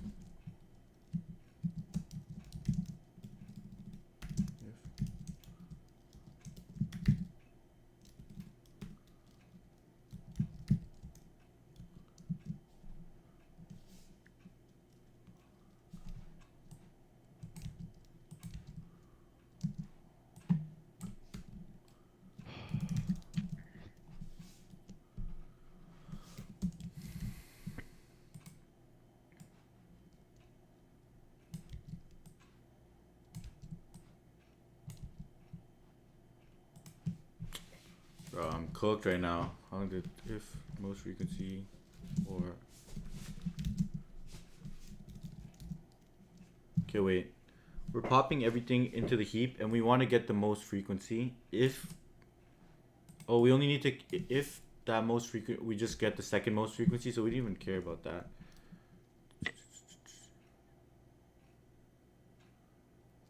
So we'll basically get the most frequent, right? If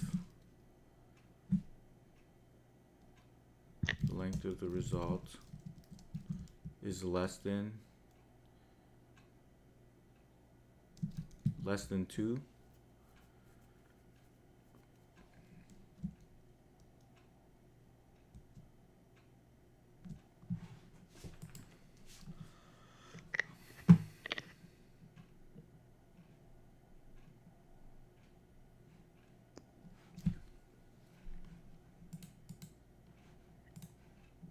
I'm getting cooked on this one question.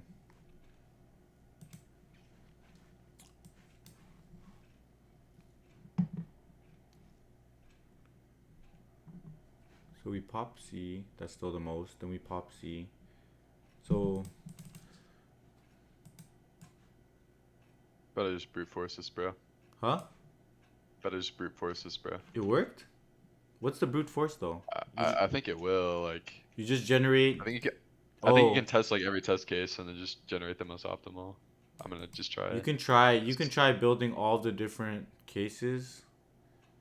Well, I'm you- thinking like you can check if C is greater than B plus A and then if B is greater than C plus A, or like so on. Because I don't know, the priority queue isn't making sense for me. Yeah. So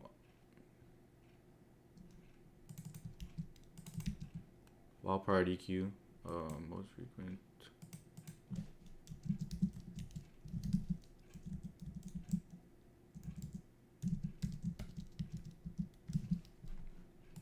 Basically,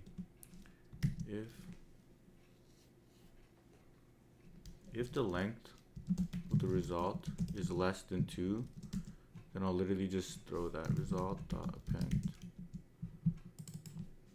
most second.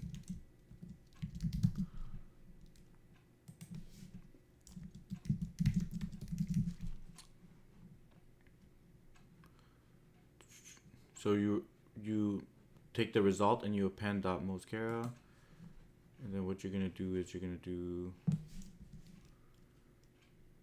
if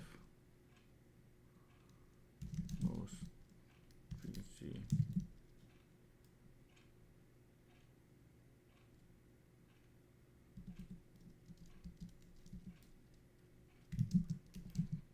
because we times it by equals -1. Continue. Otherwise,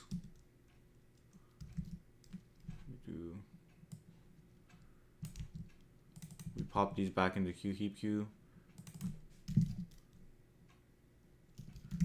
Heap push into priority queue.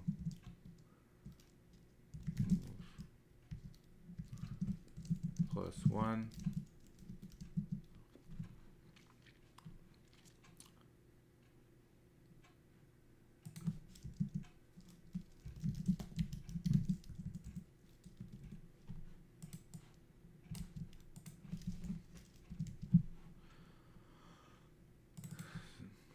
Most second frequency +1.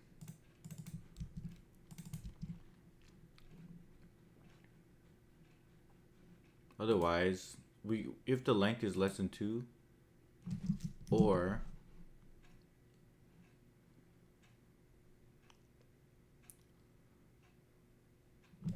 result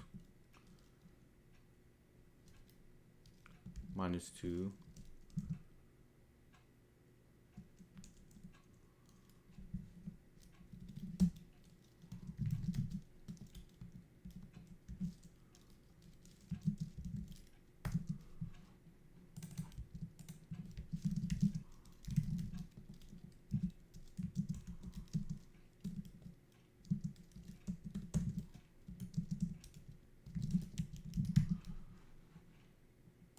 so if the result is less than 2 or the result -1 is not Go to mascara.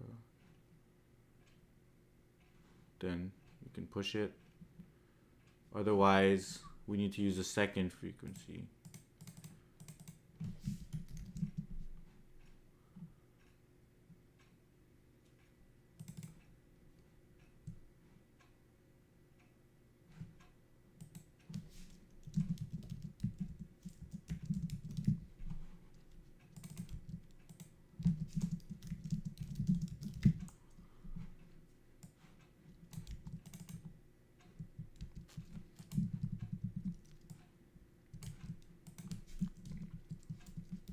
Get some water after this. Second Kara. You still there? Me? Yeah. Most frequency. Yeah, I'm just. I just don't understand this.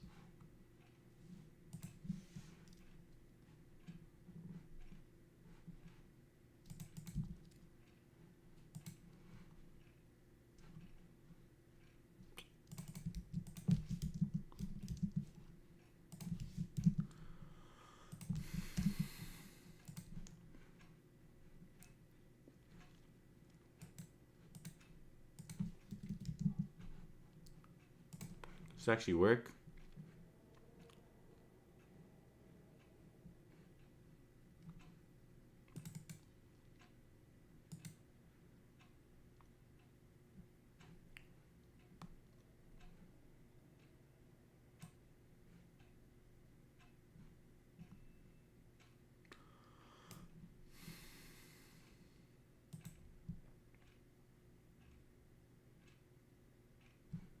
Can only concatenate tuple.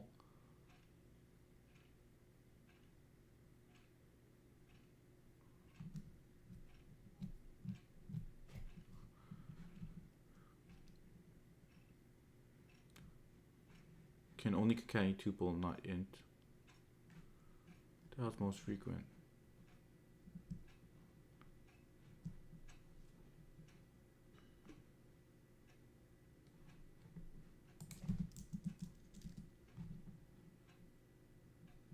What the hell?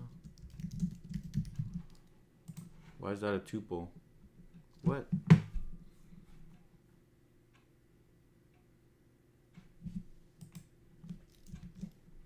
I see, I see. It doesn't destructure it.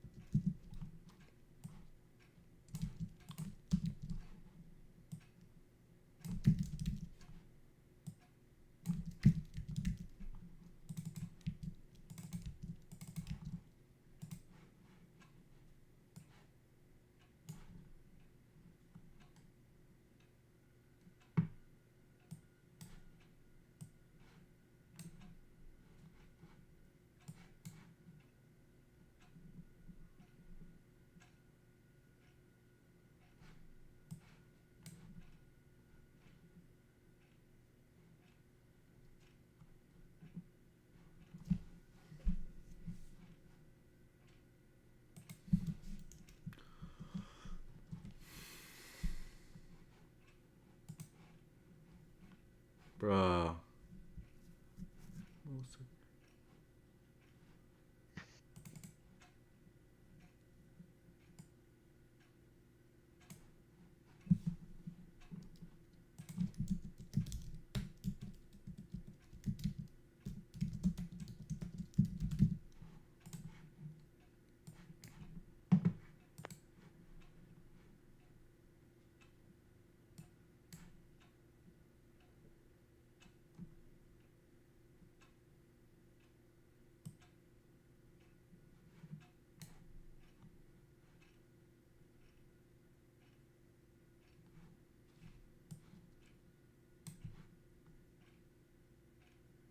Oh, okay.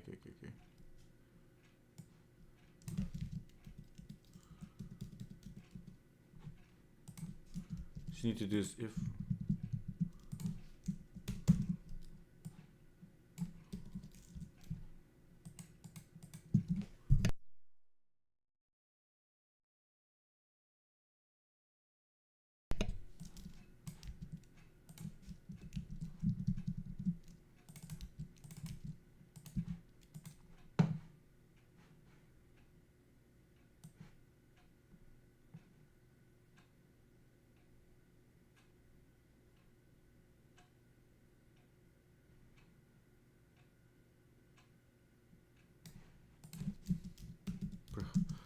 Second.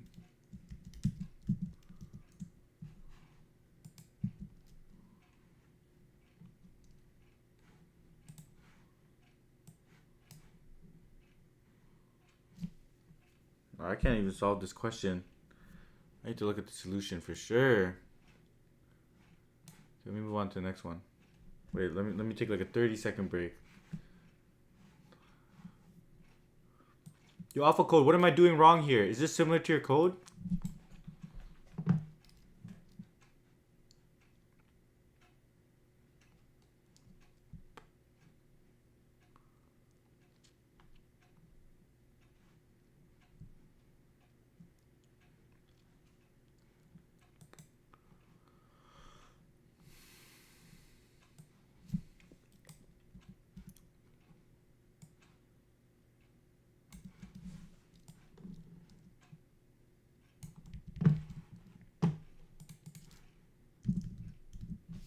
Okay, I'm gonna post the code. Let me know what I'm doing wrong. Wait, I'll zoom out and let me take a quick break because I've been on this for a minute.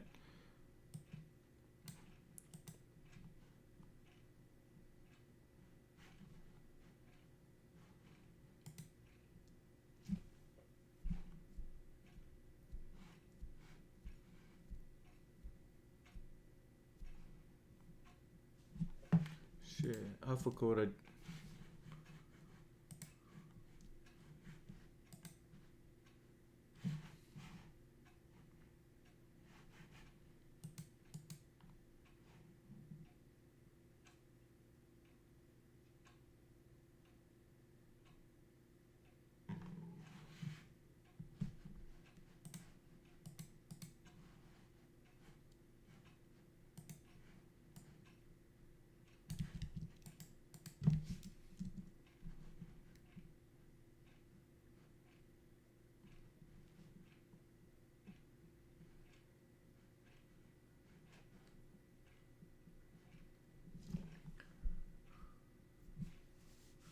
Or not, and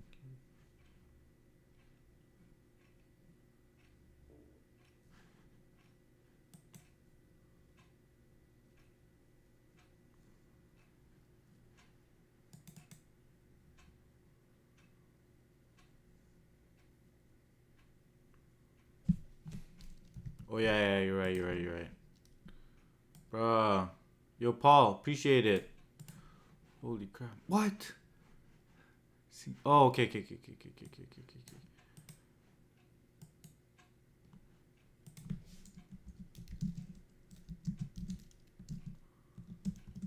I'm gonna do a bunch.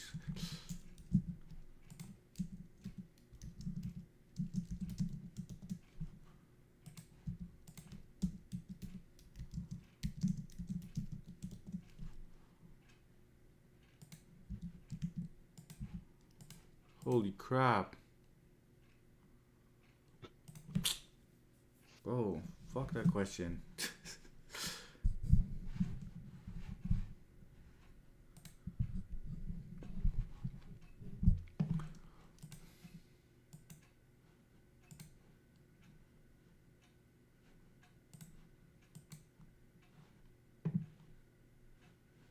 Bro, respect, Paul. Let me hop on this next one. Okay, let me take a 2-second break.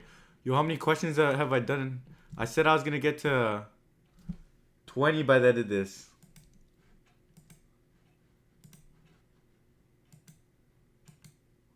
Or 600 by the end of the day.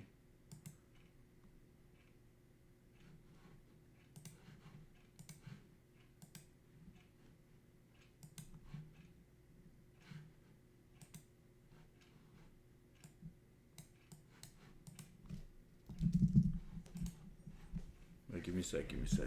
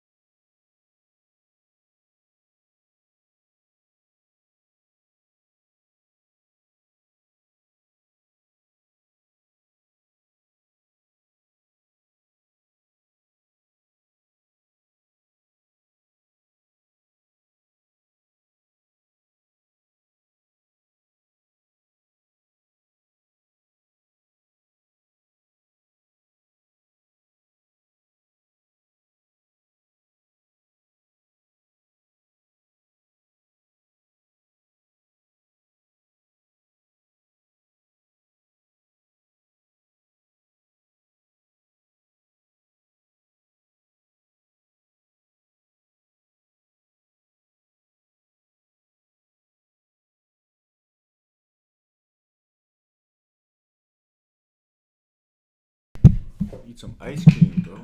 Shit.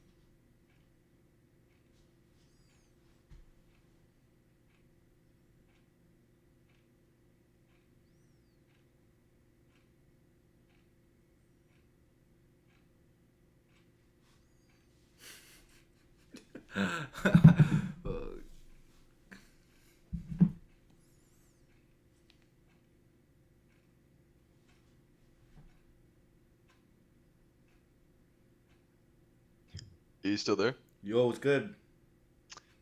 Bro, yeah, I somehow get stuck on the second problem for like 20 minutes, and then I still have the next one in like 2 minutes. Oh, shit. Okay, let me read the second one. Makes like perfect sense, bro.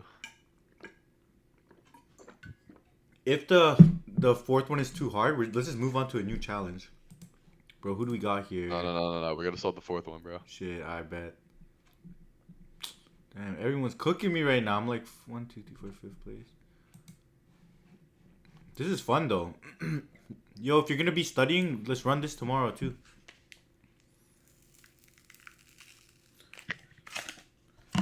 What year are you in? Me? Yeah. I'm a sophomore. Oh shit. But You're you? about to graduate, huh? Hmm? You're about to graduate, huh? Got a couple more years. Sophomore is like 3rd year, I thought. Then second year. Oh shit. You still in school? No, I graduated in 2021. I've been working in the industry for like 3.5 years. Valid. Where do you work at? I work at a startup in the Valley. I don't want to say it on the online. I mean, everyone could just look me up, but just in case. But add me that's on cool, LinkedIn, though. bro. Yo, James Peralta. Let's see. Got my Govy. Hey, bro, you put it out there, not me. Just kidding. Yo, this guy just signed with Meta. The X guy in the chat. Nice, Yo, congrats, is this bro. you, senior software engineer, senior SWE? Yeah.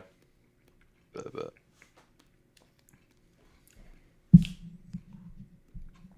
Yo, congrats, X, on getting getting Meta. Seems like they're hiring like crazy. Dude, I'll never understand Meta. Why? They say they're hiring like crazy, and then they're saying like, oh yeah, we're gonna lay off 5% of the workforce. Yeah, but that's for performance. That's true. This dude's just cracked. Huh? Good job, bro. So this dude's just cracked. Which one? The guy said he got matched. Oh, this guy? He got Yeah. matched? Yeah. Cracked, bro. What's cracked? Laid off for low performance, yeah. Nah, bro, you're gonna be top 1% meta engineers. Got this.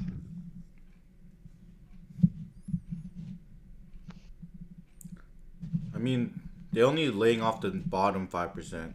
But you know they curved the performance reviews too?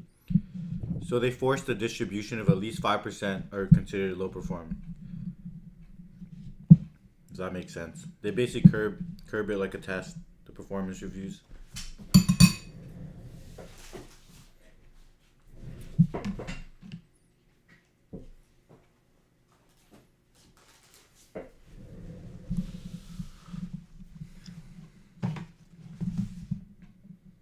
Look, the last one's a sliding window. Didn't it literally just say sliding window? Huh? The last Yo, one? X, bro. The culture was always like that. It's always been like that. Of replacing the bottom low 5%. He literally does that every year.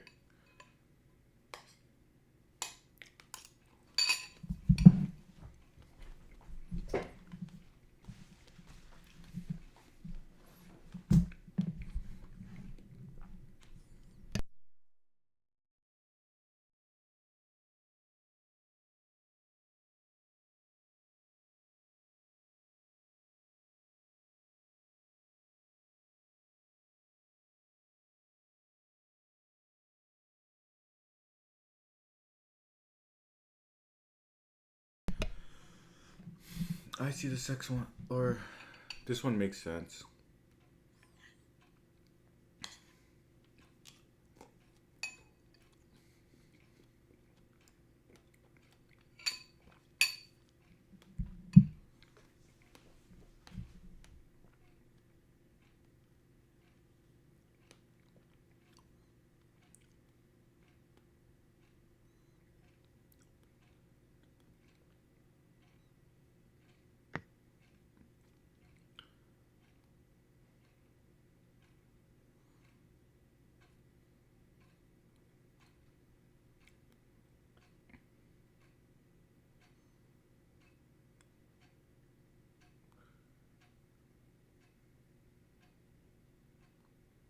Smooth descents are 3, 2, 1.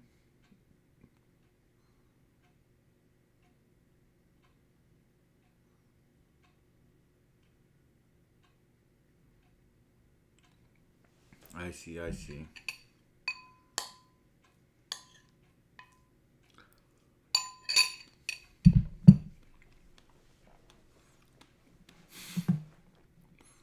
Shashwat's telling me to sleep. I said I'm gonna sleep when I get to 80 or 600 questions done. I'm on 682. I just need to Crazy, bro.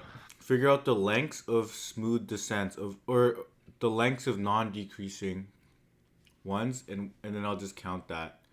So let's go.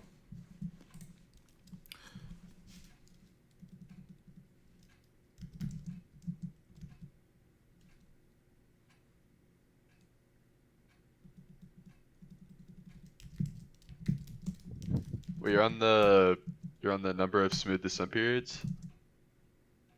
Which one? Yeah. I think Yeah, I get Loki it. kind of has cheese. Huh? Like it's kind of easy. Loki, it's like kind of cheese. It's like a little It's bit of kinda easy. math, huh? Yeah. Like you just need to count the length of the descending, and then do n times n minus 1 divided by 2 or something to figure out the number of. I mean, I guess it kind of works. I did it kind of differently.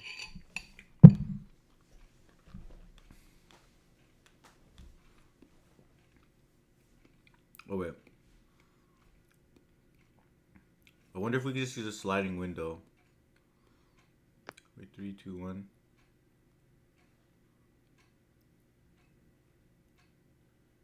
What did you do? I just use an iterator. So like every time we come across, so like it starts at 0, and we compare the current value to the previous value.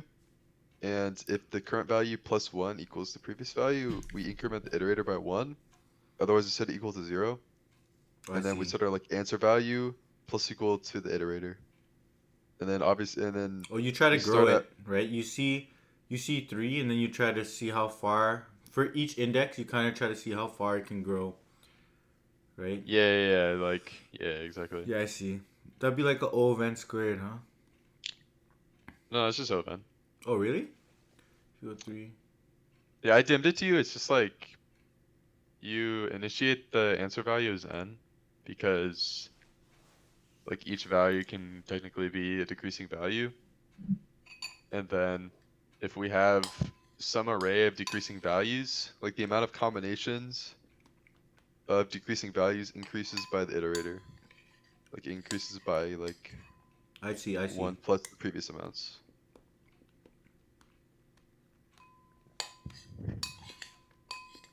Wait, can you repeat that?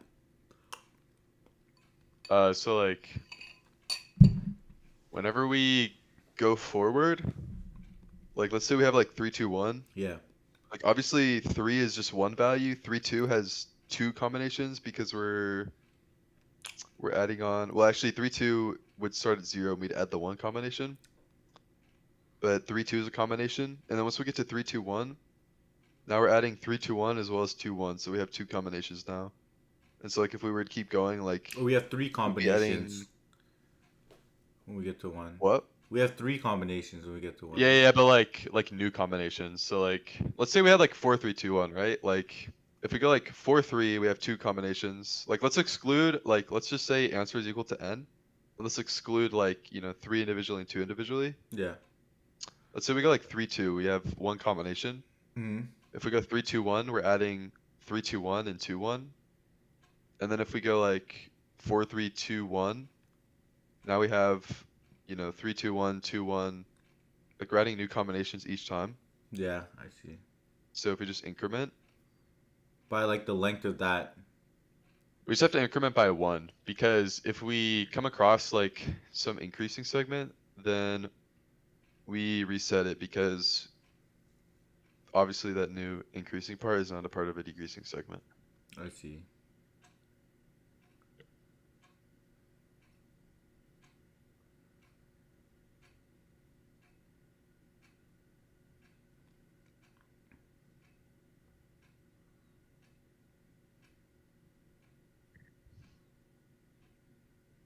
I see. Okay. I get it. Yeah. Shit. So math. Math. Bro, that's crazy. You're already doing these as a second year, though. Were you good at math in high school and stuff? I mean, I was like, okay, I did like what, calculus BC. I did that in like junior year, I guess, of high school. But like,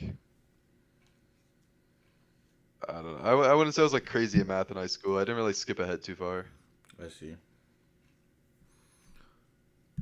Paul, yeah, I don't know. Maybe I'm just cooked. Maybe if I looked at it tomorrow, it'd be. But I was blank. Yeah, I think this is more like permutations, I guess, or like Yeah. combinatorics, kind of. Not really like pure math. I don't know.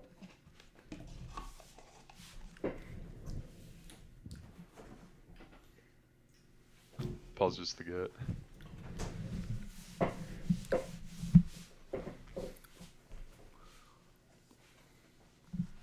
The first day is exempted from this rule. Why is the first day? It's basically saying like 3 is a decreasing day. Like, or like an individual element in the array is like a decreasing array. Which is kind of stupid, to be honest. Wait, what? Can you repeat that?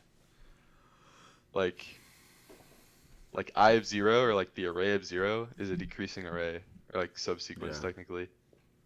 Like a singular day. I see. don't Oh, okay. know why. I see. That's so stupid. Okay. Yeah.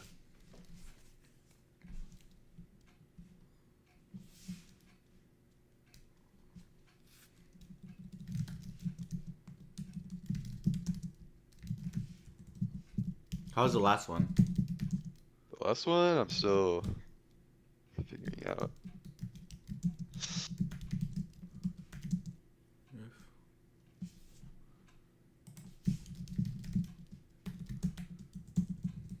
Bro, I did like 30 lead code questions today. It's crazy. That's actually wild. Do you have an interview coming up, or you just love the game? No, I was just, I'm trying to train to actually get better. I did a lot of lead code questions, but I just need to start doing harder ones, basically. Yeah, fair. Yeah, I don't know. I just started setting the difficulty to like medium or hard and just clicking random. Yeah, but the thing is, Interesting. there's such a big variance between the medium and hards. So I true. actually found a more optimal way to find questions that's harder, a bit harder than what you can do, but not too hard. What do you do? Are you watching my stream? Yeah, I'm on it right now. So there's this zero track thing, and some Berkeley kids showed me this. It's actually really good, but it takes all the contests questions and it gives them a rating. It's basically are you familiar with chess elo? Yeah. So it's basically like a elo score. So 1000 is the lowest, and basically it's way less variance. So you can figure out your elo, then just do questions that are slightly higher elo than what you can do. So I think I'm at like 1600, around like 1600 to 1800. It depends. With graph questions, I can do really hard ones, but some of this math ones I can't. So I pretty much try to do questions only in 16 to 1800. When I could do those consistently, I'll move up to like 17, 18, like, you know what I mean? And some of them are actually mediums and some of them are hard, but the ones that are hard are actually not that hard. You know what I mean? Yeah, I guess on like mainly what I do is like on like code forces, my rating's like kind of trash, so I just do like 12 or 1300 to like 1600 right now. And it's kind of like the same idea, like just do problems that are like. Oh, you can do that in code forces too, like elo type shit. Yeah, like if your rating is something, you can just say like, oh, I'll do a problem that's like, you know, like less than 500 ELO above me, or like greater than 0 ELO above me. I just practice them. Is it harder than lead code? Code forces, definitely. Like, it's a lot more like proof oriented. Lead code is kind of like, I don't know, like easy, but like I feel like hard problems on lead code are like easier than. Shit. Damn, y'all are crazy doing code forces and stuff. Maybe I should start that. Start trying that out. It's not even like crazy. Like, it's just like different. Like, it's not even like crazy difficult. It's just like if you can do lead code problems, you can probably do code forces. It's just like different.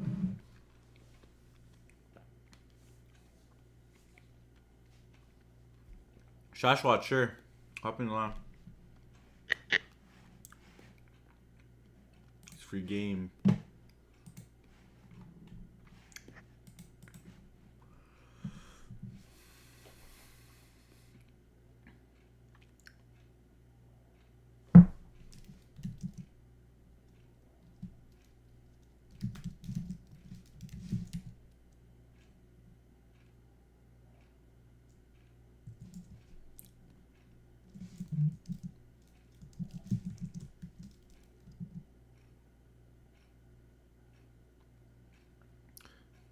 Such that the price on each day is lower than the price on the preceding day. So if the current by exactly one. So if the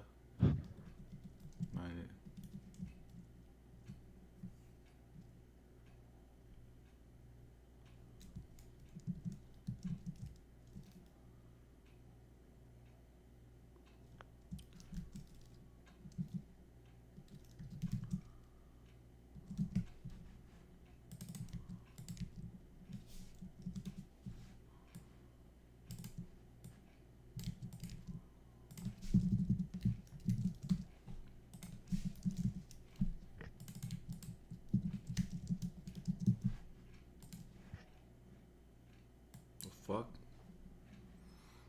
I'll put 3.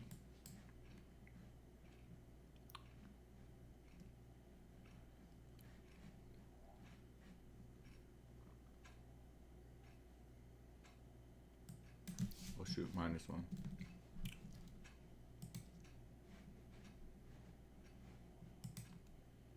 God damn, that makes sense though.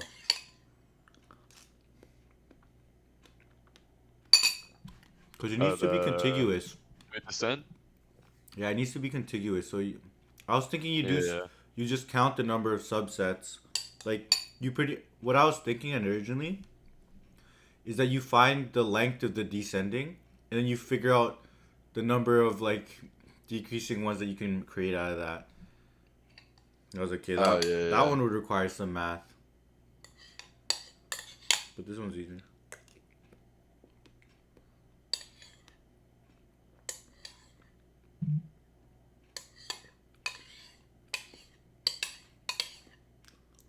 Shashwa, I can't hear you, bro. Are you even in the lounge?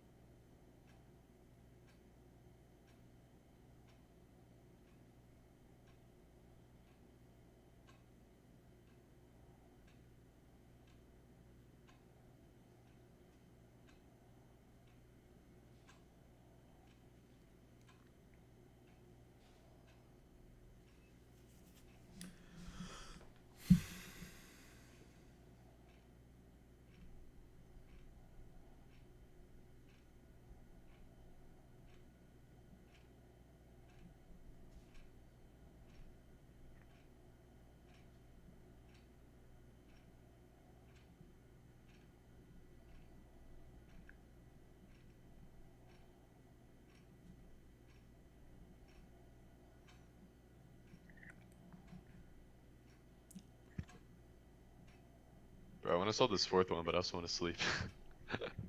What's the time there? 2:30. Fuck. Okay, what's this Holy shit, where am I? I'm trying to do this code forces thing at like 8:35 Oh, you're tomorrow. So.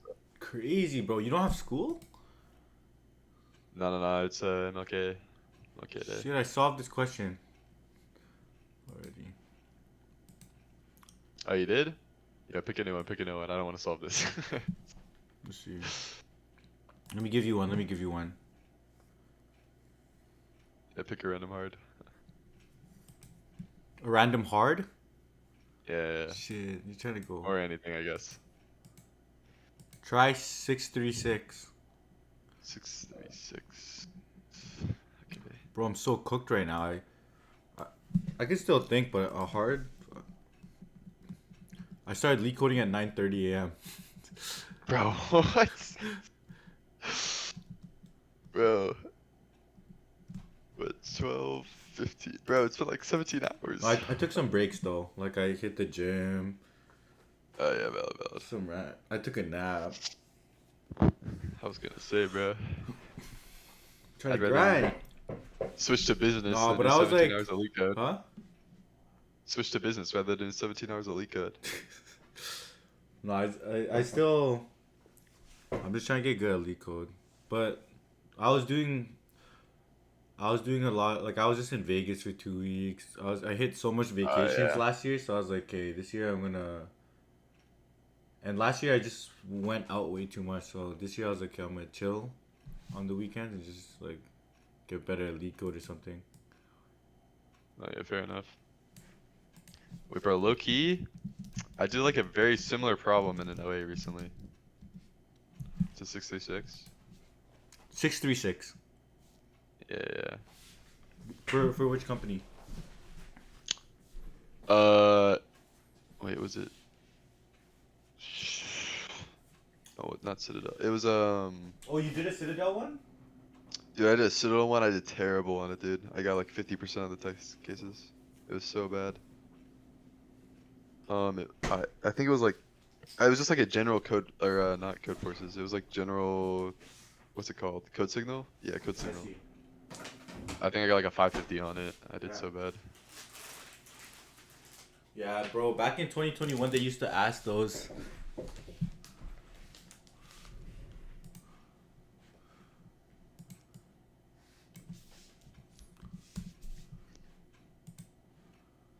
Someone told me to do 424. 424. I'll just do 424, bro. Yeah, I done this one. I already did that one. Yo, Paul, I already did that one. I'm gonna click medium and then random. Let's do. So you're grinding for your interview, or you're trying to? I don't know. I just low-key just do this for fun. Oh yeah, you like it? Algos. Yeah. Nice, that's good.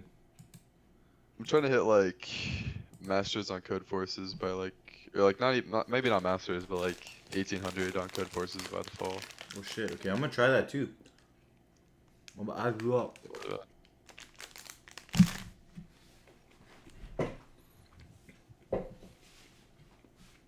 Yo, I just found a random one. 2895. I don't know how difficult this is, but it's a medium.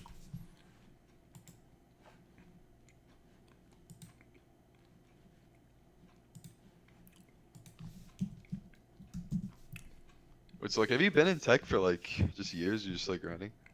Have you just been in tech for years? Like just grinding? Grinding what? Tech or? Just tech, like career, I guess. I do other stuff. I do other. Like I don't really do that much speed code, but I only started doing it more for this channel. Yeah, fair. But I like to do other side projects and stuff too. Like I don't like spamming leak code is probably like if you're trying to move up, it's probably not the best strategy. Like it will just help you get the job, but that's pretty much it. Yeah, fair. Like some of the best kids I know don't even like they can do leak code, but they're not cracked.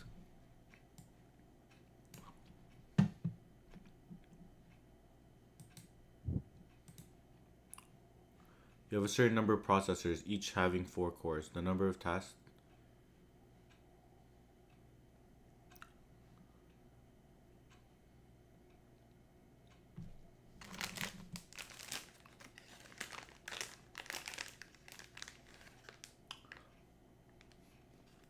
Yeah, alpha code, I agree with you. For my first... Like, if I wasn't doing this, I'd be grinding. Grinding work.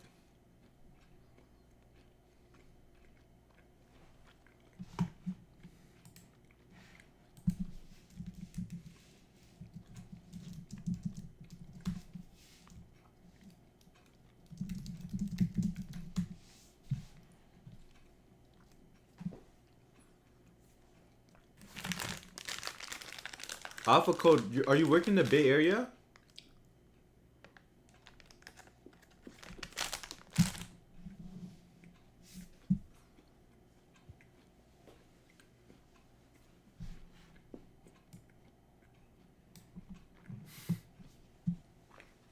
Oh yeah. You you hear Yo, me? what's good? How's Yo, work, bro? actually, that's going good, bro. How are you? I'm chilling, man. Just doing a bunch of questions. I'm saying that. Actually, I'm supposed to work, but right now the whole team has gone for lunch, so I was just checking on your stream and seeing what question you're going. That's so funny, man. What are you working on? Yeah. Anything good? Uh, yeah, I was just working on some code reviews, so I just was working on that. And I had to test some things, so just yeah, I was just doing that. So Let's see. in between that, I was just solving some questions. You solving legal at work? Yeah, sometimes. Just get bored? But yeah, right. Yeah, like sometimes when I complete the task, like I have nothing to do, so That's crazy. Yo, y'all are yeah. smart as Actually, hell, I'm man. working Like, from home right now. I don't. I'm never motivated to do lead code until recent.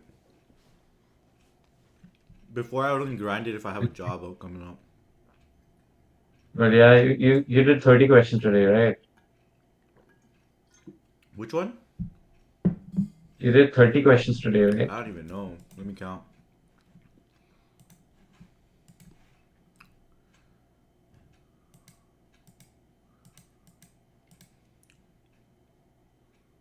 You're grinding. What is today?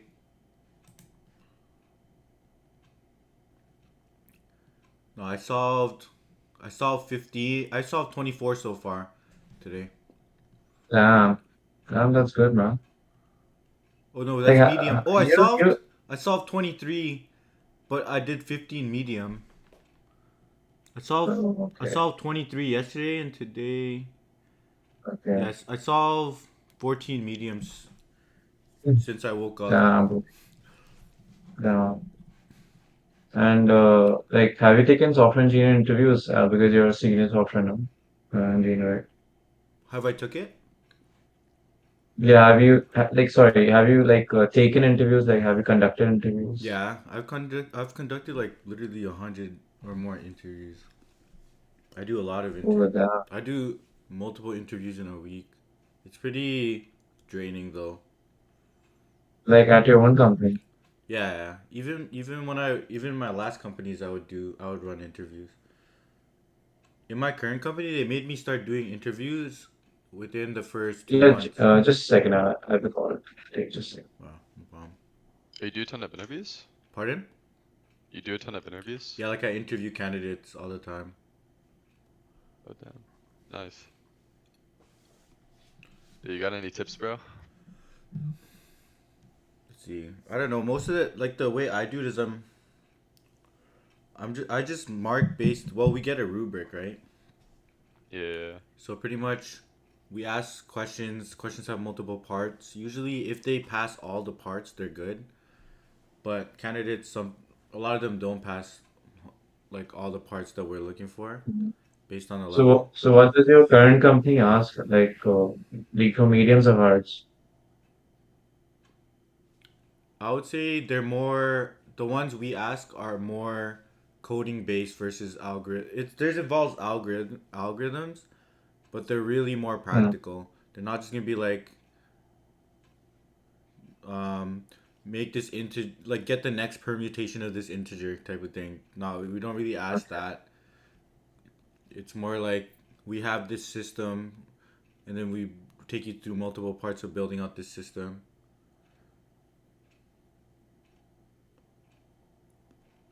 Nice. It's like Sunday there right now, right? Pardon? Yeah. Yes. It's Monday now. I don't have work tomorrow though. We got a holiday. And yeah, what Liam Hayes said, Ah, just making sure to talk through your thought process before you start coding. So you hop on, yeah. you explain your thought process, and then you just try Yeah. coding it out. That's the main. Yeah, yeah. After our last interview, like mock interview, yesterday I was like studying by my own. I was trying to I created a roadmap basically. First to go through the knife solution. Second, then I would basically outline my algorithm, Yeah. and then I would just explain what I'm trying to do. And then third, I will when I'm coding, I'll explain everything that I'm doing like as I'm coding. I So see. that also like requires kind of some kind of practice to it.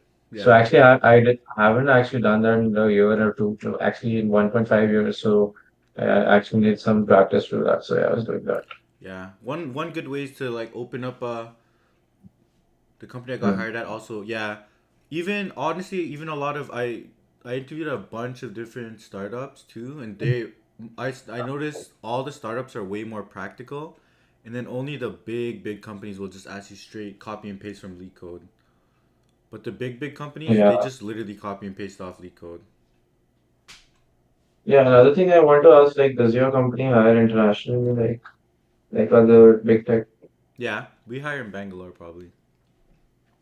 Yeah, okay, yeah, I know that. Yeah, I'll message you I after. actually applied it, but yeah, I applied for it, but they require 1 years of experience. So I actually don't have that. So most probably I'll get rejected. So I'll message you, bro. But yeah, um, I don't know. For me, I just mark a lot based on if they're gonna solve the question, but it's more just it's more practical. yeah, Like what? did you Go like my ahead. resume? Like we had, you reviewed it. Hmm. Do you like my resume? Yeah, I gave you the feedback, right? Yeah, yeah, yeah, Yeah. like you Just got. I think Yeah, it was just just have to improving the bullet refactor points and the stuff. percentages. Yeah, yeah. Yeah. And just run it through GPT and stuff.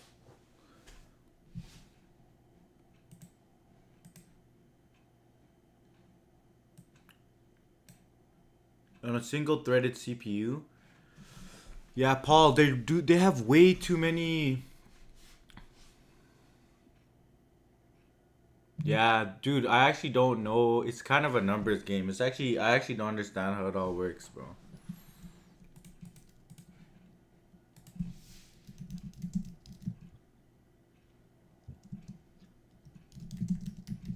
No, yeah, I need to learn more practical stuff. I saw like a video the other day, and it was like this guy.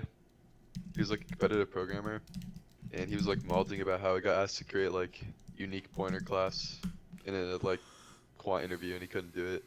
Unique pointer class? Damn, Like in C++, and I was like, that's crazy.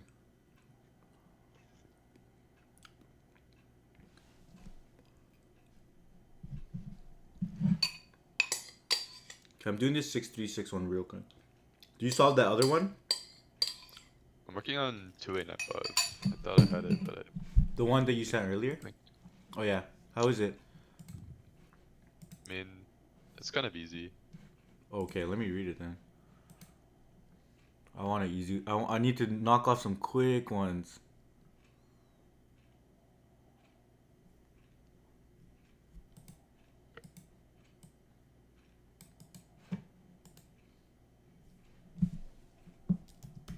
Bro, you're not planning to sleep today? Yo, who's this? Killy? Yo, what's up? Yo. Dude, I'm trying to get to 280 questions or 300 questions. I'm at 280, 583. Oh, you're Nah, trying to do it tonight? no, I'm just chilling. Like there's people in the chat still, so I'm literally just chilling. I'm Oh, not even okay. tired. What are you up to? Are you working on your projects and stuff? I decided to try the code. Oh shit. It's like, fuck it. Jump on this. Did you jump in the competition? Funny. No, Alright, I'm gonna sleep soon. warming up. Should I just learn? Should I learn Python just for leak code? Currently, I'm doing on C++ and use TypeScript for development. Yeah, just use leak code. Just use Python. That I don't know. That's my opinion. Like, even Mark Paul. Yeah, C plus fine is fine too. I've seen people do good in that too. But just if you have to implement something with a lot of code, C plus plus will slow you down, especially even Java. But if you already,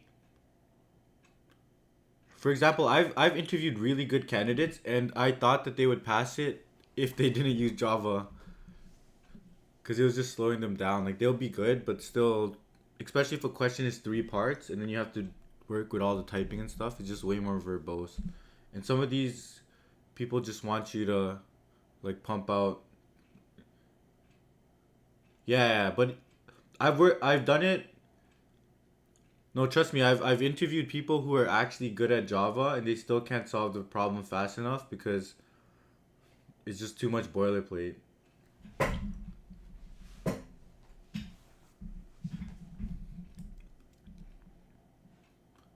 But does Java have a heap built in? The thing that I care about more when I'm trying to choose. Yeah, like I've seen candidates that are really good, but yeah, Python pretty much has everything except for the tree map. Java has a tree map though.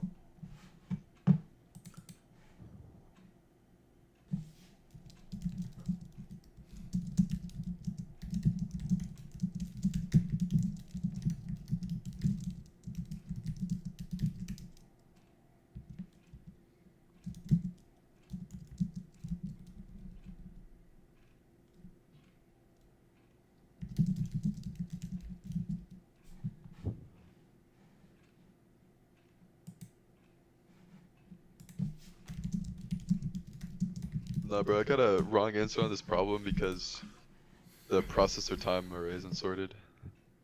So stupid.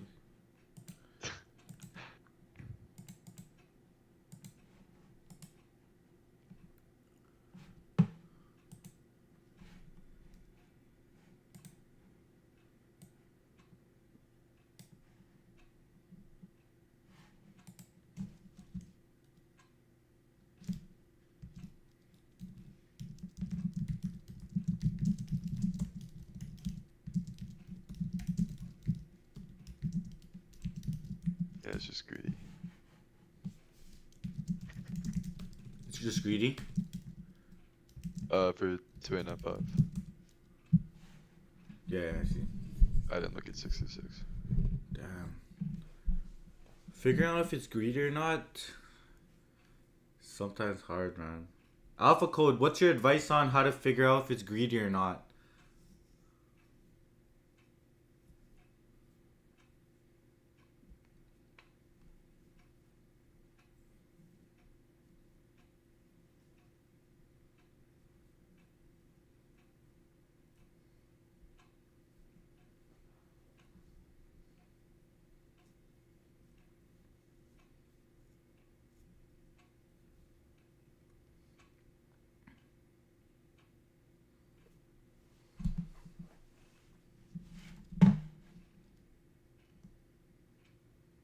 I see, I see. Just practice, I guess. You just look and see if it's greedy and then see what breaks.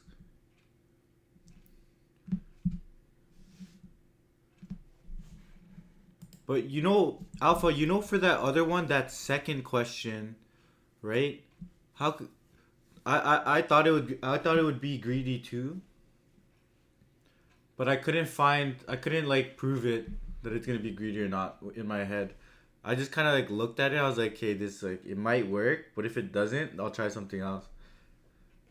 But it kind of made sense to all the it kind of made sense for all the ones that I had in my head. But yeah, I guess you're right. Like prove it by contradiction. Try to do it greedy and then try to see if that breaks at all. That kind of makes sense. I was gonna say, it's looking like 50-50.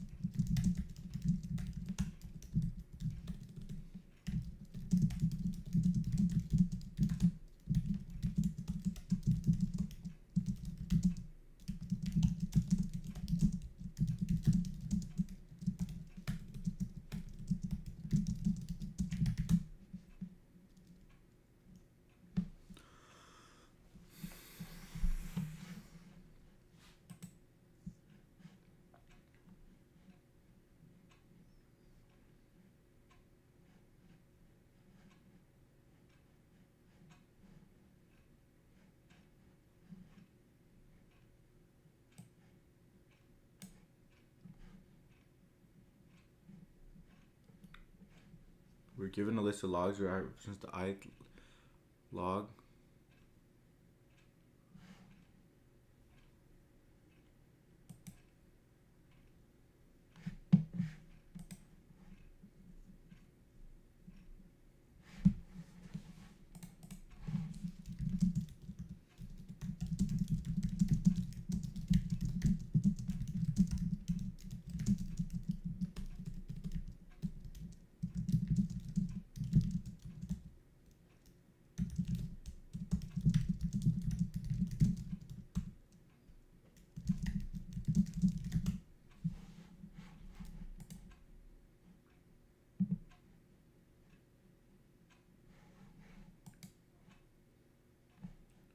I had an interview that would have most efficient if I used a try, but I solved it less efficiently but explained the approach well.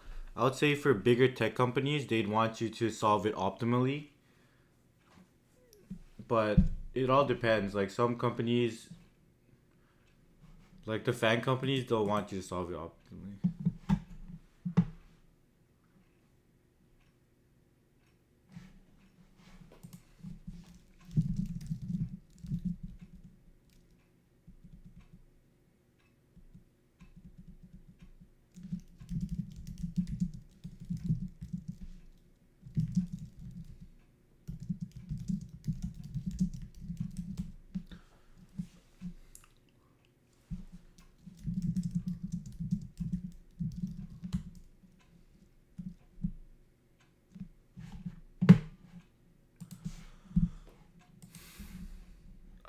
I don't know. Amazon's hiring a lot of people.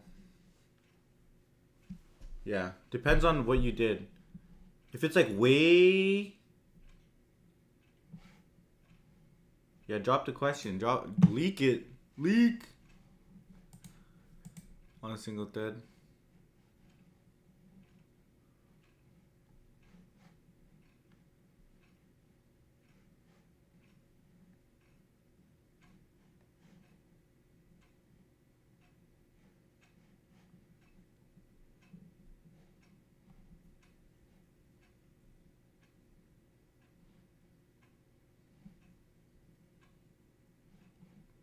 Okay, after this question, I'm gonna sleep, but I'm gonna hop on the stream again tomorrow. Then I'll do this with a bunch. We can do more of these contests. That'd be crazy.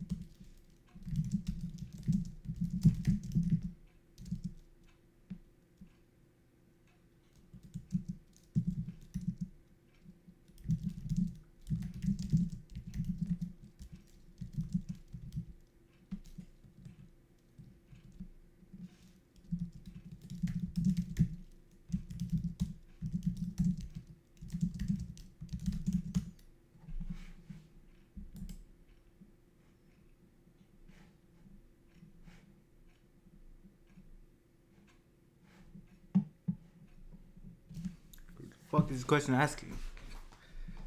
Okay, function 0 starts at.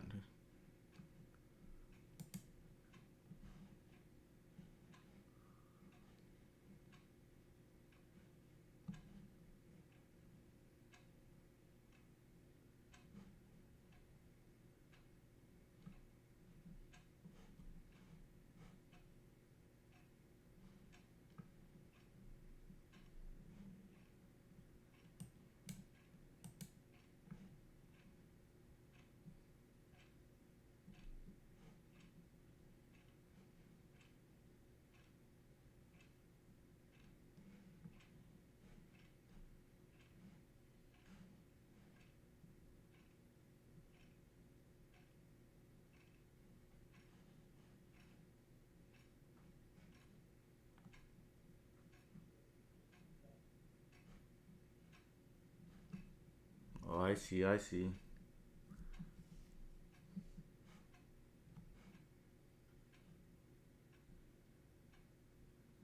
Just have to maintain a stack.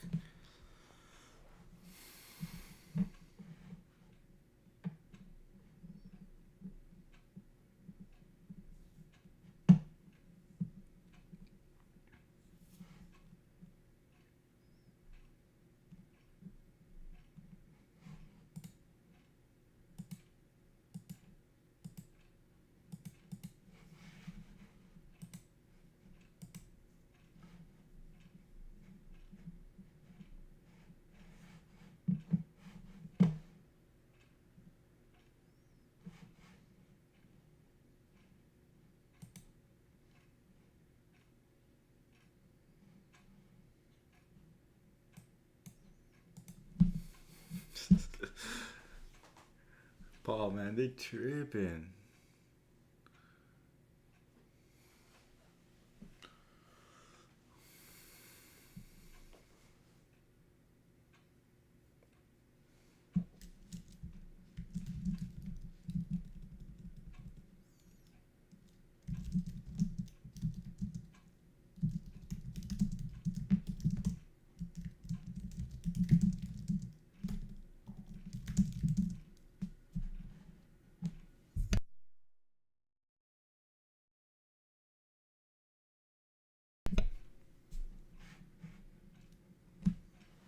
Yeah, I see.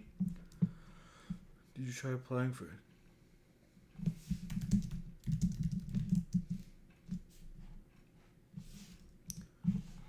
But Paul, I think that once you break out of it, is your new role just straight senior or sorry, just straight software, or you're still data?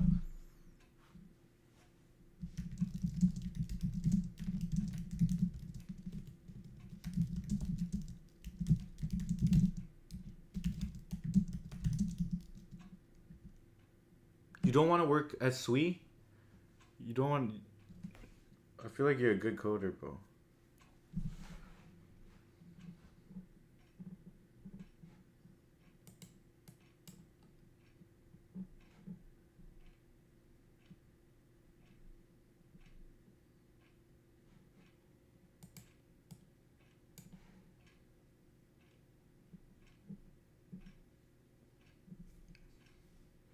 Didn't you take SWE in your degree?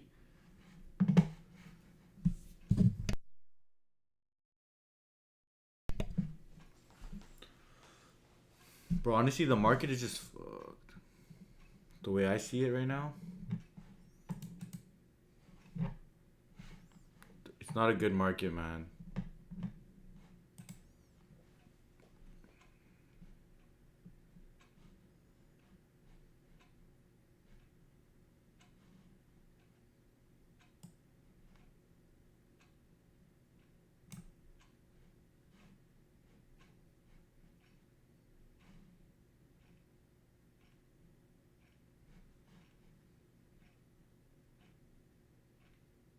Yo, Javante, what's good?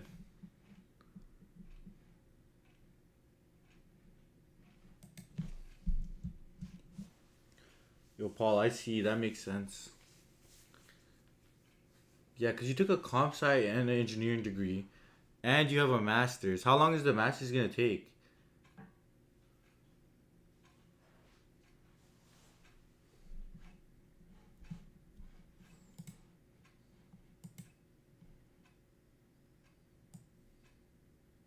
Okay.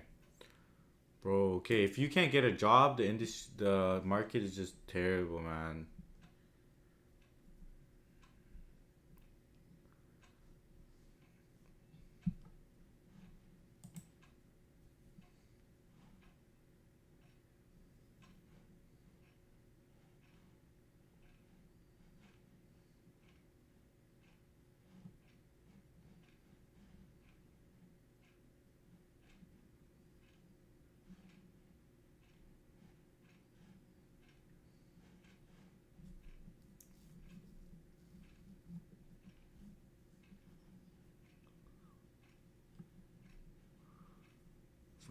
Exclusive times or some.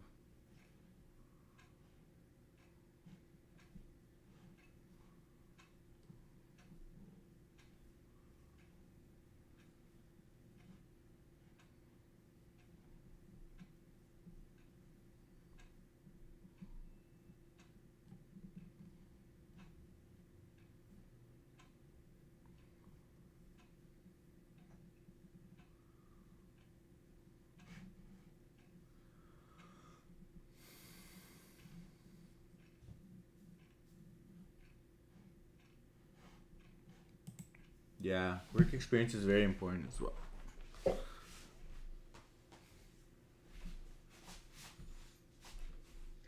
Yo. Yo, Alright, I'm back. Wait. Do you do like resume roasts? I don't know if I roast them. I just look at it. You want me to look at yours? Yeah. Send it. Wait. Let me find it. Just DM me it or drop it in the resume review channel. It's funny, yeah.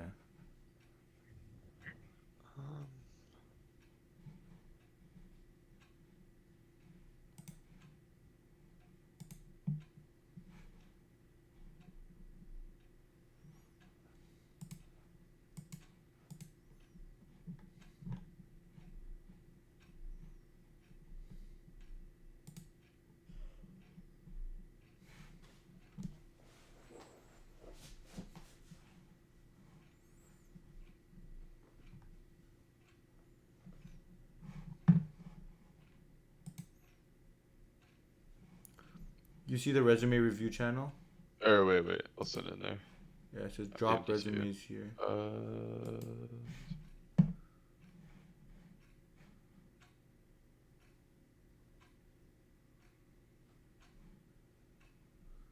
Damn, some of these kids went crazy.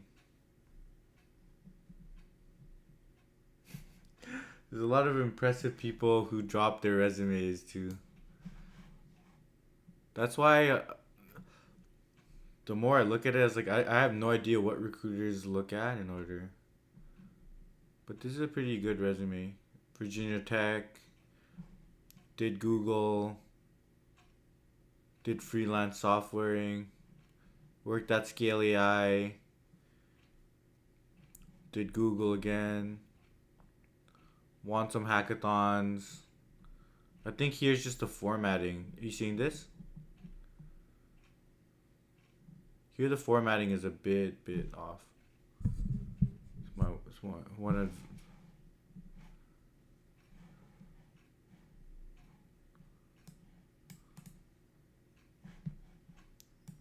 Yeah, bro, I definitely don't have Google Step cooked. Bro, you're good.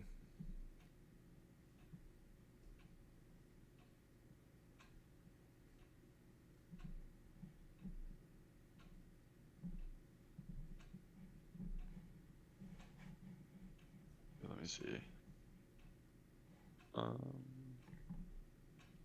Okay, I need to use a stack. Yo, I've been looking at this question for a minute. Okay, I just need to use a stack.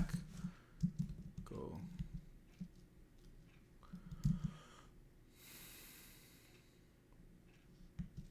Oh, it has to be a link. That shit.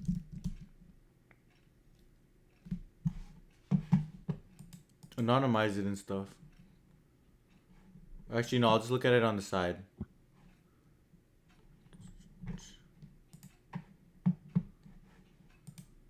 I DM'd it to you, but I see, I see. I would have to anonymize it for a minute to send in Oh the review shit. channel. Oh, I didn't open. Yeah, I'll just look at it on the side. Okay, but Shit, you going crazy. Texas A&M.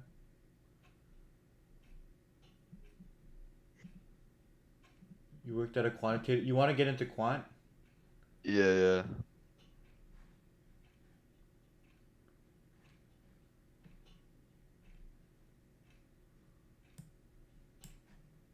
Wait, AlphaCode, so how does the scale I stuff work? Because I saw like a few people here doing it. Is it kind of just like data annotation, or is it actually like you're actually doing something?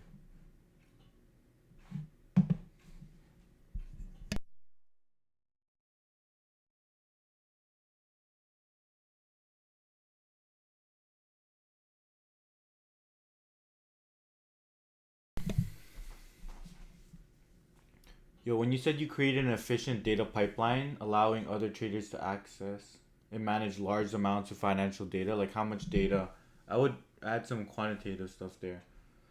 Like Yeah, allowed, fair. pardon? I said yeah, fair. Yeah. Like millions, billions, I don't know. Yeah, I guess. Cause like the metrics are always good. I like you have metrics for some of them, but that one you could probably do.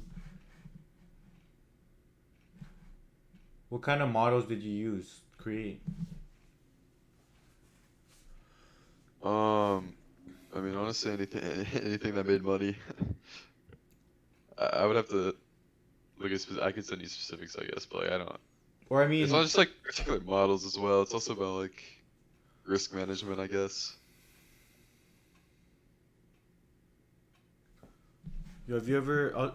Were you here when I was showing the YouTube video on how to make a good resume by Google? No. But I show this to everyone who keeps asking me because this is like the format that everyone that I know.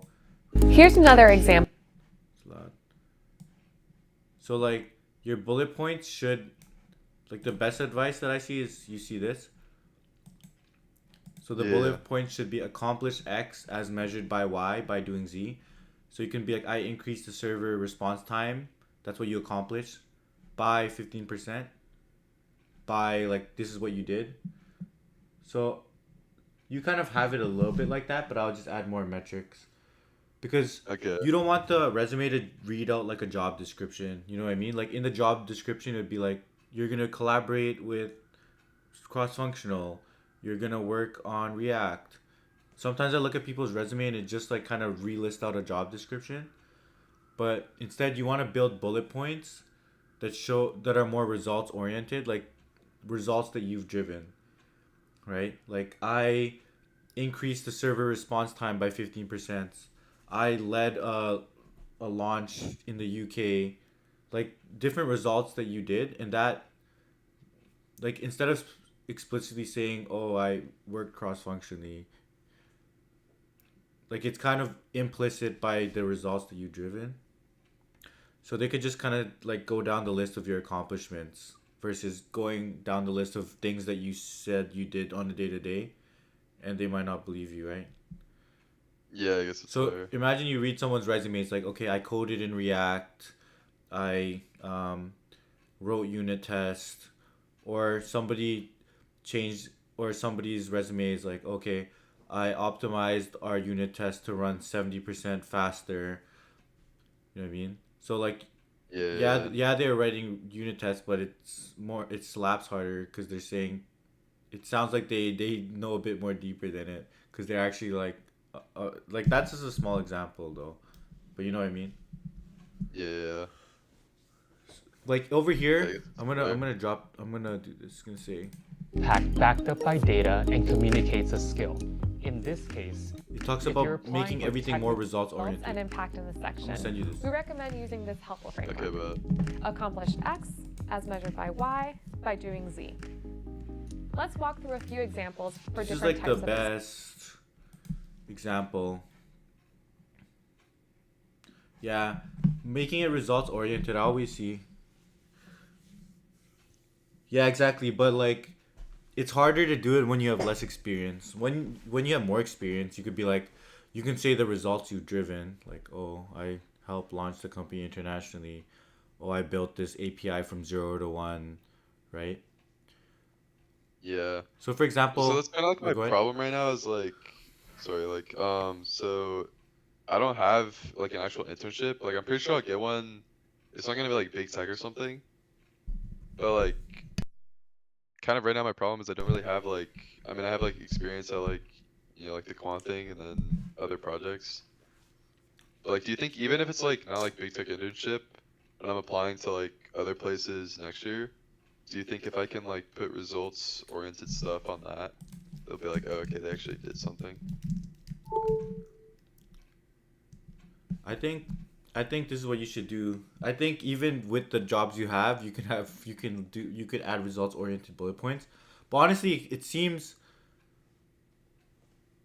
it is sometimes when I see someone, they're like, okay, they worked at the mall or something, it's super results oriented, it looks a little bit off. You know what I mean? Yeah. So that's what, because I got someone who had no experience in tech, and she just had like work experience at like random places, right? And I told her to Yeah. make it more results oriented. After I looked at it, it just sounded BS. It just sounded worse. Cause kind of when you work these other like when you work as a server, right? You are just kind of doing your job, right? You're just waiting table. You're like it's not, those jobs are less results oriented, right? It's like you kind of clock in, Yeah. you do the job for your 8 hours, and you clock out. Versus like job like the software jobs that we work at, or even a quant fund or something. You're actually trying to drive results. You're trying to reduce latencies. You're trying to like get alpha. You're trying to build an API from 0 to 1. Like you're trying to get some results, and then it doesn't really matter what you're doing day to day. Like you could be literally be sleeping the whole shift, but then wake up at night. Like it's not the same. You know what I mean? Yeah, I get it. I get it. Yeah, that's basically what it's like. It's, I would say, you can try to BS these points, but if it looks dumb, just leave it. But the best thing you can do is just use GPT for it. Like, you know what the format should be, right? It should be accomplish X. It should be results oriented, first off, and it should be like accomplish X as measured by Y by doing Z. Literally tell GPT, okay, I want my resume to be more results oriented. I want to have the bullet points in this specific format. Can you generate me bullet points? And then literally do that. That's the fastest way to do it. Okay, yeah, valid. Yeah. But making resumes are so annoying. Honestly, I don't really even get jobs from submitting my resume. I was gonna say, like, I've lucky like applied to like probably close to like 200 internships now, just using my resume, and I've only gotten like automated OAs. Like, I've not gotten a single interview back or anything. Like, I'm not expecting like an interview off of 200 applications, to be honest, but like, it's just like, I don't know if my resume is complete trash or if I need to network harder. Yo, go on LinkedIn and make sure that you're open to work, but you don't need the green banner thing. You can make it only available to recruiters. Oh, for real? Yeah. That's honestly the best way. Once I started doing that, I literally just started getting way more inbounds. Okay, wait, Tech. Paul. Yeah, a lot of inbounds. Most of the time, they just reach out.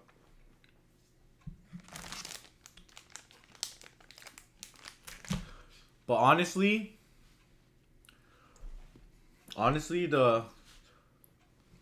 it's also like when you work, depends on the company you work for.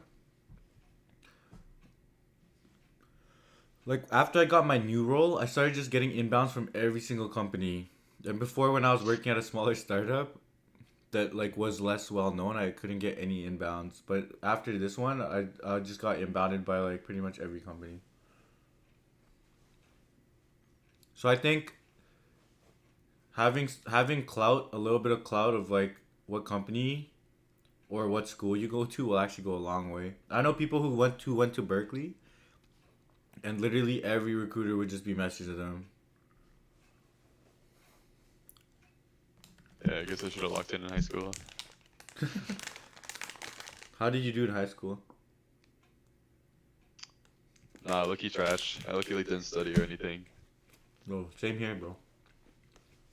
I barely even went to class. Yeah, I've just been on my phone the entire time, and then I lucky like didn't know about like most of computer science, and then kind of just locked in now for like the last year. I see.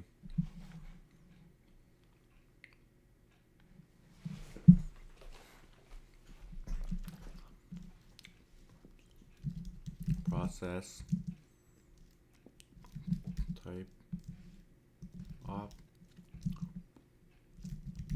Alright, bet. Thanks for the advice. I'm probably gonna go to sleep. No problem, bro. Come through tomorrow when I stream. Hop on like if you have time. Alright, bet. Alright, see ya. Yo, Goham, what's good? I'm literally just gonna do this one more question. I'm gonna sleep nice today.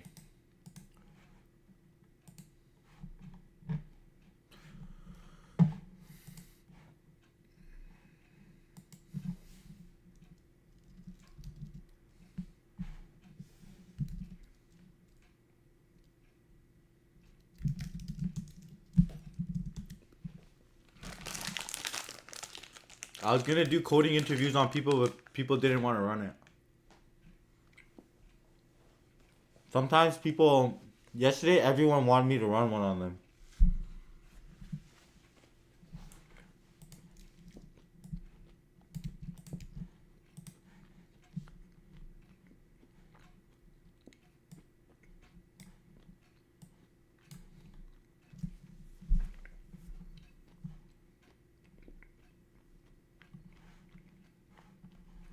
Yeah, Paul, let's do it.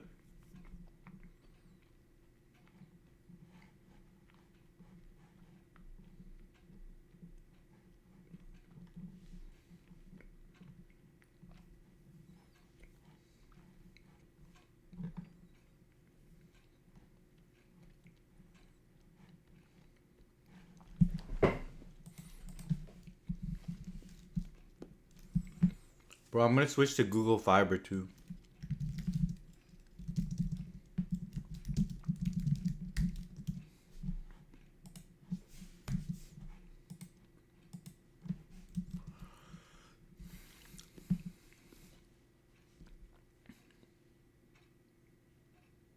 How do you know?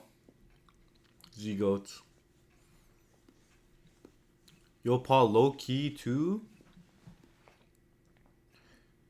I feel like early in career, I didn't want to, when I first graduated, I didn't want to work at a big tech company.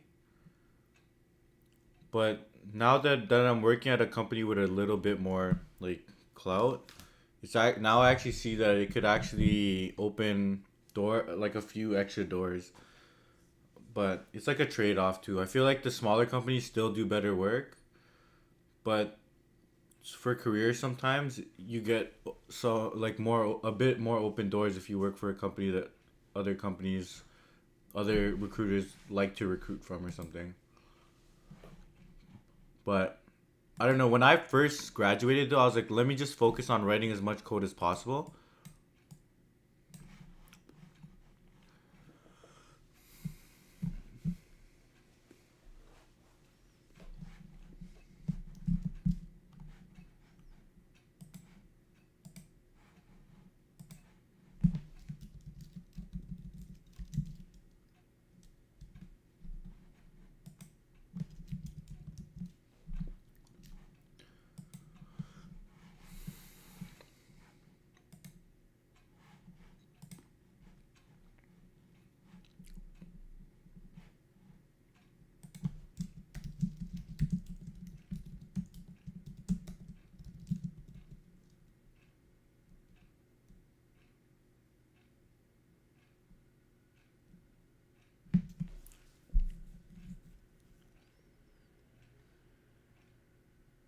This question is good.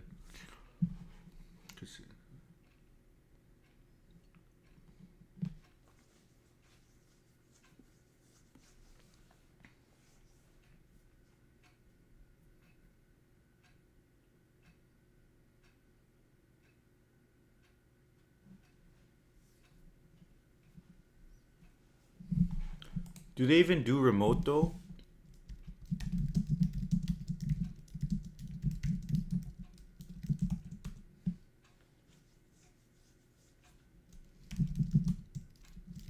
That's classic. Classic startup.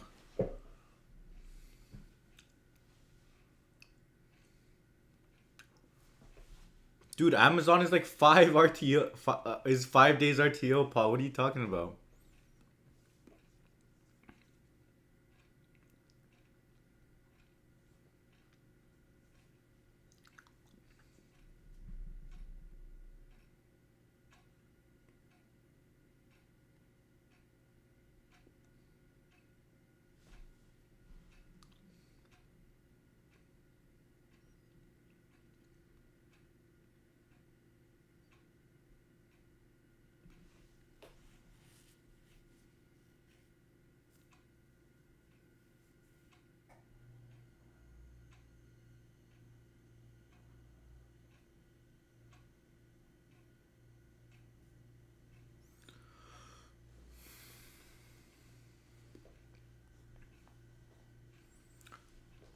Yeah, they like to run lean. Okay, I think we use a stack. We do the start.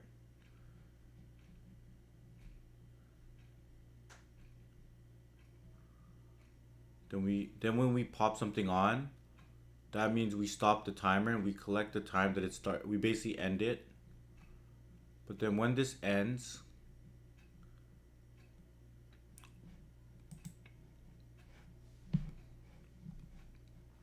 okay. Yeah, dude, I would work at it. But like the cash is good, bro.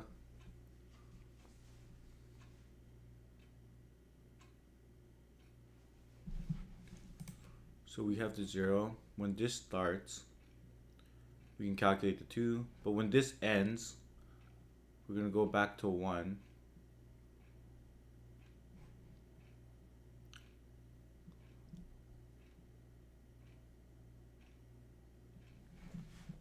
I think we need to I think we just need to keep track of the start and end times. Yeah. Honestly, Paul, I know a couple people who work there and they're not that cracked. I actually don't know how these companies hire, bro. Paul, are they hire is Meta hiring in your location too? Or they'd make you move somewhere?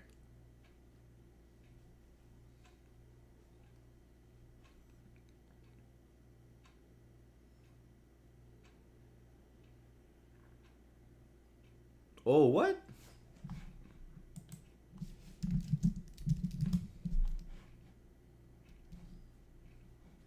Yo, send the roll. Do they actually do that?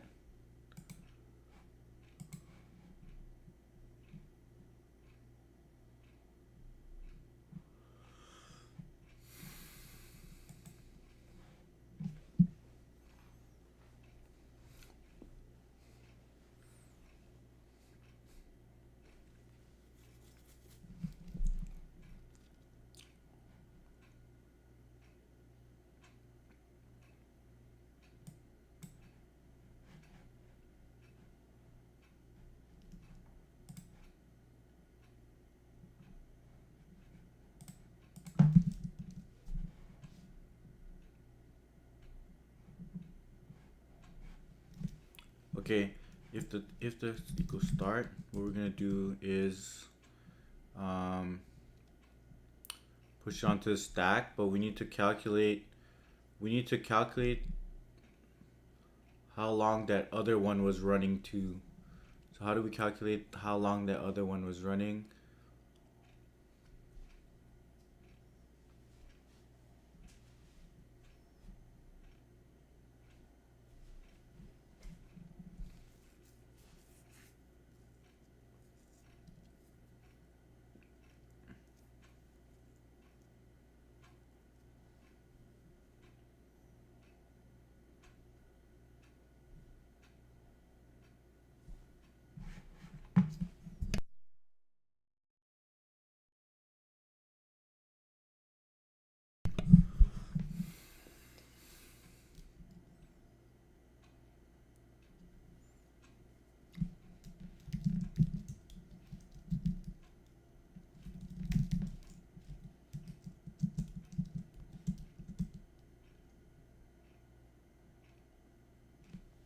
What are we gonna keep in the stack?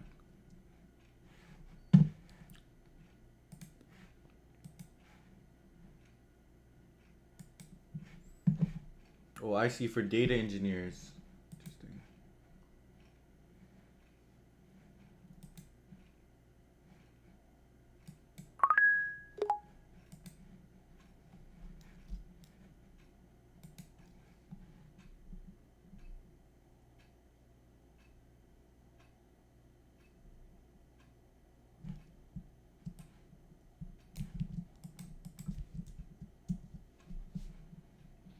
Hello and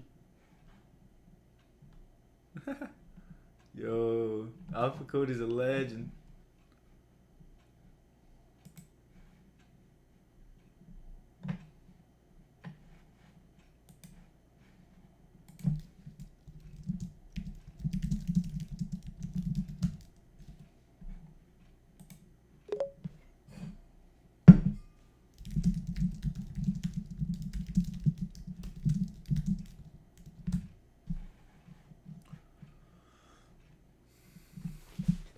That's crazy. I didn't know that.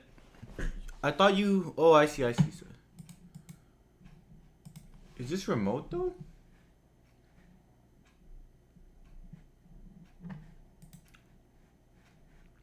Yeah.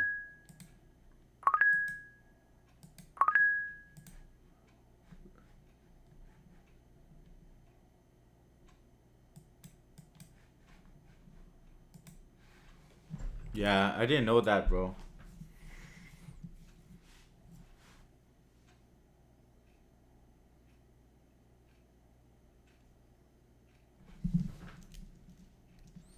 So the length. What we're gonna do is we're gonna pause. If the length of stack is greater than 0, we're gonna take the one at the top of the stack, and then count up the time that it's been there. So if it start, I'll do last limit equals.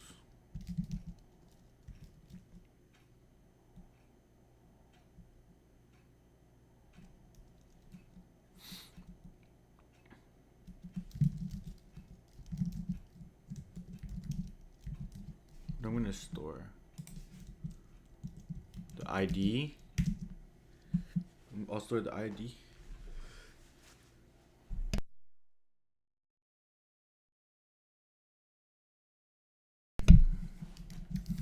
ID and the start, so we can see.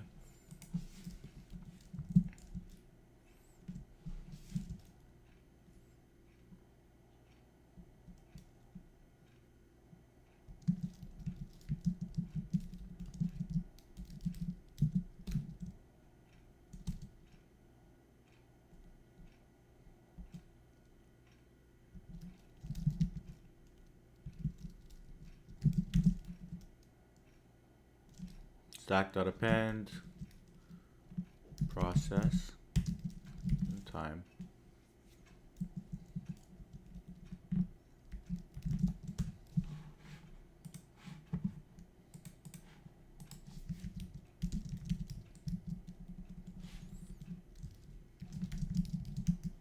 Yo, Paul, you want to stay in the Midwest, or are you thinking of like moving to like a hub like Austin, Chicago, New York? Yo, Chicago is beautiful, man. And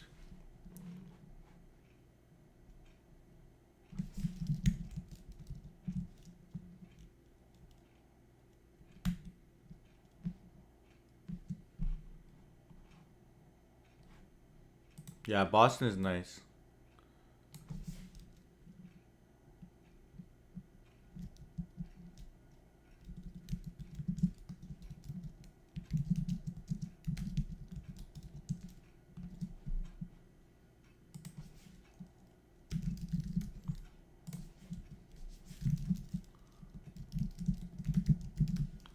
The last element of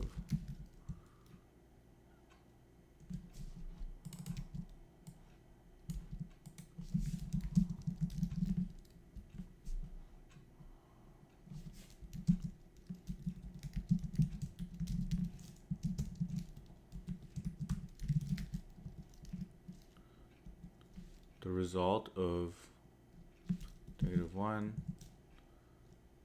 start time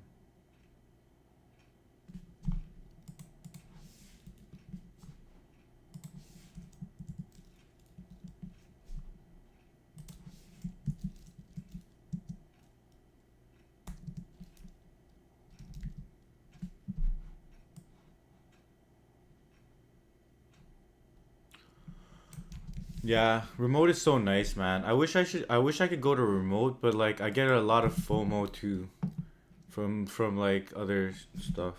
Um, but I wish that wasn't the case. Let's see, what's the end?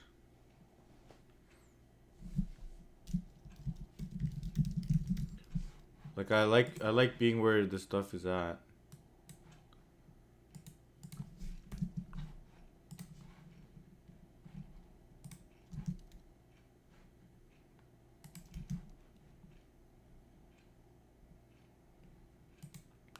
Nah, you know I don't I'm not I don't monetize my content.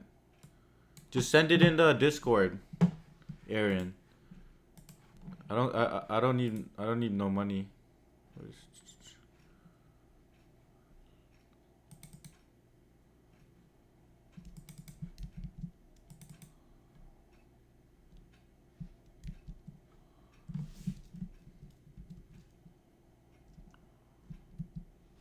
Wait.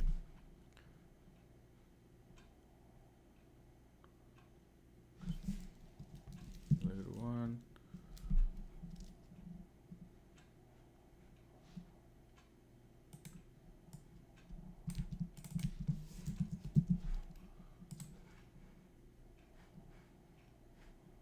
Stack.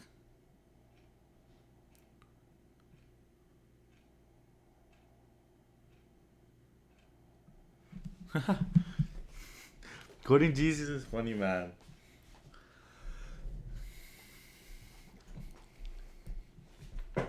Bro.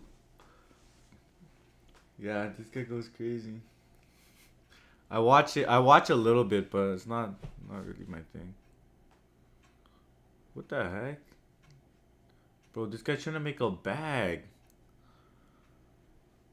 This guy's trying to make a bag. Aaron, just anonymize it. If the light.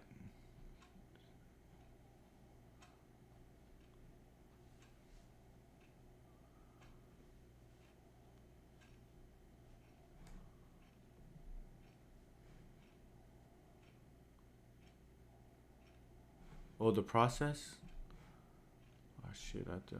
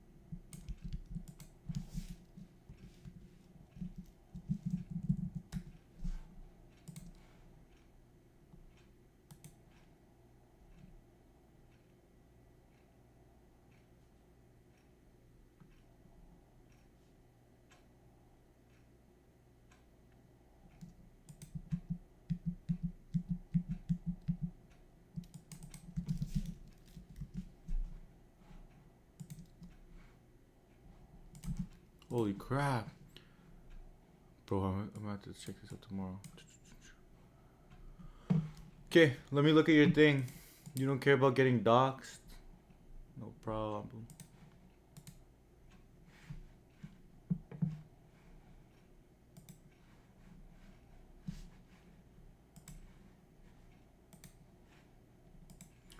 Damn, how many people I already reviewed that's coming from... I already reviewed a lot of people that's coming straight out of Carleton. Shit.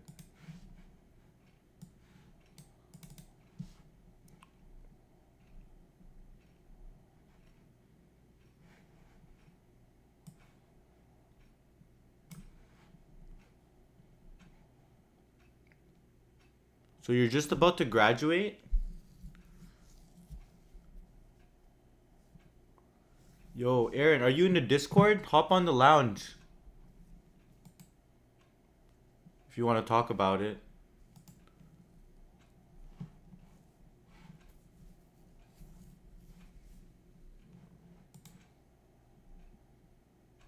I'm in the lounge if you want to talk about it. Otherwise, I'll just read. I could read over from here.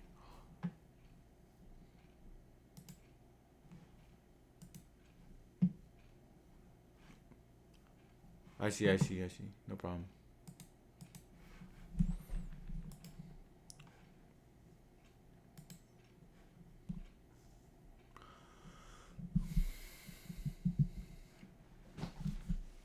Yo, Aaron, first things first.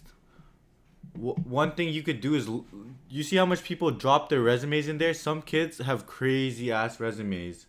So if you want to like look at some of them, you'll be able to find some stuff too. But let me look over yours.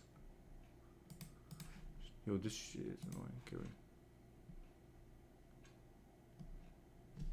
This viewer is whack.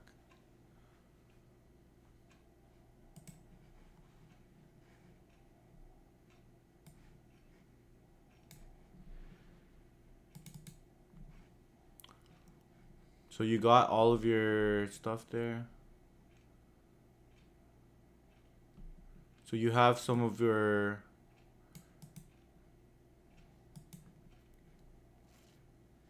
developed an iOS SDK to provide an interface for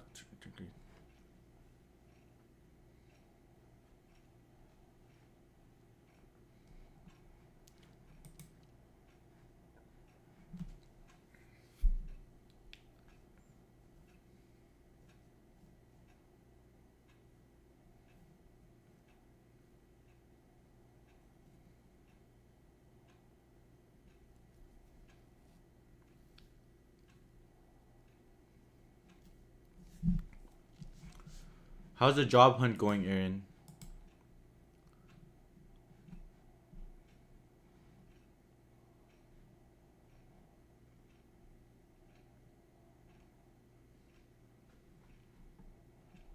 Yeah, I see. Yeah, I probably have more points.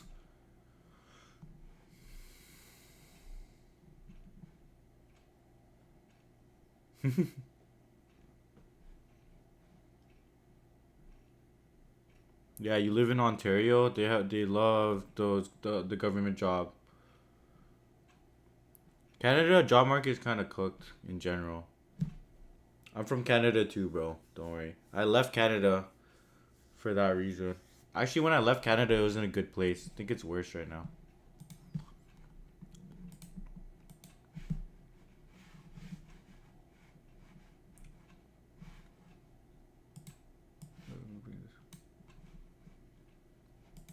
Yeah. Remote US is good too.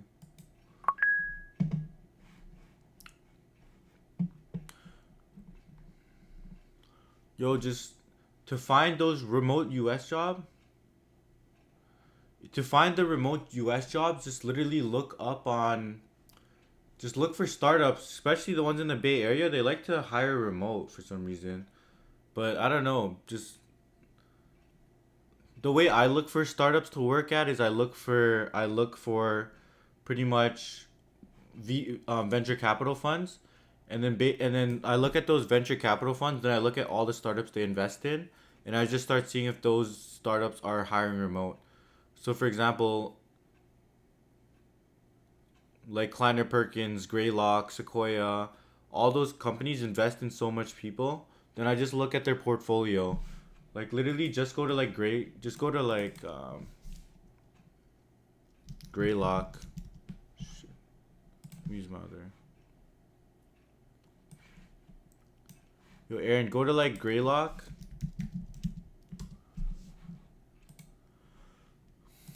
and then you could see their portfolio companies, and then just start clicking into them and see if they're hiring. Or go on Crunchbase or something. A lot of these companies hire remote. But look for a bunch of... You could even look at where they're based. Bro, Indeed? I've never used Indeed in my life. Use LinkedIn at the worst case. But just... How many places have you applied for?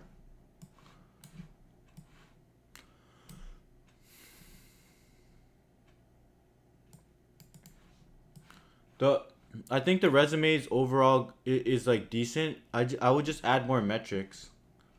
Bro, if you only done... You need to do like... You need to 10x that, bro. You need to do like 200 apps. Yo, I'm gonna... Okay. I'm gonna send you a video by Google.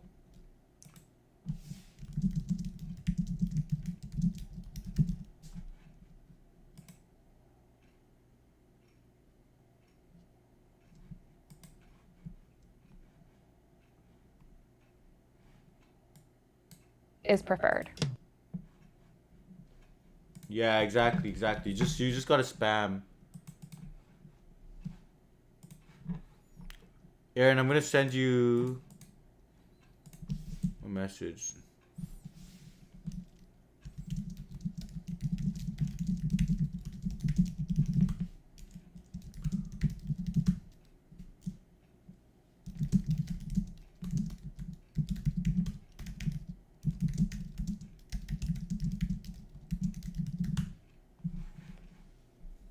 Yo, Ryan, what's up?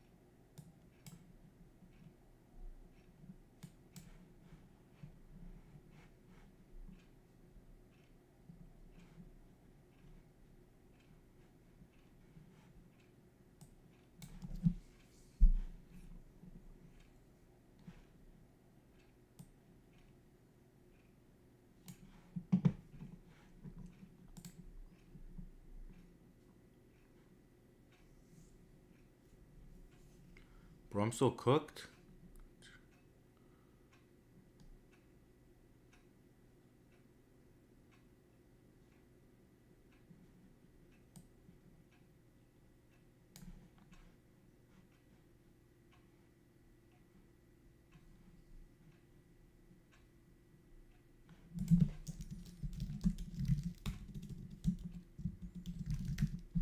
This should go up.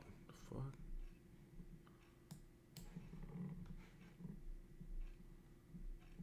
How did it get decreased? Oh.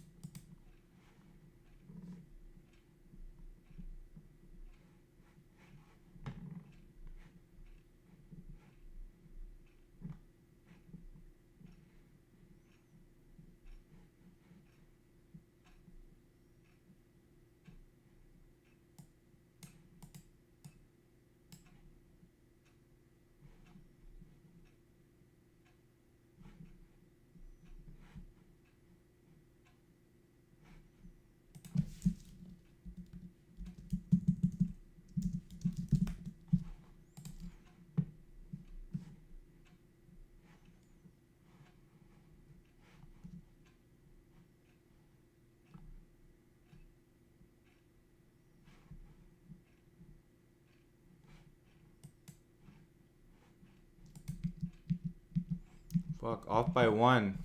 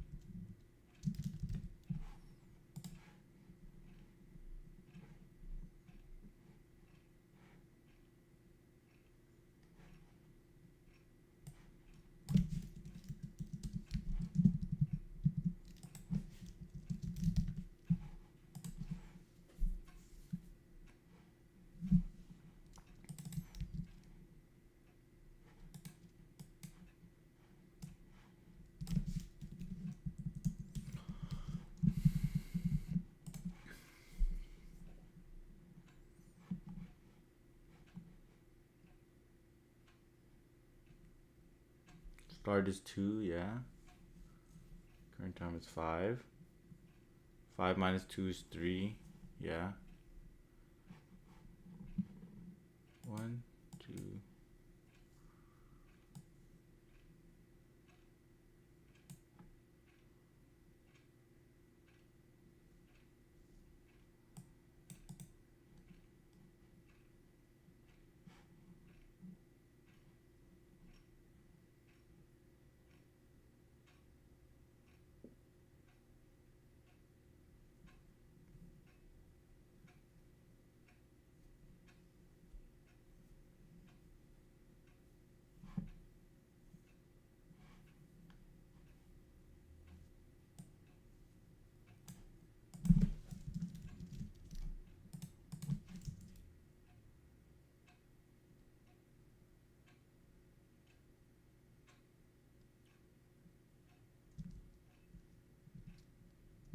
What the fuck? Alright, okay. I'm gonna look at this tomorrow. Yo, thanks for hopping in the stream. I'm gonna hop back on this tomorrow. For sure, I'm gonna get to 600 tomorrow for sure. We'll grind. Yo, thanks for hopping on the stream. Good night, bro. Paul, thanks as always for hopping on. Appreciate it, man. You're keeping this thing going. Harold, thanks for joining in. I'm gonna sleep and I'm probably gonna stream earlier tomorrow, but I'll catch y'all. Yo, peace. Yeah, double the comp this year for sure.